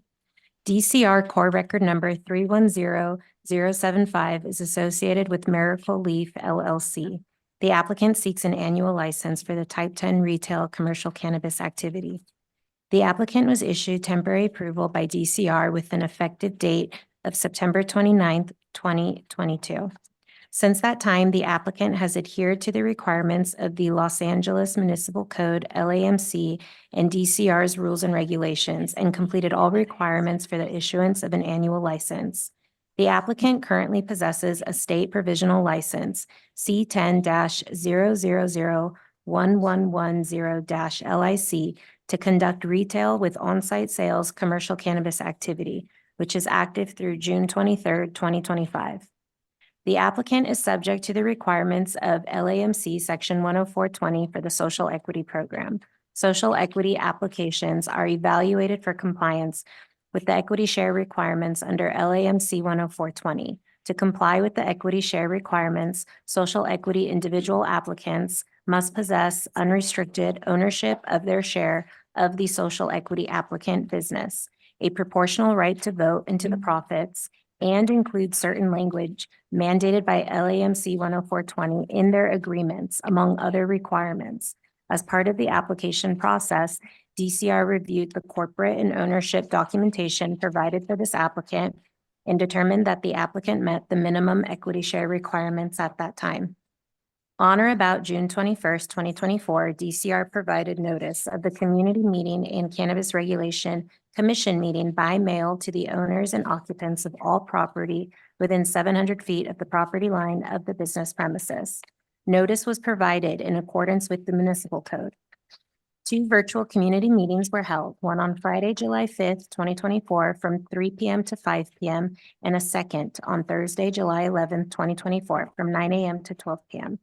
During the meeting, members of the public were afforded 2 minutes each to speak about the application. DCR also accepted online written input through the date of the community meeting. The oral and written comment provided by a member of the public was positive. Based on the department's analysis, the proposed project is consistent with the criteria for a Class 1 and Class 32 categorical exemption pursuant to CEQA guidelines. Since the project meets all of the requirements and none of the applicable exceptions apply, it is appropriate to determine this project is categorically exempt. The staff report lists a number of reasons DCR or the commission may deny a license. At present, DCR is not aware of any existing facts or circumstances to deny this annual license for the reasons in LAMC Section 104.04. Therefore, DCR recommends the commission adopt the recommendations included in the staff report and approve the issuance of this annual license. And that concludes the department's presentation for this item. Thank you so much. Commissioners, any questions for staff? Okay, hearing none, I do have one speaker card. And is there a caller on the queue? Yes, there is. Can we confirm their affiliation, please? Sure. Caller with phone number ending in 0188. Please state your name and how you represent the applicant.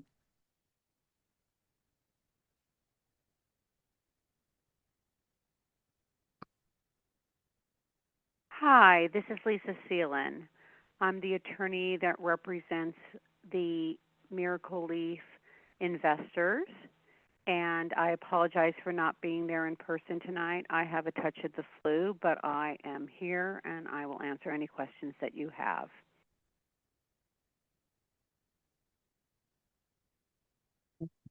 I guess I'm just not clear on which of the owners she represents. 49% on that one. That's for her. I'll let her answer that. Lisa, I represent the investors that represent the 49% investors in the project. Okay, thank you. At this time, we'll hear from the person who's present in the room. That's Carlos Flores. Hello, Hi. Commissioners, how are you? My name is Carlos Flores, and I'm here on behalf of my father, Alfonso Flores, which is the qualifier. And I have a power of attorney to represent my father. And we have plenty of disputes with the partners, and that's the reason I am here. I have a couple of points that I know we cannot resolve them here. So I'm asking for a continuance until we resolve our matters with the partners. The first matter that they're not providing the 51% to my father.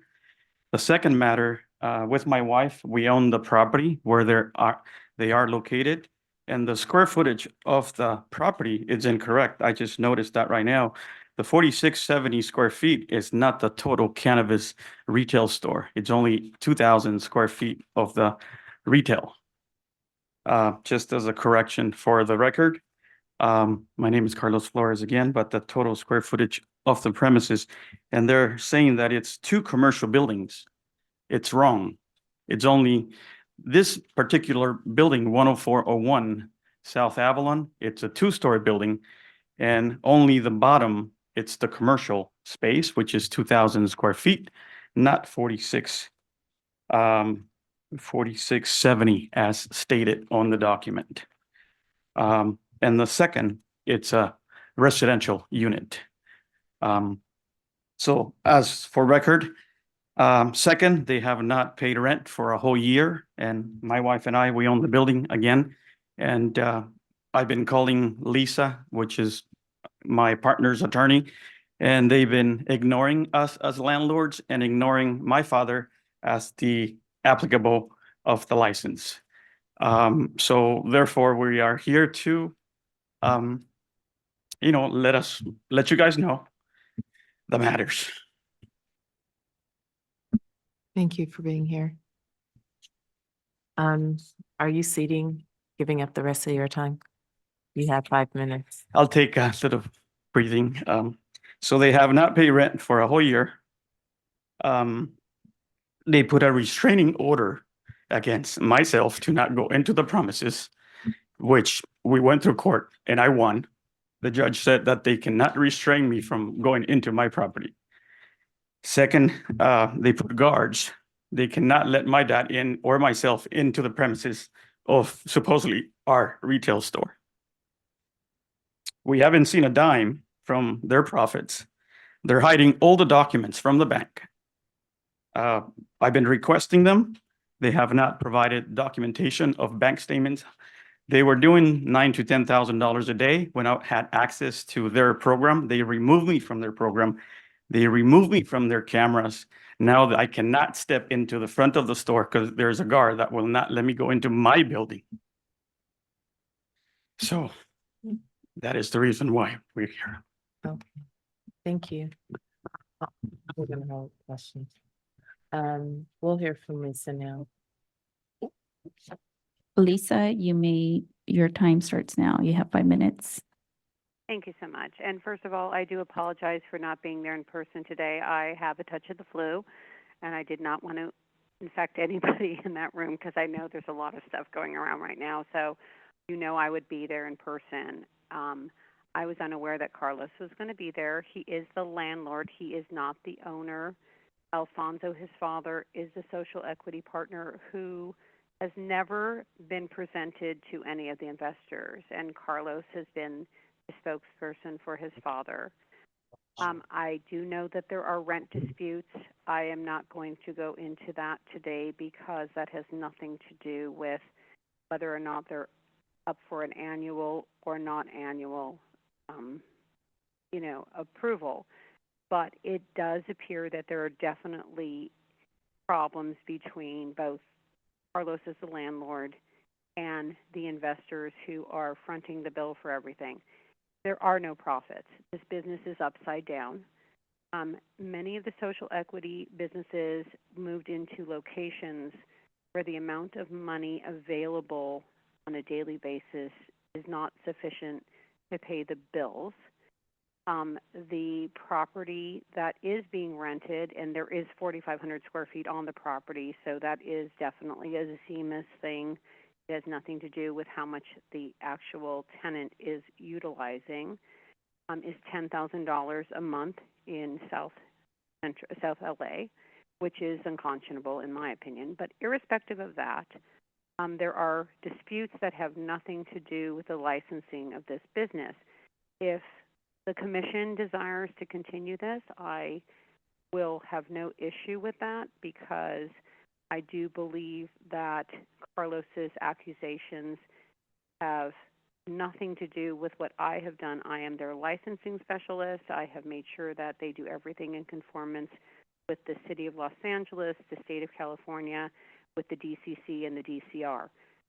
What happens between partners in these businesses is not my purview, and therefore I am stepping back from that discussion right now, and I'm not validating anything that he has said because most of it, other than the fact that I know there are rent disputes, have nothing to do with it. There have been a lot of issues between the social equity, Alfonso, who's never been met, nobody has ever met him, and Carlos and the investors, and Carlos is the owner of the building. So I will now leave that at that and let the commission decide what they choose to do, and I am fine with whatever your decision is tonight. Thank you. Thank you both for one, being present, and two, being present by phone and being present physically. There's a consensus that this matter should be continued. I do agree the issues that are happening are outside the purview of this commission. I think you guys need a lot of time to work this out. And so I'm willing to recommend that we continue this matter to December 5th. I'm fine with that. This Commissioner Lim, I have a question. Is this location a residential building or a commercial building? Mixed use. Yes. It's mixed use? Okay, Commercial and residential. okay, but you said it's not it's not a two commercial buildings, He correct? said it's It's a two two-story. stories with two addresses, It's, which is, 10401, it's facing Avalon. And then you have properties on top, which is residential. And then you have other properties through 104th, which is the residential part of it. I'm just curious whether this complies with the Brown Act in terms of the notice given here. Stating that's a two commercial buildings and also the square footage he stated was improper. It's now 4,670. Assistant Executive Director Jason Colleen. So on the agenda, it's identifying the lot and the buildings on the lot where the commercial cannabis activity would occur. Within the space, the applicant has the ability to submit business premises diagrams. Okay. So in some circumstances, they don't have full access to the entire lot. But if an extra unit becomes available or a second floor becomes available, then they seek to expand into it. So when the land use is done, it's looking at the usage of the license anywhere on that lot. So the agenda is contemplating everything on the lot where that license could potentially be used. And that's kind of the discrepancy that has come up today where, sometimes people are listing just the square footage where the licensed activity would occur. And that's not what we need for the Brown Act, which is where the retail license will be utilized, what parcel of land, and assuming that anywhere on that parcel of land, that license could theoretically be utilized. I was trying to figure out if there's a continuance based upon a technicality. This is City He said, Attorney "Never Allison mind." Toll. Commissioner Lim, do you feel satisfied with the Yes, information that you yes. received? Okay. Thank you. This is Vice President Nash. I'm not yet convinced that continuance is necessary or preferred at this juncture. And I would like to ask the department their opinion of what they would like to see happen when there is a dispute amongst the owners of the dispensary, because I'm sure it's a semi-frequent event. So the department's position is we don't get involved in private business disputes or legal disputes, which this happens to be. We are of the opinion, unless there's a court order, we just maintain moving it forward through our process. The applicant entity has met the requirements for us to recommend approval. That approval is before you. The applicant will have to convert their state provisional license to an annual license in order to operate in calendar year 2025. So continuing the item, pushes them closer to the brink of not being able to operate next calendar year. And then, of course, if there is litigation as it relates to the landlord-tenant dispute or the dispute between the partners, it's unlikely for that to get resolved in the near term through the legal system. And waiting for a court order to be introduced to resolve those issues may make this business insolvent and then everybody loses. So, we understand there's a business dispute. We're not going to get involved with that. The applicant has met the requirements. Therefore, we recommend approving the annual license and letting them work out their business disputes, however that happens to be. Vice President Nash, thank you. I think that's a very well-reasoned approach. This is Lisa Seelan. If I can interject for one moment, please. no, ma'am, because your time is up. Thank you. I appreciate that. Okay. We are open for deliberations if you all don't have any questions for the applicants. It's Commissioner Farley. Jason, the department's recommendation is to move forward and issuing the license. Correct. And I do agree that a continuance even until December isn't going to resolve this dispute between them. It's going to go through the legal system. It's going to take 3-4 years. So we're just kicking the can. We come back here in December and it's gonna be the exact same situation they're at now. I can't see how this issue is gonna get resolved.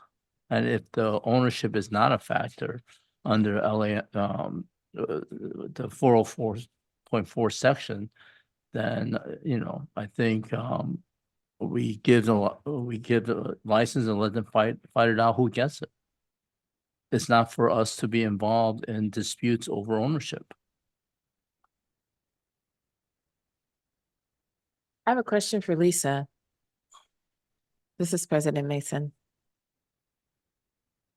Oh, I put her on mute, so I would have to unmute her. Lisa, if you're still on the call, please dial *9 to raise your hand.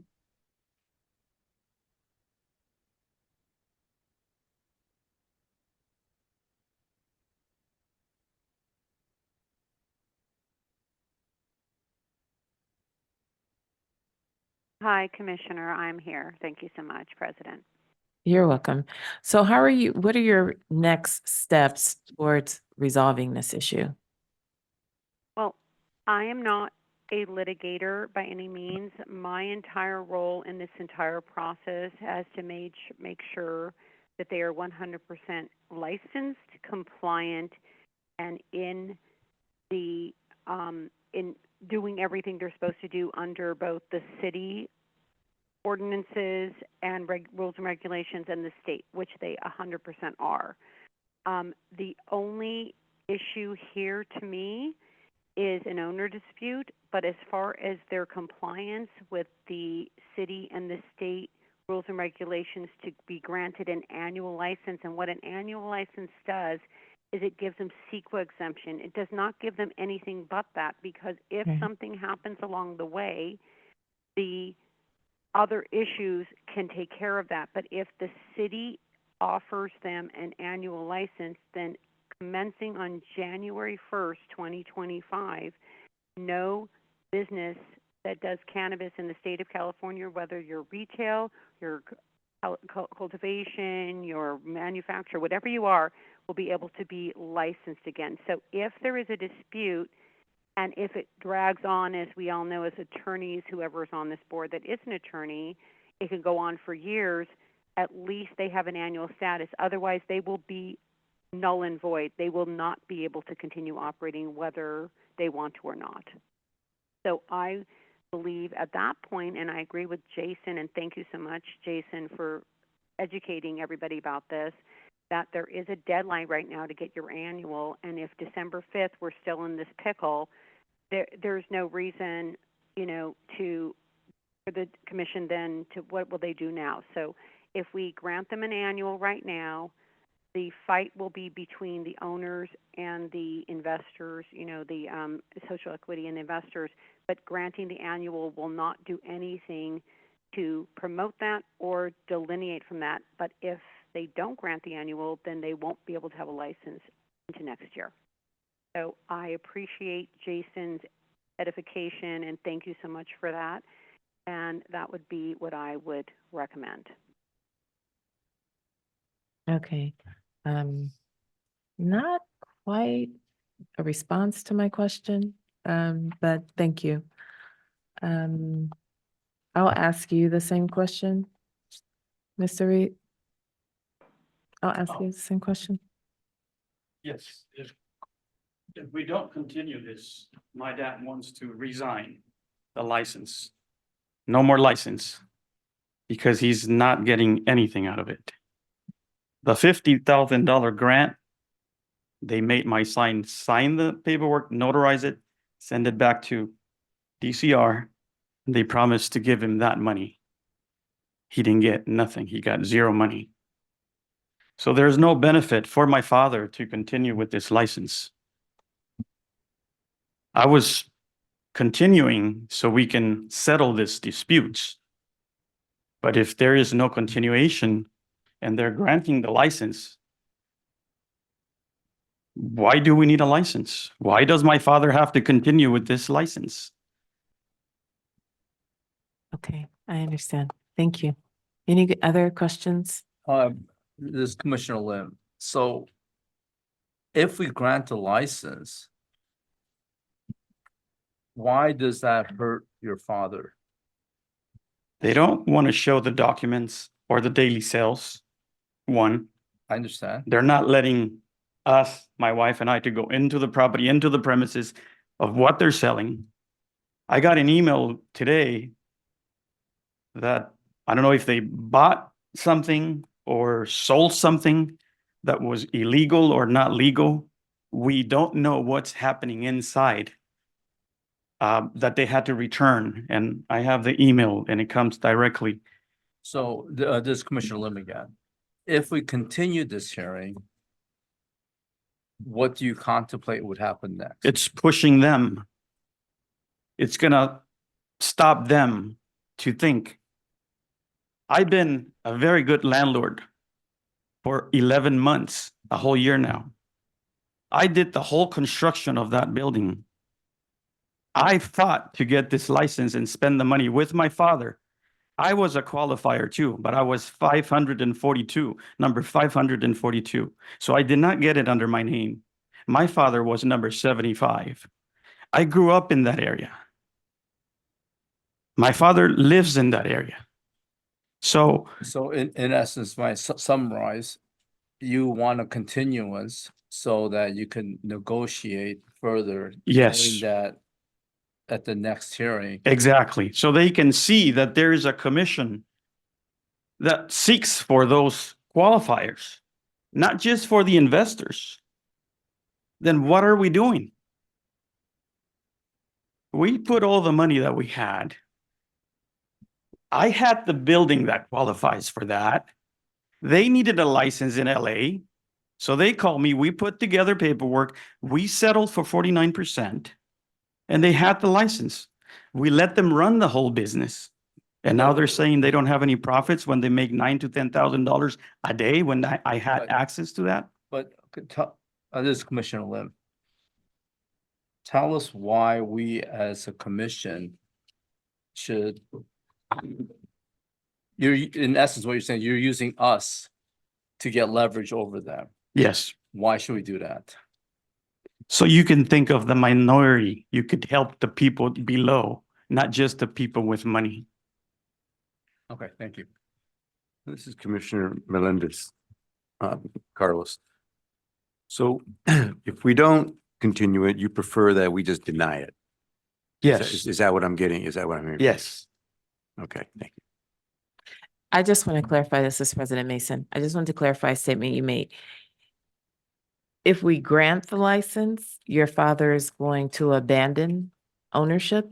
No, if you grant the license, they're going to continue doing what they're doing or they've been doing with my father. Ignoring him, ignoring me when I call Lisa, when she says, I'll call you next day or a couple hours when she never does. She has power over her clients, but she's ignoring me when I called her. Where's my rent? She has power over rent. Okay, so my question is since you have your father's power of attorney and your father isn't here, so we can't really question him. You would have to do it in Spanish because that's another problem. Well, had we been given advance notice, we could have made that happen. Yeah, it's okay. I can bring him in. But it's too late. How does your father intend to move forward? My father is completely out of it. My father will do what I tell him to do, not that I'm guiding him I mean, he's 72 years old. He's retired already. He did this because of me, not because of him. You know, it's something that my father, we're Christians. It's, you know, my brother who's a pastor wanted to shut this whole thing down. It's marijuana, it's cannabis. This is Commissioner Lim, going back to what President Mason said, you said that if we grant the license, you intend on having your father abandon. I will do everything I can with my attorneys to stop or seek, which hopefully they cannot get the license, which I'll be still the landlord. I won't sign another lease.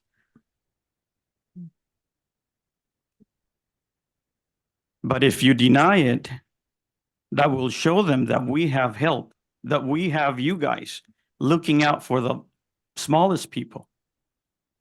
It'll make them think. It'll probably help to resolve our disputes. Well, were we to deny it, Not deny it, but continue it. well, either way, I struggle with, anyone framing our reasons for whatever action we decide to take. Mhm. Yeah. So And I'm not telling you to I'm take gonna it. It's- distance this yeah, commission from yeah. that. I'm not telling you to do it. I'm just advising, why is the commissioner here?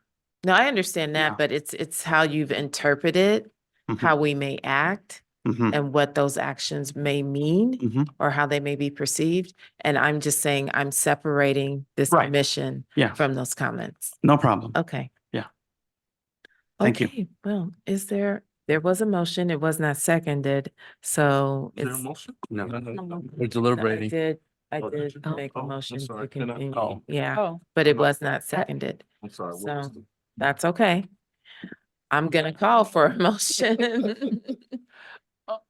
One last Or do comment. we if there's more deliberation. that's Right, fine. I mean, both, when we started this, they both agreed to continue it. Mhm.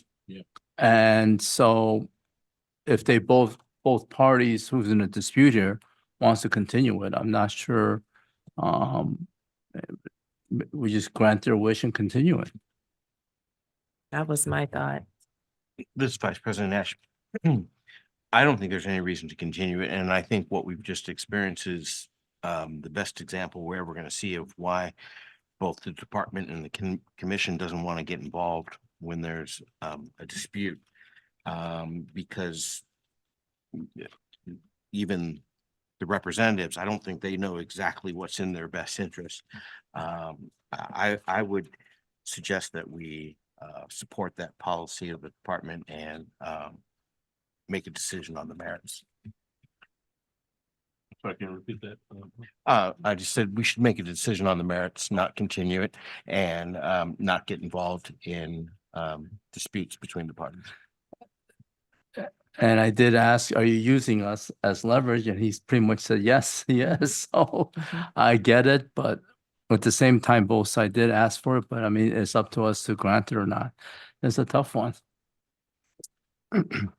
As Commissioner Mullins, I mean, the landlord also has there's a lease involved, right? So if he terminates the lease, then there's no place, they have to relocate that license or abandon the license. So, it's a slippery slope.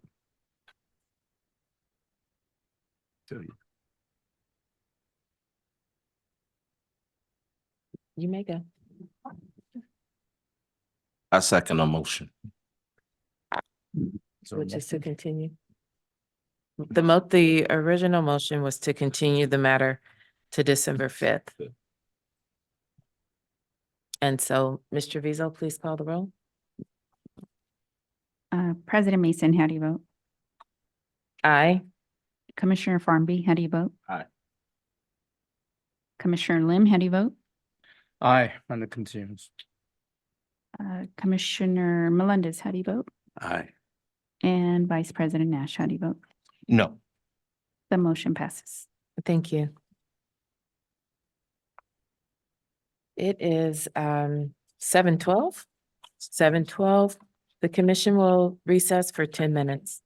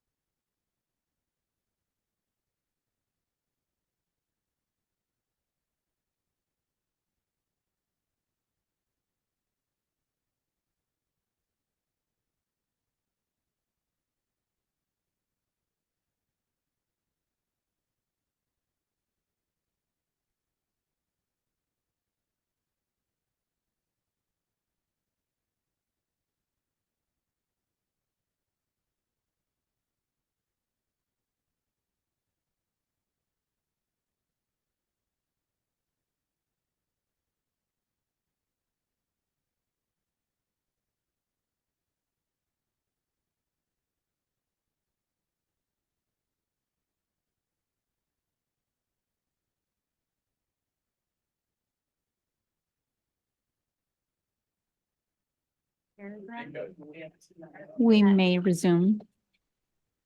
This chunky paragraph that I noticed by adding. So it's almost. Oh, we're all here.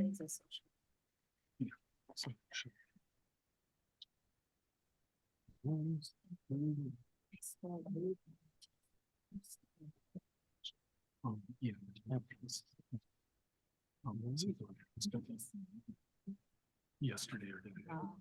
It was after.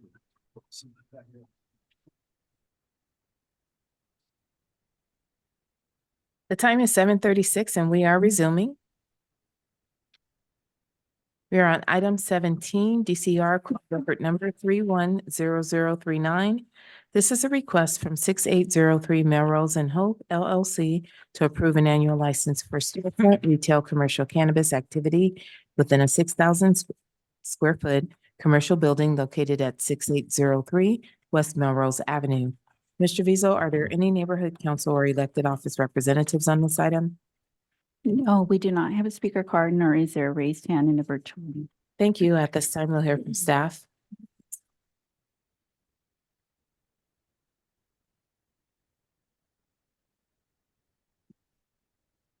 Good evening. This is Management Analyst Marissa Candelaria, and I will present item number 17 for the Department of Cannabis Regulation.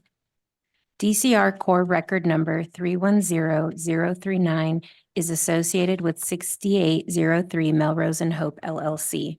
The applicant seeks an annual license for the Type 10 retail commercial cannabis activity. The applicant was issued temporary approval by DCR with an effective date of December 22nd, 2021. Since that time, the applicant has adhered to the requirements of the Los Angeles Municipal Code, LAMC, and DCR's rules and regulations, and completed all requirements for the issuance of an annual license. The applicant currently possesses a state provisional license, C10-000922-LIC, to conduct retail with on-site sales commercial cannabis activity, which is active through December 23rd, 2024. The applicant is subject to the requirements of LAMC Section 10420 for the Social Equity Program. The applicant is subject to the requirements of LAMC Section 10420 for the Social Equity Program. Social equity applications are evaluated for compliance with the equity share requirements under LAMC 10420. To comply with the equity share requirements, social equity individual applicants must possess unrestricted ownership of their share of the social equity applicant business, a proportional right to vote into the profits, and include certain language mandated by LAMC 10420 in their agreements, among other requirements. As part of the application process, DCR reviewed the corporate and ownership documentation provided for this applicant and determined that the applicant met the minimum equity share requirements at that time. On or about June 21st, 2024, DCR provided notice of the Community Meeting and Cannabis Regulation Commission meeting by mail to the owners and occupants of all property within 700 feet of the property line of the business premises. Notice was provided in accordance with the municipal code. 2 virtual community meetings were held, one on Friday, July 5th from 3 p.m. to 5 p.m., and a second on Thursday, July 11th from 9 a.m. to 12 p.m. During the meeting, members of the public were afforded 2 minutes each to speak about the application. DCR also accepted online written input through the date of the community meeting. In general, testimony was in support of the business.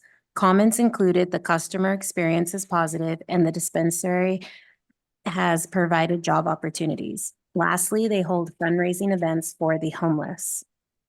The applicant provided evidence of offering to appear before the Great Wilshire Neighborhood Council to the department after DCR's report had been transmitted to the commission. Therefore, the DCR would like to orally amend the report to reflect that the applicant did comply with the requirements under LAMC Section 104.06B. Based on the department's analysis, the proposed project is consistent with the criteria for a Class 1 and Class 32 categorical exemption pursuant to CEQA guidelines. Since the project meets all of the requirements and none of the applicable exceptions apply, it is appropriate to determine this project is categorically exempt. The staff report lists a number of reasons DCR or the commission may deny a license. At present, DCR is not aware of any existing facts or circumstances to deny this annual license for the reasons in LAMC Section 104.04. Therefore, DCR recommends the commission adopt the recommendations included in the staff report and approve the issuance of this annual license. That concludes the department's presentation for this item. Thank you. Commissioners, any questions for staff?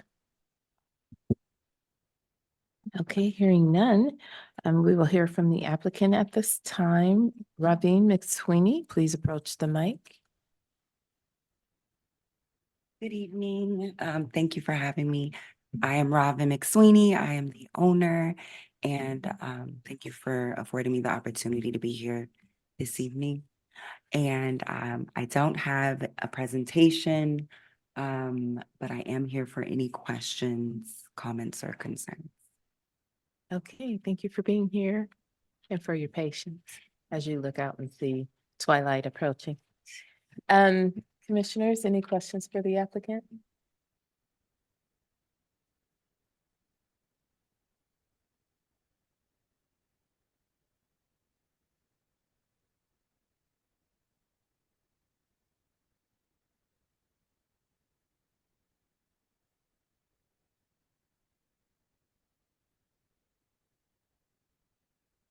I'll ask you, I haven't had a chance to ask this question tonight.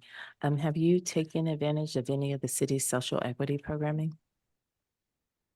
Programming, is it for the C program, the one-on-one counseling, the pro bono legal counseling? Oh, so I tried to do the pro bono a while back and it wasn't quite in place. And then I was given information for low bono, I think that's what Okay, it's called. those different. And that really didn't get me anywhere, but that was a while ago when I really, really needed it. Okay. And since then, I imagine it has changed and has been formulated differently, but I haven't had the circumstances where I needed it. Okay. This is Commissioner Melendez. Do you share the parking lot with the California Chicken Kitchen? I do, and Domain LA. How many spots do you have? I don't have any designated spots. Oh, it's just open. Yeah, it's just open. Domain LA has a sign. I don't even know if it's like a permitted sign or if she made it herself, but she has her own parking lot space. And then we have a handicap, and everything is pretty short. The turnaround was pretty quick because California Chicken Cafe is it's not dine-in. So it's in and out. Domain LA is pretty quick, and we are pretty quick as well. So it's a fast moving parking lot. Okay. Was that your question too? It was. Okay, any other questions for the applicant? All right, thank you for being here. Thank We you are for having open me. for deliberations, if any. Everything looks pretty good. All right. All right, then let's go for the motion. This is Commissioner Lim. In regards to DCR core record number 310039 for the business located at 6803 West Melrose Avenue, I make a motion to adopt the staff report as amended to reflect that they did make an offer to meet with the Neighborhood Council. yeah. Sorry. Commissioner Farm, I'll second that. Thank you. Mr. Vizo, please call the roll. Commissioner Lim, how do you vote? Aye. Commissioner Farmby, how do you vote? Commissioner Melendez, how do you vote? Aye. Vice President Nash, how do you vote? Aye. President Mason, how do you vote? Aye. The motion passes. Thank you. Thank you. Item number 18, DCR core record number 310022. This is a request from 314 LaBrea LLC to approve an annual license for storefront, retail, commercial cannabis activity within a 3,676 square foot commercial building located at 314 North LaBrea. Ms. Trevizo, are there any neighborhood council or elected office representatives on this item?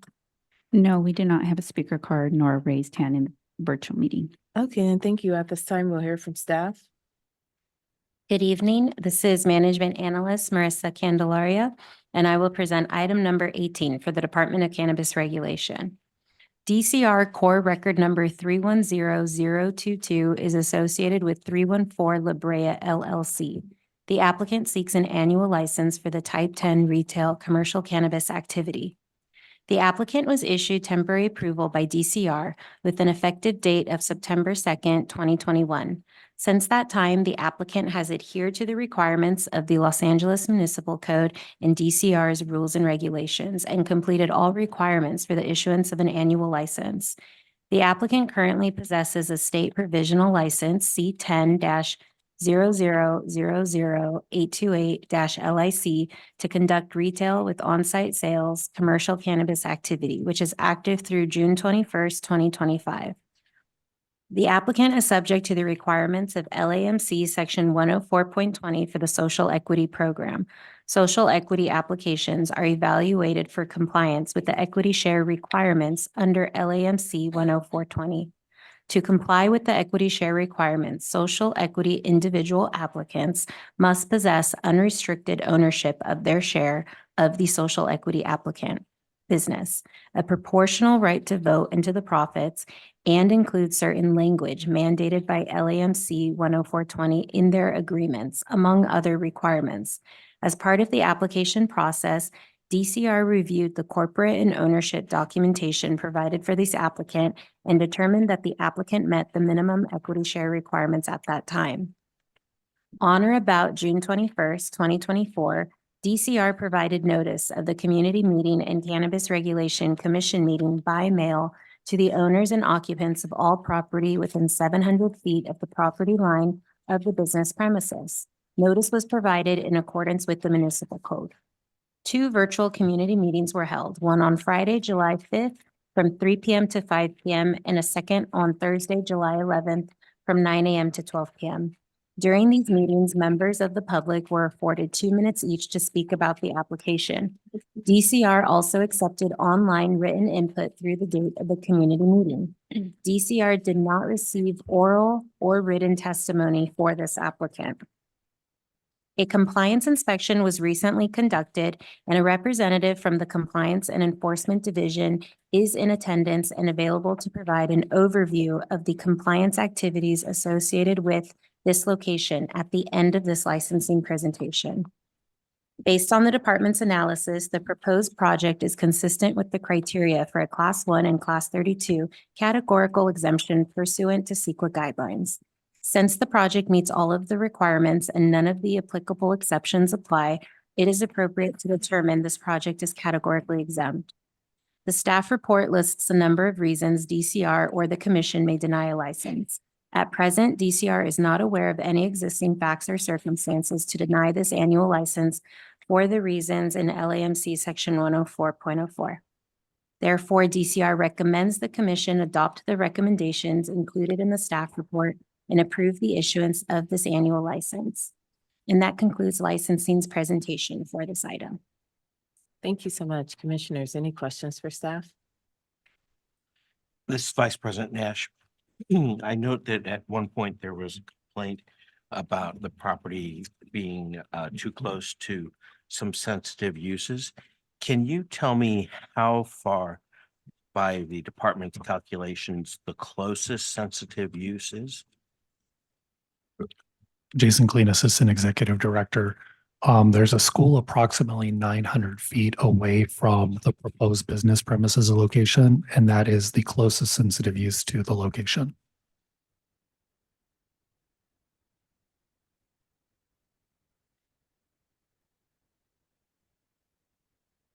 Can you put up on the screen how the distance was calculated? You bear with me a minute. I can, if it's easier, I can go to the podium to get everything set up while the applicant is doing their presentation, and I can address the question during deliberation, or I can go up there right now, your preference. That's fine. Let me just tell you what I'm trying to get at, make sure that we don't have an issue here. In the past, there's been some discussion about how I determined the calculation and how the department has determined the calculations. And I just want to know, is that issue that we've discussed in the past, is that at all present here? In other words, is there any calculation of an external wall that would put this facility within the 700 feet of a sensitive use? No, the approximately the 900-foot buffer is parcel to parcel. So it's not looking at where the business premises or the license is being utilized on the parcel. It's strictly going from parcel boundary to parcel boundary. Excellent. Then I withdraw my request then. Thank you. This is Commissioner Melendez. Can we get Hector up here? Hector, look at look on. Good evening, Commissioners. In regards to 314 LaBrea LLC, yes, there was a compliance inspection conducted on July 10th, 2024. And a notice to correct was issued. There was only two items. One was the use of a DBA and the other was a display of license. Since the applicant or licensee has corrected those issues on the record, we just need to get confirmation for, let me explain, display of license was a neighborhood liaison. The phone number was just incorrect. It didn't match what was on the site. So they corrected through the record, corrected the name and the phone number. Now they just need to show us a picture saying this person is neighborhood liaison and this is the correct number to match the record. Those are the two items and both have been corrected on the record. Thank you. Thank you. Thank you, Commissioners. Any more questions for staff? Okay, we do have a representative here for the applicant. You may approach. I don't want to murk your last name, so I'm not going to try it. Hi, Hello. my name is David Judakin. I'm a minority owner in 314 LaBrea LLC. Thank you for staying so late. I don't have a long formal presentation. I need to get back to put my kids to bed at 8 o'clock. But you know, we've been operational, except for having an incorrect phone number, which my compliance person did send evidence of correction. We think that we've been an exemplary operator. We've tried to put ourselves on a pedestal for the industry and perform at the highest standards. We won a Clio Award, which is kind of the Oscar for design and marketing within different businesses. So we're proud of that. And we're hoping that you will approve our annual license today. Thank you. Commissioners, any questions for the applicant? Yeah, this is Commissioner Melendez. Where is your parking? Is it just street parking? No, we've got 8 spaces, 4 tandem spaces in the rear of the property. And then we've got street parking. You don't really have strong retail businesses adjacent to us. So most of our customers are using the street for parking. Thank you. This is Commissioner Lim. I commend you that you only have 2 minor violations. As you know, there are possible up to 85 potential violations. So the 2 that are there is a high mark. Thank you. Thank you, Commissioner Lim. Anything else from the remaining commissioners? No. No? Okay, then thank you for being here. You got it? Yeah, you might almost make it if you run every red light. I may do that. Do we have a motion? Yeah. This is Commissioner Formby on item 18, DCR core record number 310022. Applicant is 314 LaBrea LLC. In the greater Wilshire area, business premises at 314 North LaBrea Avenue. I move to accept the staff's recommendation as noted. Commissioner Melendez. Mr. Visa, please call the roll. Commissioner Farnby, how do you vote? Commissioner Melendez, how do you vote? Aye. Commissioner Lim, how do you vote? Aye. Vice President Nash, how do you vote? Aye. President Mason, how do you vote? Aye. The motion passes. Thank you. Thank you very much. You guys have a great night. Thank you. We are on to item 19. As soon as I turn the page here. This is DCR Core Record number 310016. This is a request from CannaTrust Group LLC to approve an annual license for storefront retail commercial cannabis activity within a 1,200 square foot commercial building located at 1932 West Scott Avenue. Mr. Vizo, are there any neighborhood council or elected office representatives on this item? We have a raised hand in the virtual meeting. You may I will- verify, please. Yes. Caller with phone number ending in 9717. Please state your name and whether you represent the neighborhood council.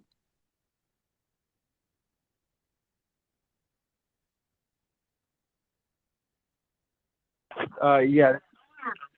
This is Rigo Delgadillo, and I'm the applicant with CannaTrust. Okay, the commission president has not called on the applicant's rep, so we will put you back on the queue. Thank you. At this time, we'll hear from staff. Good evening. This is Management Analyst Gia Serrano, and I will present item number 19 for the Department of Cannabis Regulation. DCR Core Record number 310016 is associated with CannaTrust Group LLC. The applicant seeks an annual license for the Type 10 retail commercial cannabis activity. The applicant was issued temporary approval by DCR with an effective date of April 20th, 2021. Since that time, the applicant has adhered to the requirements of the Los Angeles Municipal Code, LAMC, and DCR's rules and regulations and completed all requirements for the issuance of an annual license. The applicant currently possesses a state provisional license C10000794 LIC to conduct retail with on-site sales commercial cannabis activity, which is active through March 18th, 2025. The applicant is subject to the requirements of LAMC Section 104.20 for the Social Equity Program. Social equity applications are evaluated for compliance with the equity share requirements under LAMC 104.20. To comply with equity share requirements, social equity individual applicants must possess unrestricted ownerships of their share of the social equity applicant, a proportional right to vote and to the profits, and include certain language mandated by LAMC 104.20 in their agreements, among other requirements. As part of the application process, DCR reviewed the corporate and ownership documentation provided for this applicant and determined that the applicant met the minimum equity share requirements at that time. On or about June 21st, 2024, DCR provided notice of the community meeting and the Cannabis Regulation Commission meeting by mail to the owners and occupants of all property within 700 feet of the property line of the business premises. Notice was provided in accordance with the municipal code. 2 virtual community meetings were held, one on Friday, July 5th, 2024 from 3 to 5 p.m. and a second on Thursday, July 11th, 2024 from 9 a.m. to 12 p.m. During the meeting, members of the public were afforded 2 minutes each to speak about the application. DCR also accepted online written input through the date of the community meeting. DCR did not receive oral or written testimony for this applicant. Based on the department's analysis, the proposed project is consistent with the criteria for a Class 1 and a Class 2 categorical exemption pursuant to CEQA guidelines. Since the project meets all of the requirements and none of the applicable exceptions apply, it is appropriate to determine this project is categorically exempt. The staff report lists a number of reasons DCR or the commission may deny a license. At present, DCR is not aware of any existing facts or circumstances to deny this annual license for the reasons in LAMC Section 104.04. Therefore, DCR recommends the commission adopt the recommendations included in the staff report and approve the issuance of this annual license. That concludes the department's presentation for this item. Thank you. Commissioners, any questions for staff?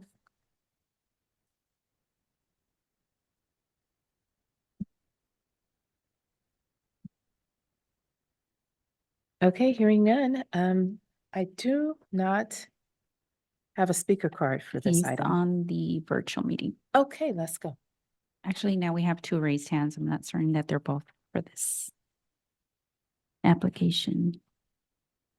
Caller with phone number ending in 9717, please state your name and whether you represent this applicant.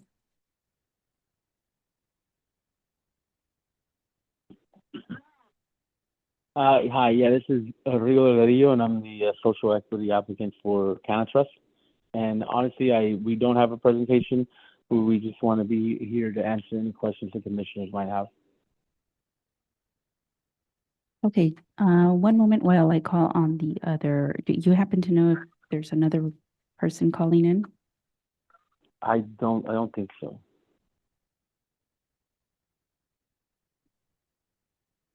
I'm gonna put you on mute for a second while I confirm. Caller with phone number ending in 7477, please state your name and whether you represent the applicant.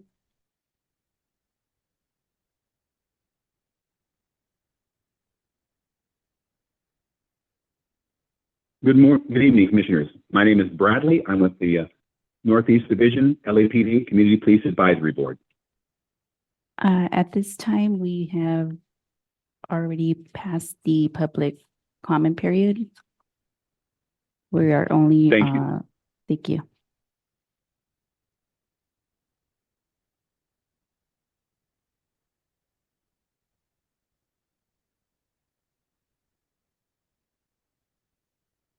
We'll go ahead and hear from the applicant at this time.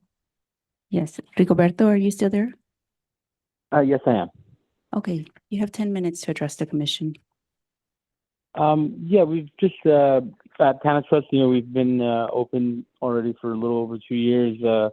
There's no citations to the business by any department. We agree to sign a labor peace agreement upon hiring our 10th employee.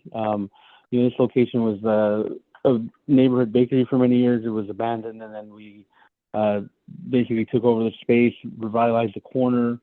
We've been committed to local hiring. We have a security company, and with guards always present at the property, and we've do age verification with physical government ID.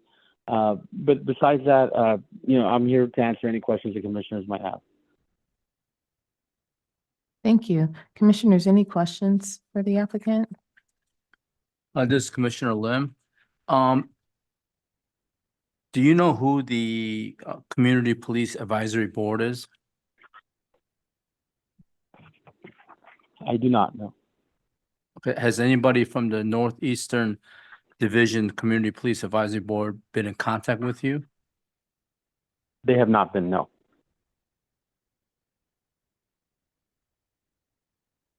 Thank you. Any other questions for the applicant? This is Commissioner Melendez. I'm trying to bring you up on Google Maps, and I just see like a white fence. Are you behind that white fence in there, or are you on like on Glendale Boulevard? I can't quite make out where your business is. We're right on the corner. We're right on the corner of Glendale and Scott Avenue.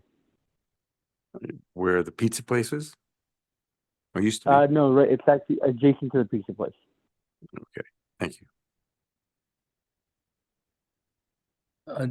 This Commissioner Lim, I understand there is on the phone someone from the Northeast Division Community, from the Northeastern Division of CPAB. And I understand that this is not general comment, but I do have a question for him.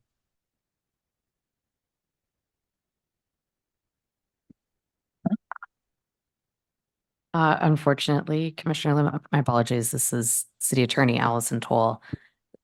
The time for engagement for the caller was during public comment, and that time has since passed. And if I may also point you to the materials contained in your packet, they did provide a submission letter. Okay, thank you. Any other questions for the applicant? This is President Mason. No. Okay, then we are on to deliberations, if any. This Commissioner Lim, this is another case where the CPAB has asked for a continuance, and they don't state any reason why for the continuance, as we did in the other case. Since they didn't state a reason for it, I don't see why we should grant their wish to get, grant a continuance. I do, this is President Mason. I do agree with that as previously stated on the other item.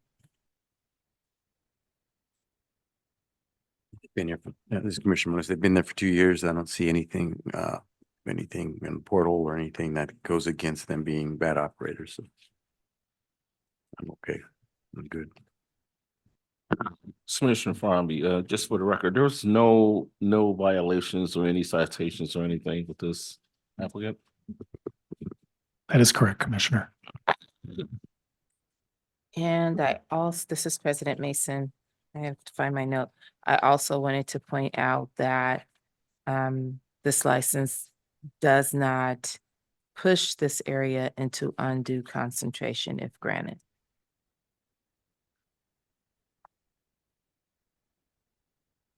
Anything else? Is there a motion? This is Commissioner Lim in regards to DCR, in regards to number 19, DCR core record number 310016 for the business located at 1932 West Scott Avenue. I make a motion to adopt the staff report dated August 13, 2024. Commissioner Melendez, I second. Thank you. Mr. Vizo, please call the roll. Commissioner Lim, how do you vote? Aye. Commissioner Melendez, how do you vote? Aye. Commissioner Farmby, how do you vote? Vice President Nash, how do you vote? Aye. President Mason, how do you vote? Aye. The motion passes. Thank you. We are on to item 20. I feel like I have a lot of paper today to shuffle around. This is DCR core record number 310011. This is a request from Optilief LLC to approve an annual license for storefront retail commercial cannabis activity within a 5,280 square foot commercial building located at 5723 to 5725 North Figueroa Street. Mr. Vizo, are there any neighborhood council or elected office representatives on this item? No, we do not. What? I'm sorry, there's a raised hand, but I want to say it's the person that tried to speak earlier. Do you want me to confirm? Please. Caller with phone number ending in 7477. Please state your name and whether you represent the neighborhood council.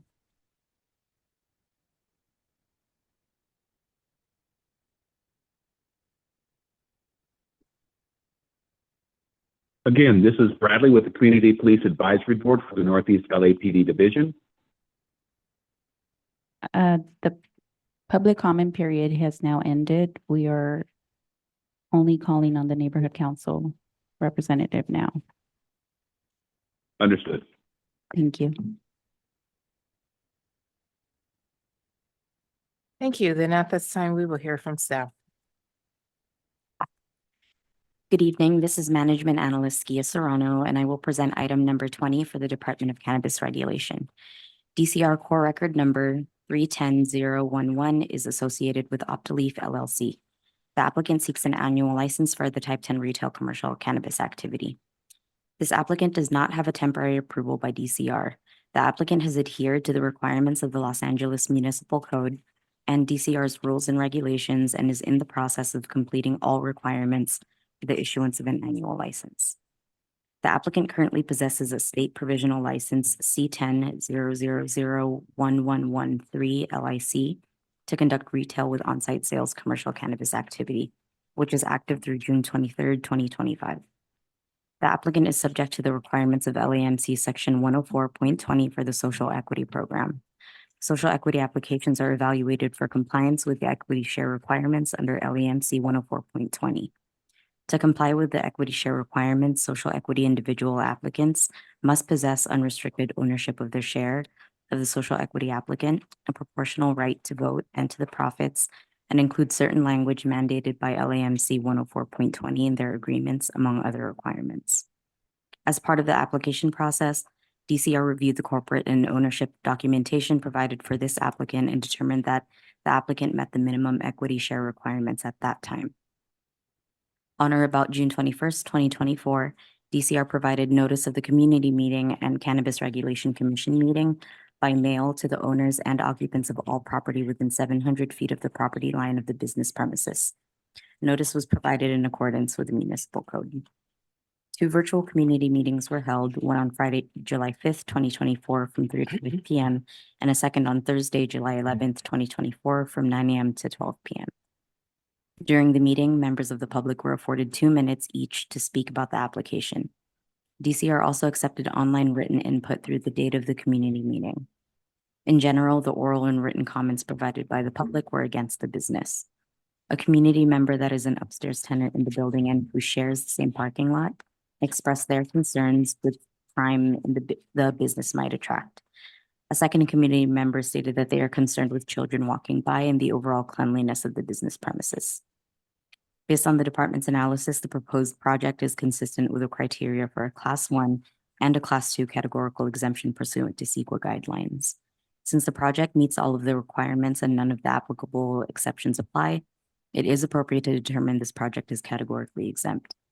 The staff report lists a number of reasons DCR or the commission may deny a license. At present, DCR is not aware of any existing facts or circumstances to deny this annual license for the reasons in LAMC section 104.04. Therefore, DCR recommends the commission adopt the recommendations included in the staff report and approve the issuance of this annual license. That concludes the department's presentation for this item. Thank you. Commissioners, any questions for staff?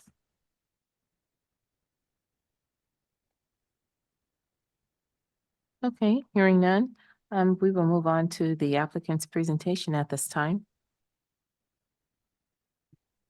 I do have. Yes. You may approach, state your names for the record and your relationship to the applicant. You'll have 10 minutes. Hi, my name is Anna Mendoza, and I'm here on behalf of Optilief. And my name is Kyle Suffolk, representative of Optilief. We don't have a fancy presentation, and I do have to catch a plane. So I'm excited to be here, and I appreciate all of your time this evening. Okay, any questions for the applicant? This Commissioner Lim, we did receive a letter from the CPAB asking for continuance in regards to your application. Have they been in contact with you? No, they have not reached out whatsoever.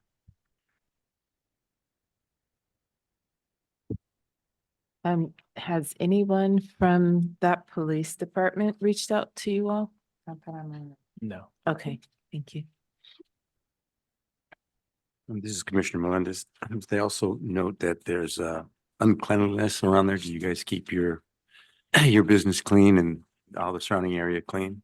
I'm not sure who made that comment, but we're not operational yet. We're still building out the facility. We anticipated opening first quarter of next year. So whatever cleanliness they're commenting about has nothing to do with us. So just be regular construction. There's nothing outside. No, thanks. This is Commissioner Mason, President Mason. So have you received a copy of a letter dated August 14th, 2024, signed by Bradley of Glassell Park, who's the co-chair of the Northeast LAPD Division Community Police Advisory Board? No, that would have been yesterday. No, we haven't received it. Okay, thank you. What phase of the build out are you all in on your properties? We've commenced demolition, and now we're going to be entering into the build out phase.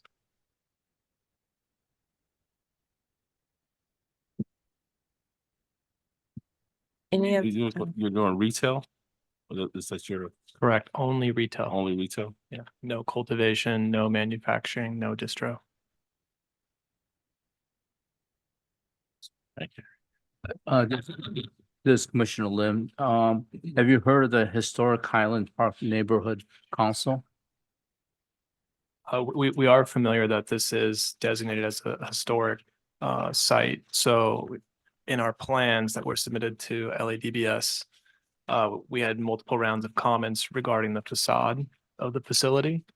And ultimately they approved those plans in compliance with maintaining the historical aspects of the building and issued the plans, the permits. So this is Commissioner Lim again. You may not have seen it, but we received a letter August 14, 2024 from the Historic Highland Park Neighborhood Council asking us to deny the application because it's close proximity to schools, including the Monte Vista Elementary School and Richard Reardon French Dual Language School, Franklin High School, and Loyola Catholic School, and the Monte Vista Early Education Center. Jason, can you see if any of those schools are within the 700 feet for the sensitive area? Jason Clean, Assistant Executive Director. None of those locations are within 700 feet of the proposed business premises location. The closest is the elementary school at Monte Vista, which is over 1,000 feet away. The closest retail storefront location to the proposed business premises address is 1,200 feet away. And then after that, it's over half a mile away. So this premises does comply with all of the requirements under 105. And based on my review along this commercial corridor, there's only one other commercial cannabis business. This community plan area is authorized for up to 24 licenses, and to date, only 13 licenses have been issued. So it has not reached undue concentration. And as stated in the LAPD letter, this is not up for a public convenience or necessity finding. So it's within the department's ability to recommend approval of a license, and it's within the commission's ability to approve the issuance of a license. The letter from the Highland Park Neighborhood Council doesn't state the distance of the 6 cannabis dispensary within that location. Is there a way for you to see if how many cannabis the applicant has around that area? The closest is 1,200 feet away. And then after that, the next one is over half a mile away. There are a number of licenses. We've issued 13 licenses in this community plan area, but there's only one within a half mile of this particular location, and it complies. There is a number of locations that are actually operating along York Boulevard. But again, it's well within the concentration based on the population in this community. Based upon the report from the from CPAB and the Highland Park Neighborhood Council, does that in any way change the department's recommendation? No, sir, it does not. We've re-reviewed the land use. There are no sensitive uses within 700 feet. And this proposed location does not require a PCN finding from the city council. So they've met all of the requirements for us to make a recommendation to issue that annual license. So nothing that has been presented to the department in the last 2 days would change that recommendation. Thank you.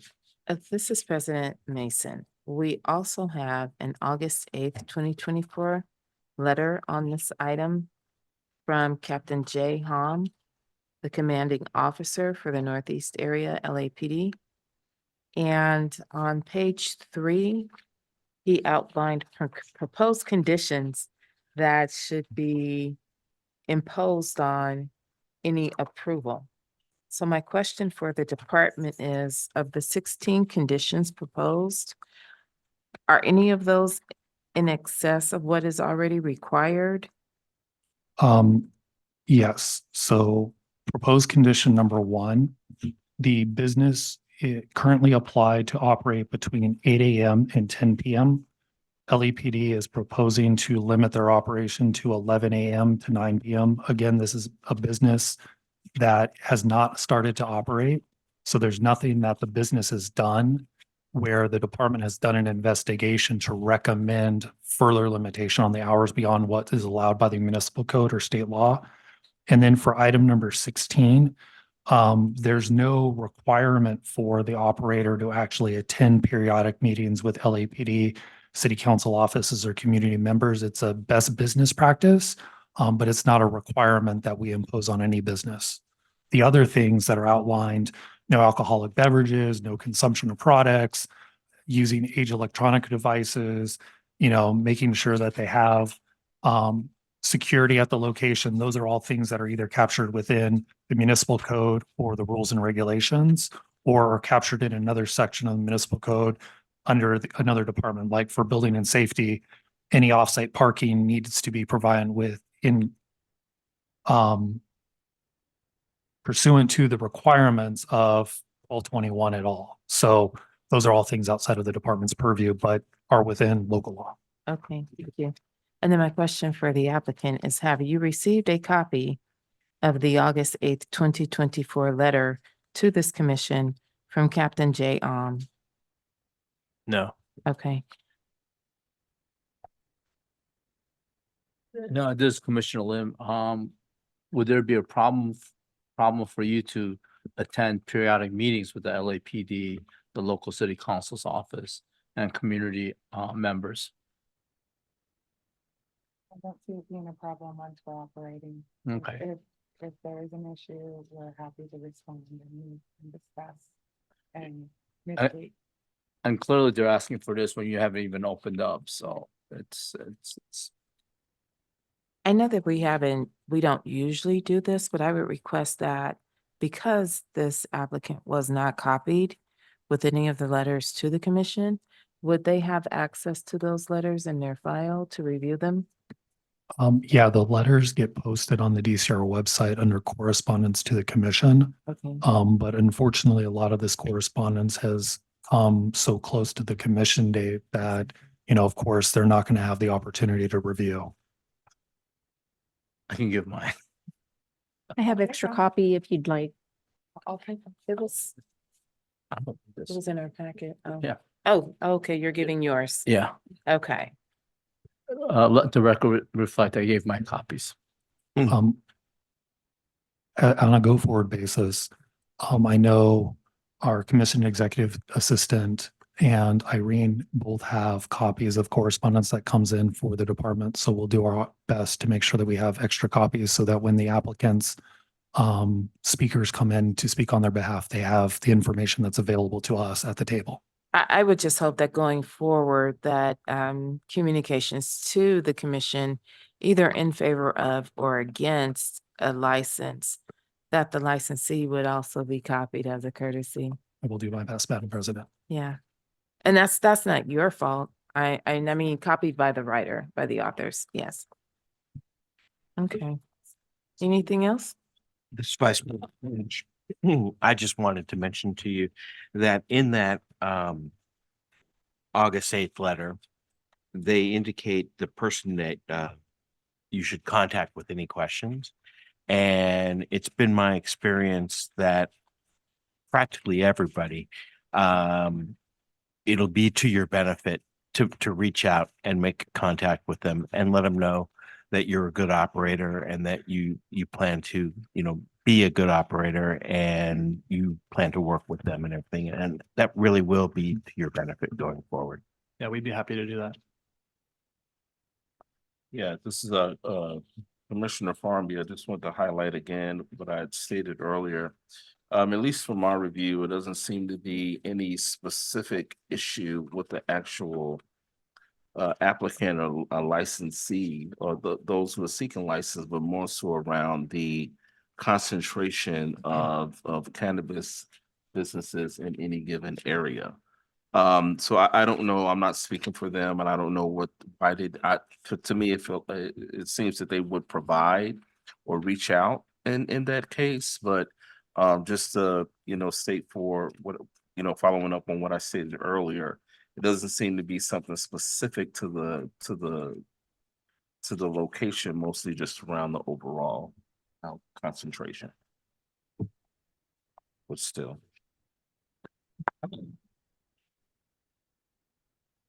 Thank you. And I missed this part. You guys did reach out to the neighborhood council? Yes, twice. And nothing, no engagement. Yeah, we actually sent them 2 emails. We sent them the email that DCR provided, which bounced back. And then we took it a step further. We went to their website where they had posted a different email address and we emailed that email as well. So we had 2 attempts that we submitted both of those. to DCR as evidence, Okay. and we got no response. If in the future you decide to engage them on the front page of the neighborhood council's correspondence, the cover sheet, under Darren Gold's unique email address for the neighborhood council is on there as well. As has been stated earlier, there have been problems with the neighborhood council email addresses, so it's been difficult for a lot of people, not just you all, to get in touch with them. Sorry about that inconvenience. Anyway, are there any other questions for the applicant? Then we are on to deliberations. It's good to me.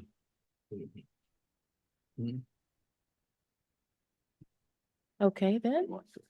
Is there a motion? This is Commissioner Lim, in regards to item number 20, DCR core record number 310-011 for the business located at 5723 to 57 North Figueroa Street. I make a motion to adopt the staff report dated August 13, 2024. This is Commissioner Farmy. The DCR core record number is 310001. I stand corrected. Thank you. No, There's there's 310011. I don't see that. Item 20. Oh, wrong one. Sorry. He's ahead. I'm ahead of everybody. Trying to get out of here. Yes. I second the motion. It's late this time. Mr. Rizzo, please call the roll. Commissioner Lim, how do you vote? Aye. Vice President Nash, how do you vote? Aye. Commissioner Farmby, how do you vote? Aye.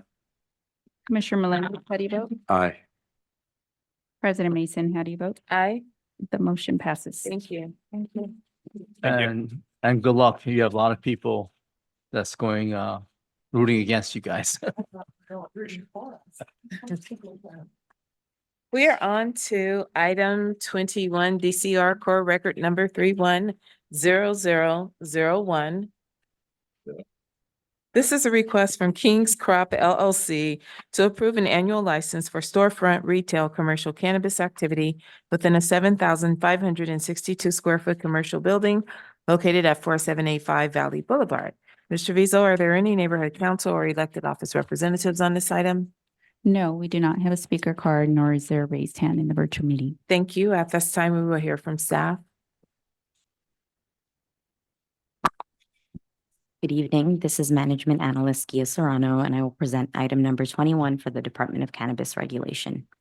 DCR core record number 310001 is associated with King's Crop LLC. The applicant seeks an annual license for the Type 10 retail commercial cannabis activity. The applicant does not have a temporary approval. The applicant currently possesses a state provisional license C10-000-1341 LIC to conduct retail with on-site sales commercial cannabis activity, which is active through June 22nd, 2025. The applicant is subject to the requirements of LAMC Section 104.20 for the Social Equity Program. Social equity applications are evaluated for compliance with equity share requirements under LAMC 104.20. To comply with equity share requirements, social equity individual applicants must possess unrestricted ownership of their share of the social equity applicant, proportional right to vote and to the profits, and to include certain language mandated by LAMC 104.20 in their agreements, among other requirements.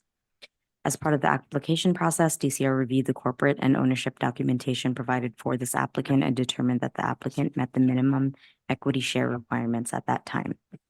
On or about June 21st, 2024, DCR provided notice of the community meeting and Cannabis Regulation Commission meeting by mail to the owners and occupants of all property within 700 feet of the property line of the business premises.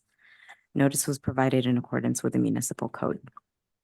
2 virtual community meetings were held, one on Friday, July 5th, 2024, from 3 to 5 p.m., and a second on Thursday, July 11th, 2024, from 9 a.m. to 12 p.m. During the meeting, members of the public were afforded 2 minutes each to speak about the application. DCR also accepted online written input through the date of the community meeting. In general, the oral and written comments provided by the public were against the application. Stakeholders mentioned the location being near a bus stop students use, concerns about crime, and the increasing number of dispensaries in the neighborhood. Based on the department's analysis, the proposed project is consistent with the criteria for a Class 1 and a Class 32 categorical exemption pursuant to CEQA guidelines. Since the project meets all of the requirements and none of the applicable exceptions apply, it is appropriate to determine this project is categorically exempt. The staff report lists a number of reasons DCR or the commission may deny a license. At present, DCR is not aware of any existing facts or circumstances to deny this annual license for the reasons in LAMC Section 104.04. Therefore, DCR recommends that the commission adopt the recommendations included in the staff report and approve the issuance of this annual license. That concludes the department's presentation for this item. Thank you so much. Commissioners, any questions for staff?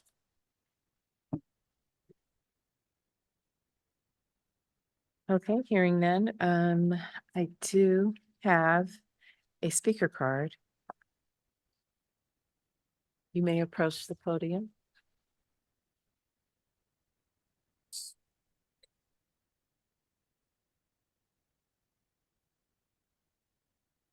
I think you'd have been sitting right there in the front row.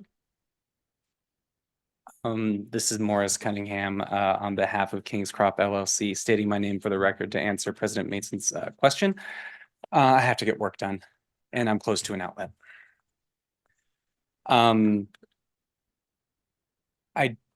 Before I begin, like with the formal presentation, all that good stuff, I do have a question. Is there anybody on the phone hoping to appear as well? I was hoping that the social equity applicant, Mr. Jumani Redway, would also be calling in. There is no raised hand in the virtual meeting. There see. is some callers, but no one has a raised hand. Thank you very much for clarifying. I will just proceed and follow up with Jumani, and maybe he'll raise his hand as we go through. Good evening, everybody. So I'm just appearing on behalf of King's Crop LLC as the authorized representative of the business. Indeed, it's a 7,500 square foot building on a lot that is about 23,000 square feet. It has an on-site parking with, it seems like 36 spaces, which is fairly large. The parking is enclosed by a perimeter fence. And I provided a floor plan for your consideration when I first got here, just so you can kind of get a sense of the interior. I didn't have any exterior elevations that I could share with you.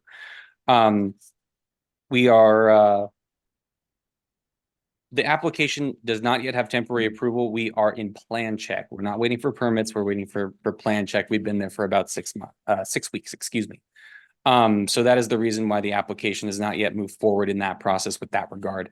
We are anticipating being operational again in Q1 2025. I don't believe I have any other substantive information to present apart from being happy to report that on July 11th, when we received public comment stating that there were issues with graffiti, trash, overgrown nature of the lot, and right, and there was something about a fence in the public right of way forcing people to go and cross the street in the middle of the street. We took those comments very seriously. We had staff go out to the site to verify whether or not there was something blocking the public right of way. There was not. We were able to confirm that on, according to my notes, it looks like the date escapes me. I think it was either the 12th or the 13th. That was substantiated with photos of the project site. Furthermore, I can say that today we've done preliminary trash and weed abatement because we're finally able to get somebody out there to get it done. The graffiti is being removed tomorrow. We are getting a landscaper out there by early next week to finish the landscaping job and the trash. And we'll be getting a fence around the perimeter. Hopefully within the next 2 weeks. That's the first quote that we got. Lastly, we do have an overnight security presence from 6 p.m. to 6 a.m. And that is all I have to state on behalf of the project for now. And I'm happy and open to any questions from the commission. There is a raised hand in the virtual meeting now. Would you like me to call on them? Please. Caller with phone number ending in 8225. Please state your name and how you represent the applicant.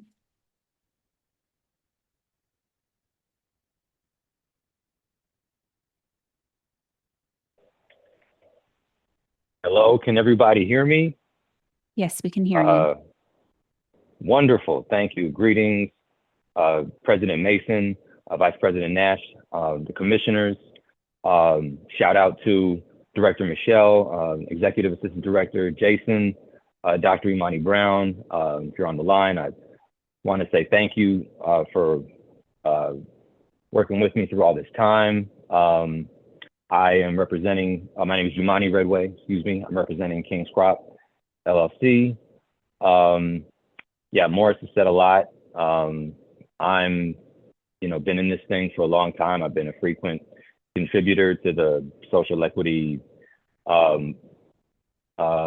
development here in Los Angeles since 2019.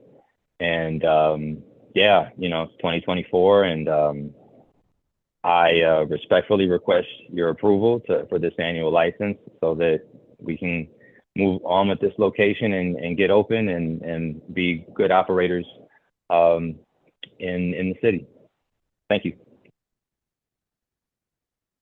Thank you. Commissioners, any questions for the applicant or his representative? It's Commissioner Melendez Morris. I also saw some mention of a homeless gathering at the site. So now that you have a security guard there at night, I would suppose that that's not happening anymore? It is certainly not. We've had security overnight as long as I've known. This may be hearkening back to a time before there was a security guard there, but there are no homeless encampments there at all. Thank you. This is, I'm sorry. this is President Mason. So I know that some of us are probably looking at this on Google. You don't have any renderings of what you're going to remodel or convert this building into in terms of curb appeal or what it's going to look like? Right now, the picture I'm looking at, it's an orange and yellow building with an awning for 99-cent super bargain. And I know that's not the name of your business. So I suspect I'm looking at a before photograph.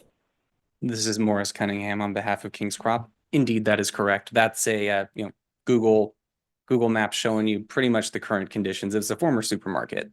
So I'm sorry I don't have any renderings to share of what the painting exterior is going to look like in the future. But it will not adhere to the same color scheme, and I believe the awning will be changed. Thank you. Any other questions? No, this is Commissioner Lim. Looking at your application, and there's pictures there from the application, it does have the super bargain, and it's a pretty dilapidated building. So it seems that all these complaints that the neighborhood made was based upon the abandoned super bargain store that was there, and seemed like it was vacant for quite some time. And so I'm sure your applicant will be an upgrade to this super bargain dilapidated building that's there. This is Morris Cunningham on behalf of King's Crop. Yes. Well, I mean, and this is President Mason, in the 150 some odd licenses that we've considered of the businesses that are operational, we've not seen graffiti or blight or trash or anything. Everybody's been really conscientious about the cleanliness of their businesses. And I can't imagine that this business is planning to deviate from that standard. Not at all.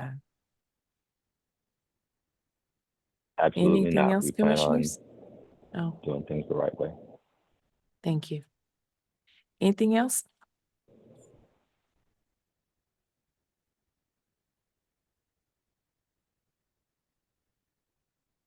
Commissioner Farnaby is contemplating. All righty. Then in that case, thank you for being here. Certainly. Thank you. And commissioners, Thank we you. are open for deliberations. It's good to me. Looks like it'll be an upgrade for the neighborhood. I'm sorry, I understood nothing you said. Mrs. Commissioner Menace, it looks like once that building is renovated, it'll be a nice addition to the neighborhood. Thank you. I agree. Any other comments? The floor is open for a motion. This is Commissioner Lim, in regards to item number 21, DCR core record number 310001 for the business located at 4785 Valley Boulevard. I make a motion to adopt the staff report dated August 13, 2024. Vice President Nash seconds the motion. Thank you. Mr. Vizo, please call the roll. Commissioner Farnby, how do you vote? I'm sorry, Commissioner Lim, how do you vote? Aye. Vice President Nash, how do you vote? Aye. Commissioner Farnby, how do you vote? Aye. Commissioner Melendez, how do you vote? Aye. President Mason, how do you vote? Aye.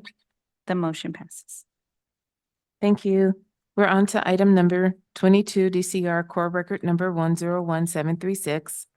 This is a request from California's Finest Coast to Coast Incorporated to approve an annual license for storefront retail commercial cannabis activity within a 4,500 square foot commercial building located at 7127 to 7133 North Canoga Avenue.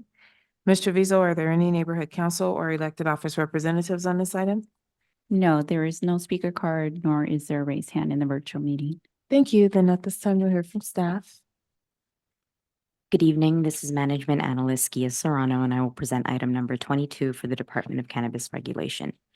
DCR core record number 101736 is associated with California's Finest Coast to Coast Incorporated. The applicant seeks an annual license for the Type 10 retail commercial cannabis activity. The applicant was issued temporary approval by DCR with an effective date of October 8th, 2020. Since that time, the applicant has adhered to the requirements of the Los Angeles Municipal Code and DCR's rules and regulations and completed all requirements for the issuance of an annual license. The applicant currently possesses a state provisional license C10000236 LIC to conduct retail with on-site sales commercial cannabis activity, which is active through June 18th, 2025. The applicant is not subject to the requirements of LAMC Section 104.20 for the Social Equity Program. On or about June 21st, 2024, DCR provided notice of the community meeting and Cannabis Regulation Commission meeting by mail to the owners and occupants of all property within 700 feet of the property line of the business premises. Notice was provided in accordance with the municipal code. 2 virtual community meetings were held, one on Friday, July 5th, 2024 from 3 to 5 p.m. and a second on Thursday, July 11th, 2024 from 9 a.m. to 12 p.m. During the meeting, members of the public were afforded 2 minutes each to speak about the application. DCR also accepted online written input through the date of the community meeting. In general, the oral comment provided by the public was in support of issuing an annual license. Based on the department's analysis, the proposed project is consistent with the criteria for a Class 1 and a Class 2 categorical exemption pursuant to CEQA guidelines. Since the project meets all of the requirements and none of the applicable exceptions apply, it's appropriate to determine this project is categorically exempt. The staff report lists a number of reasons DCR or the commission may deny a license. At present, DCR is not aware of any existing facts or circumstances to deny this annual license for the reasons in LAMC Section 104.04. Therefore, DCR recommends the commission adopt the recommendations included in the staff report and approve the issuance of this annual license. That concludes the department's presentation for this item. Thank you. Commissioners, any questions for the department? Okay, hearing none. Item 22. Mr. Vizo, is there anyone in the queue? Yes. Caller with phone number ending in 0048. Please state your name and how you represent the applicant. You have 10 minutes to address the commission. Hi, this is Lisa Seelan again. Again, I apologize for not being there in person, but I do appreciate everything you guys are doing, and this is probably the latest I don't know if it's the latest you guys have been there, but it is definitely a late meeting, so I totally appreciate everything both the DCR and the Commission are doing to get through this process. and I promise you, everybody is very appreciative of you. I do represent California's Finest Coast to Coast. They are an original EMMD. They have been in existence since 2007, and they have been at this location since 2013. They actually have ownership in the building they're in, so there are no landlord disputes. And they are operating in full compliance with all of the rules and regulations in both the city of Los Angeles and the state of California. And to my knowledge, they have had no infractions against them or any complaints against them, and they are definitely an amazing operation and a very well-run operation, and they're a great asset to their community. And I'd be happy to answer any questions that you have, and I do appreciate you offering them or granting them their annual licensure. Thank you so much. Thank you. Commissioners, any questions for Lisa? Sorry, what's Lisa? Last name for the record? Phelan? Lisa, Yes. they want to clarify your last name. Seelan, S as in Sam, E-L-A-N as in Nancy. Lisa Seelan, with Seelan Law Firm. I've been working with this group since 2013. Thank you. 11 years. It's a long I time. don't, And they're not social equity, they're originals. I don't think there are any questions for you, Lisa. Thank you so much. Okay, Commissioners, deliberation. It looks pretty good. All right. We will move to motion at this time. This is Vice President Nash regarding item number 22, DCR core record number 101736 for the business located at 7127-7133 North Canoga Avenue. I move to adopt the recommendations of the DCR as stated in their report dated August 13, 2024. Commissioner Melendez, I second. Thank you. Mr. Vizo, please call the roll. Vice President Nash, how do you vote? Aye. Commissioner Melendez, how do you vote? Aye. Commissioner Farnby, how do you vote? Aye. Commissioner Lim, how do you vote? Aye. President Mason, how do you vote? Aye. The motion passes. Thank you. Item number 23 is DCR core record number 100069. This is a request from the Wellness Earth Energy Dispensary Incorporated to approve an annual license for storefront retail commercial cannabis activity within a 10,318 square foot commercial building located at 11557 West Ventura Boulevard. Mr. Vizo, are there any neighborhood council or elected office of representatives on this item? There is a raised hand, but I'm not certain that it's the neighborhood council.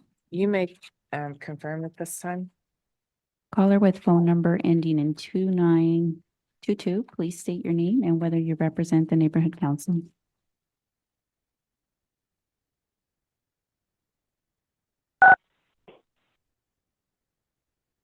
Hello, I'm appearing on behalf of the applicant business and not the neighborhood council.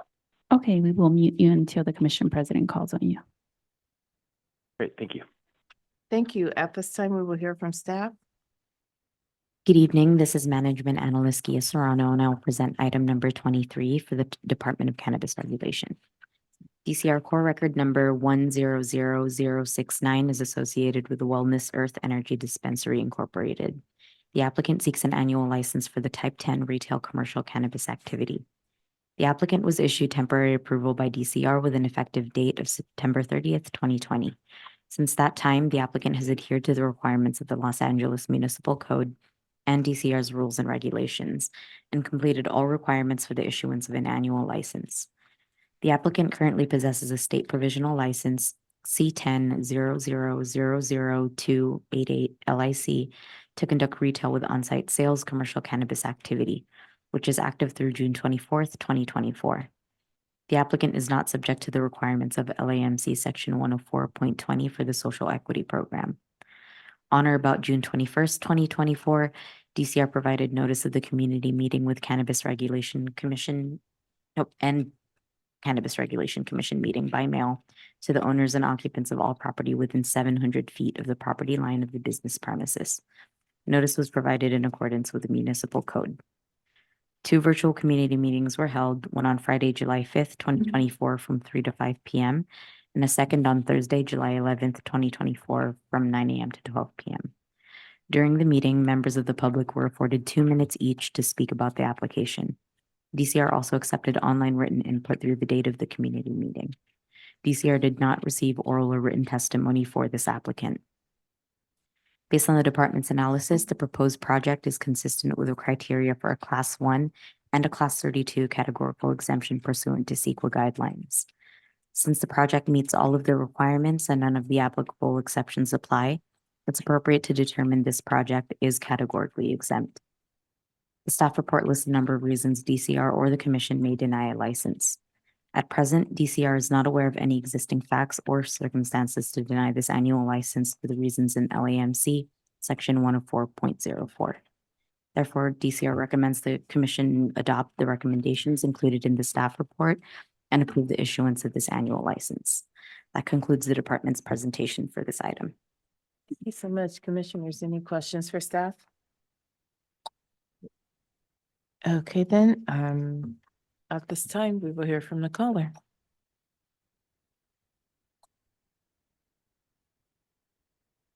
For the applicant's representative, please dial *9.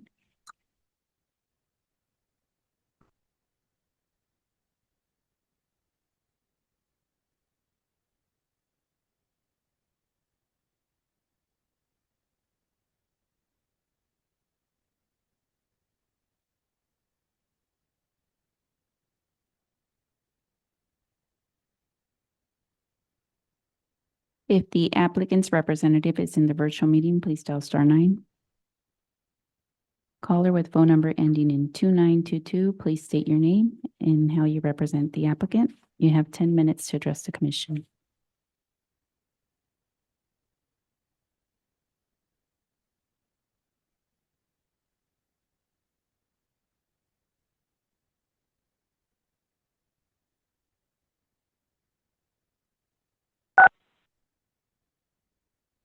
Hello, I'm sorry, can you hear me?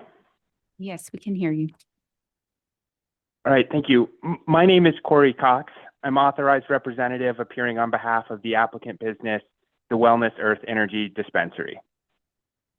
I'd like to start by thanking the commission for its time this evening and echo previous comments, appreciating the commission and its efforts for working its way through the agenda this evening.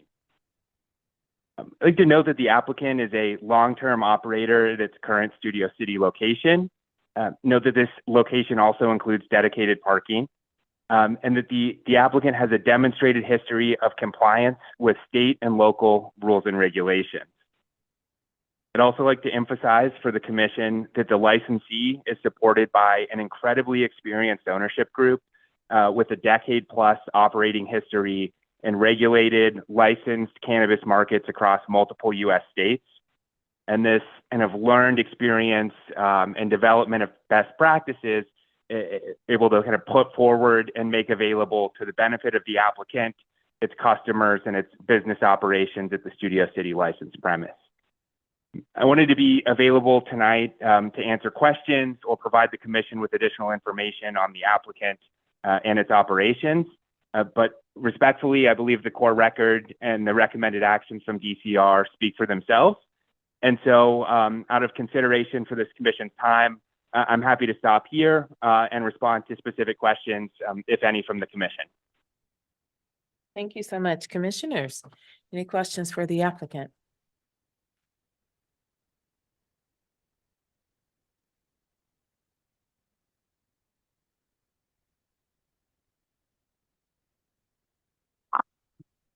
This is Commissioner Farmby. Your location is on Ventura Boulevard. Do you have any designated parking? It's pretty tight area over there.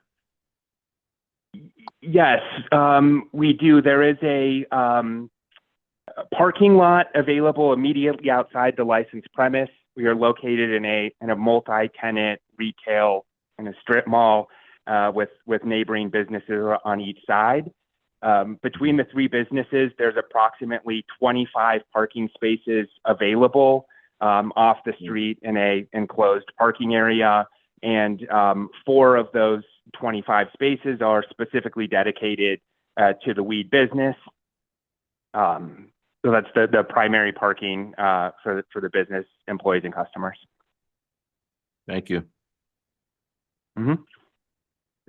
Any other questions? Okay, then thank you for being on the line this evening. We will move to deliberations.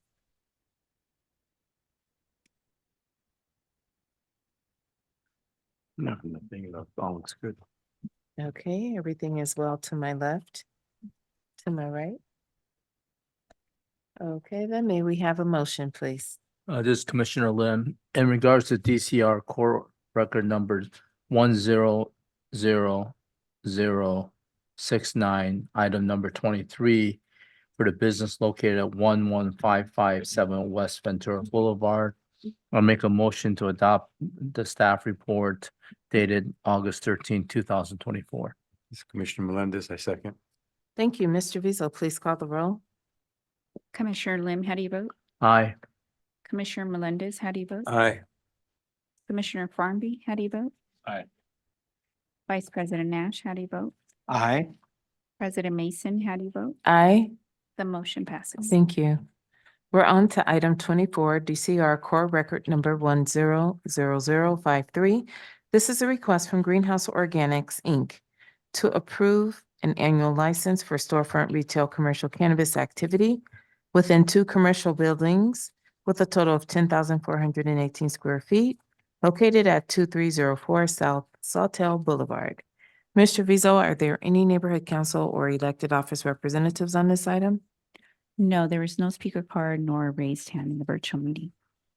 Thank you so much. Then we will hear from department staff.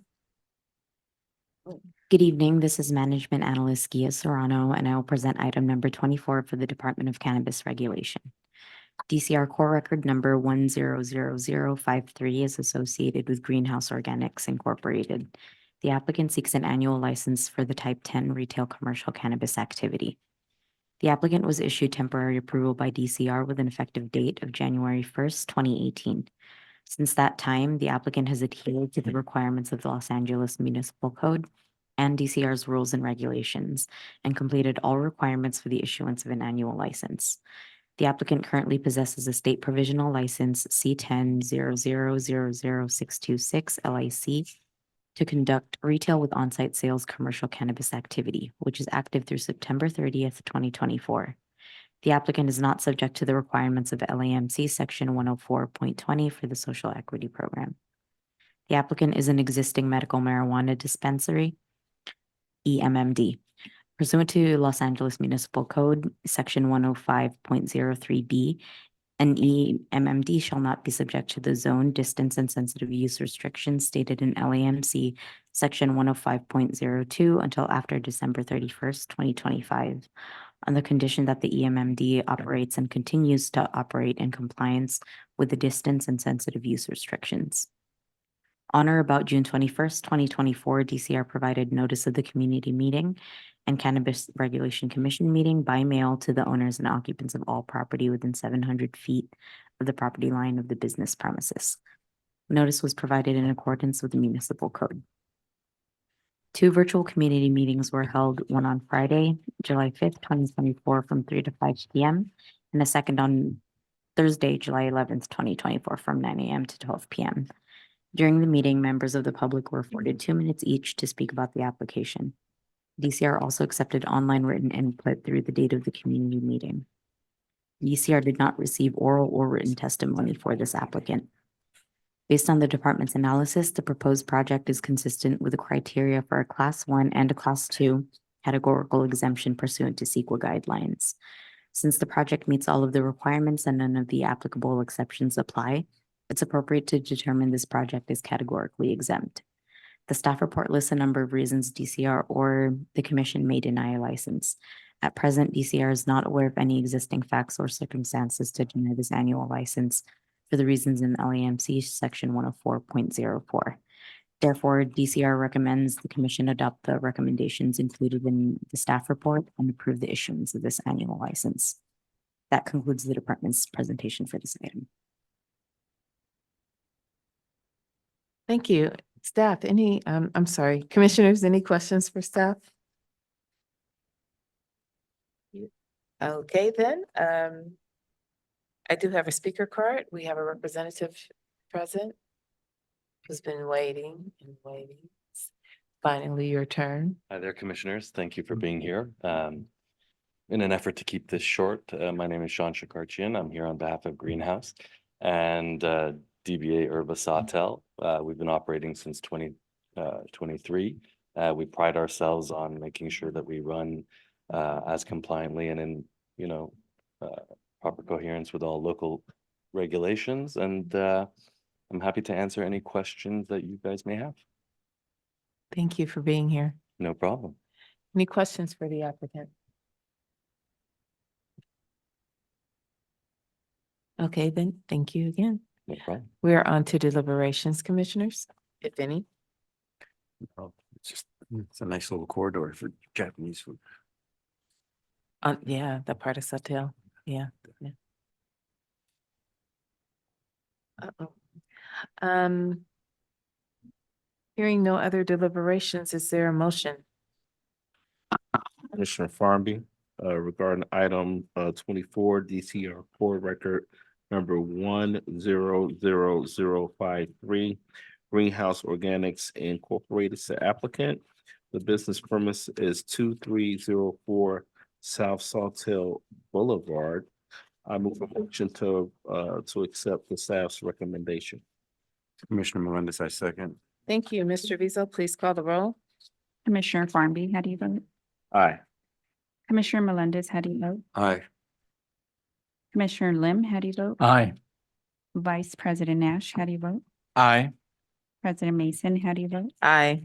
The motion passes. Thank you. We are on to item number 25, DCR core record number 100049. This is a request from Kuu CC Incorporated to approve an annual license for storefront retail commercial cannabis activity within a 9,576 square foot commercial building located at 10467 Roscoe Boulevard.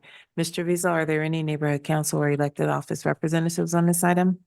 No, we do not have a speaker card nor is there a voice raised hand in the virtual meeting.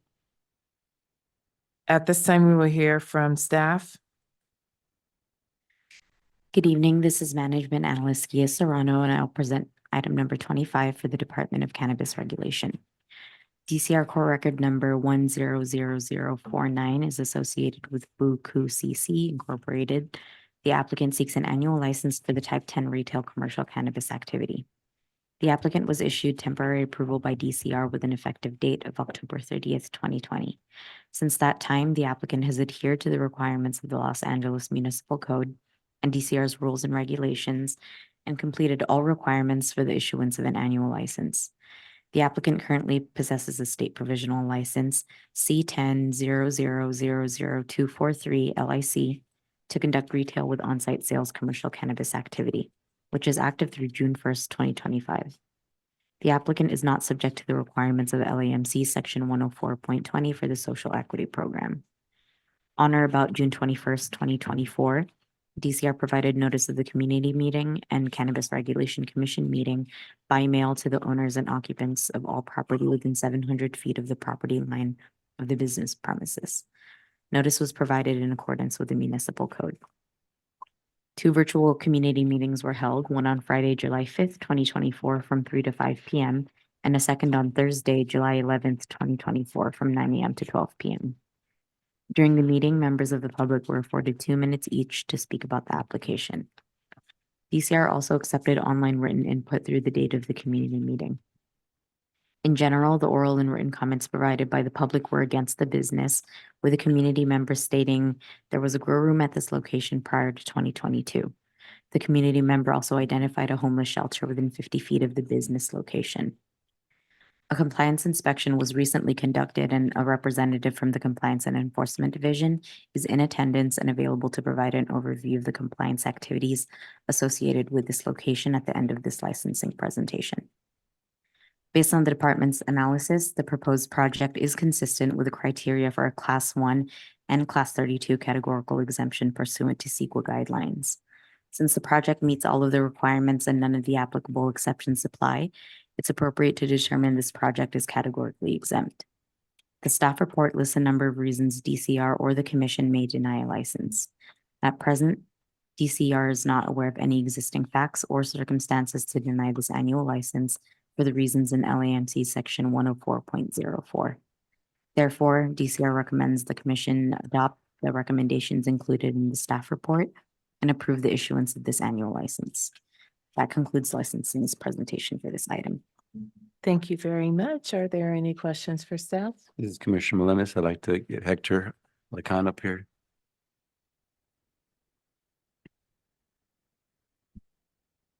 Good evening, Commissioners. Hector Alicon, Senior Management Analyst. And yes, there was a compliance inspection conducted on August 1st for Kuu CC Inc. The compliance inspection observed 4 deficiencies. Display of license, such as a neighborhood liaison contact number, did not match what was in our record. Security measures, when they were doing the video surveillance playback, they just saw that the timestamp wasn't updated. Sometimes they'll have it Pacific Standard Time rather than our standard time, so it has to meet that standard. So they'll ask for them to correct it. So they just need to correct it on their system, then send us a screenshot to show that screenshot and time frame where we can do that virtually. The next thing is delivery request receipt. Delivery sales receipt was missing some of the information, such as the legal entity name, the state license number, the customer's handwritten digital signature upon delivery. So that's something they have to go into their POS system and get that adjusted and corrected and show us proof and confirmation. The fourth item, they did send us confirmation that they did meet this corrective action. It's the delivery fleet information. It's just them registering their delivery vehicles with our department. There's a form 300 form they fill out, register each vehicle, license number on it. And then so that has been met. So it was issued on August 1st. They have 30 days to meet compliance, and they've already corrected 1 of the 4. Thank you. Thank you. You're welcome. Thank you. Oh, could you stay up there? This is Vice President Nash. The report indicates that there was a complaint. Can you tell us what that is? Yes, correct. There was some complaints. It was odor related. So when our compliance inspectors go out there, those complaints can easily be addressed from the exterior because you can't have smells of odor or cannabis from the exterior of the premises. So when they went out there, walked the premises, they did not identify any odors. So they closed that complaint out. Thank you. Thank you. Before you walk away, any other questions for compliance? Thank you. Thank you for being here. We do have representatives on behalf of the applicant present. You may approach the podium at this time.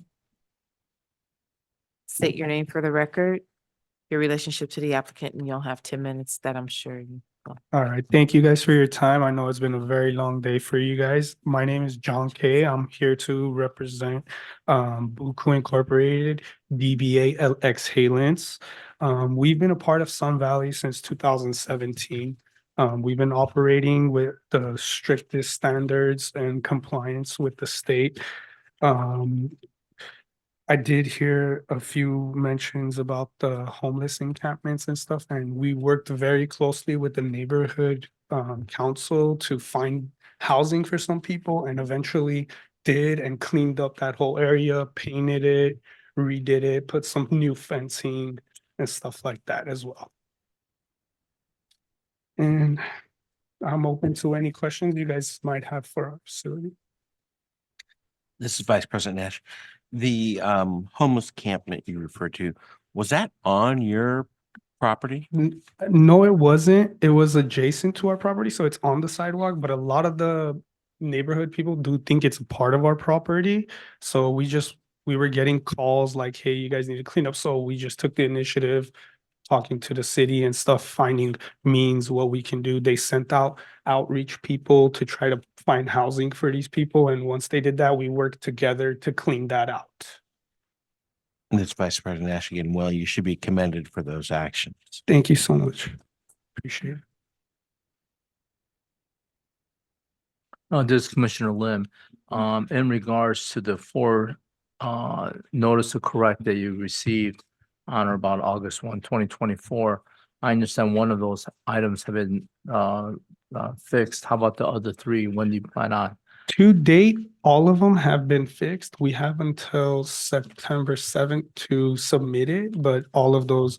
So the delivery receipts, we had to speak to our POS company to add a place for them to actually sign on the receipt. So we switched our protocol to taking 2 receipts, one for the customer, one for them to sign, and one to come back to us. And we're obviously going to keep that for record. The liaison, we've also updated within the DCR as well too. And all of our delivery people have been instructed about their place cards. And the time steps have been fixed as well too. We're in Sun Valley, so sometimes the power does go out and in and out over there. So sometimes when it happens like too often, the whole system will like reset. And we've taken notice of that as well too with the summertime. So we've made it also a protocol to double check those timestamps every time we have an outage. The reports of your monitors were 20 years off. I do, yeah, I do think when the power went out, it just resets all the way back to 2020. Yeah, sorry about that. Oh, no, there's just 20 years off. Seems like Yeah. more than 5 or 10 minutes. Yeah, no, I don't think it was a minute thing, yeah. Okay, any other questions for the applicant?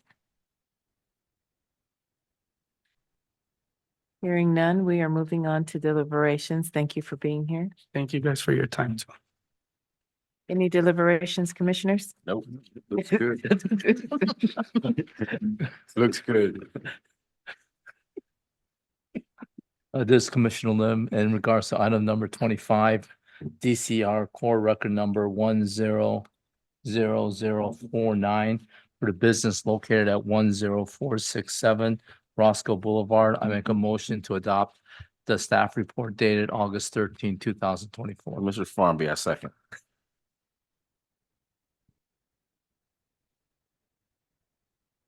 Ms. Treviso, please call the roll. Commissioner Lim, how do you vote? Aye. Commissioner Aye. Farnby, how do you vote? Commissioner Melendez, how do you vote? Aye. Vice President Nash, how do you vote? Aye. President Mason? Aye. The motion passes. Okay, item 26 will not be considered because the application has been abandoned. The time is 9:12. This meeting is now adjourned.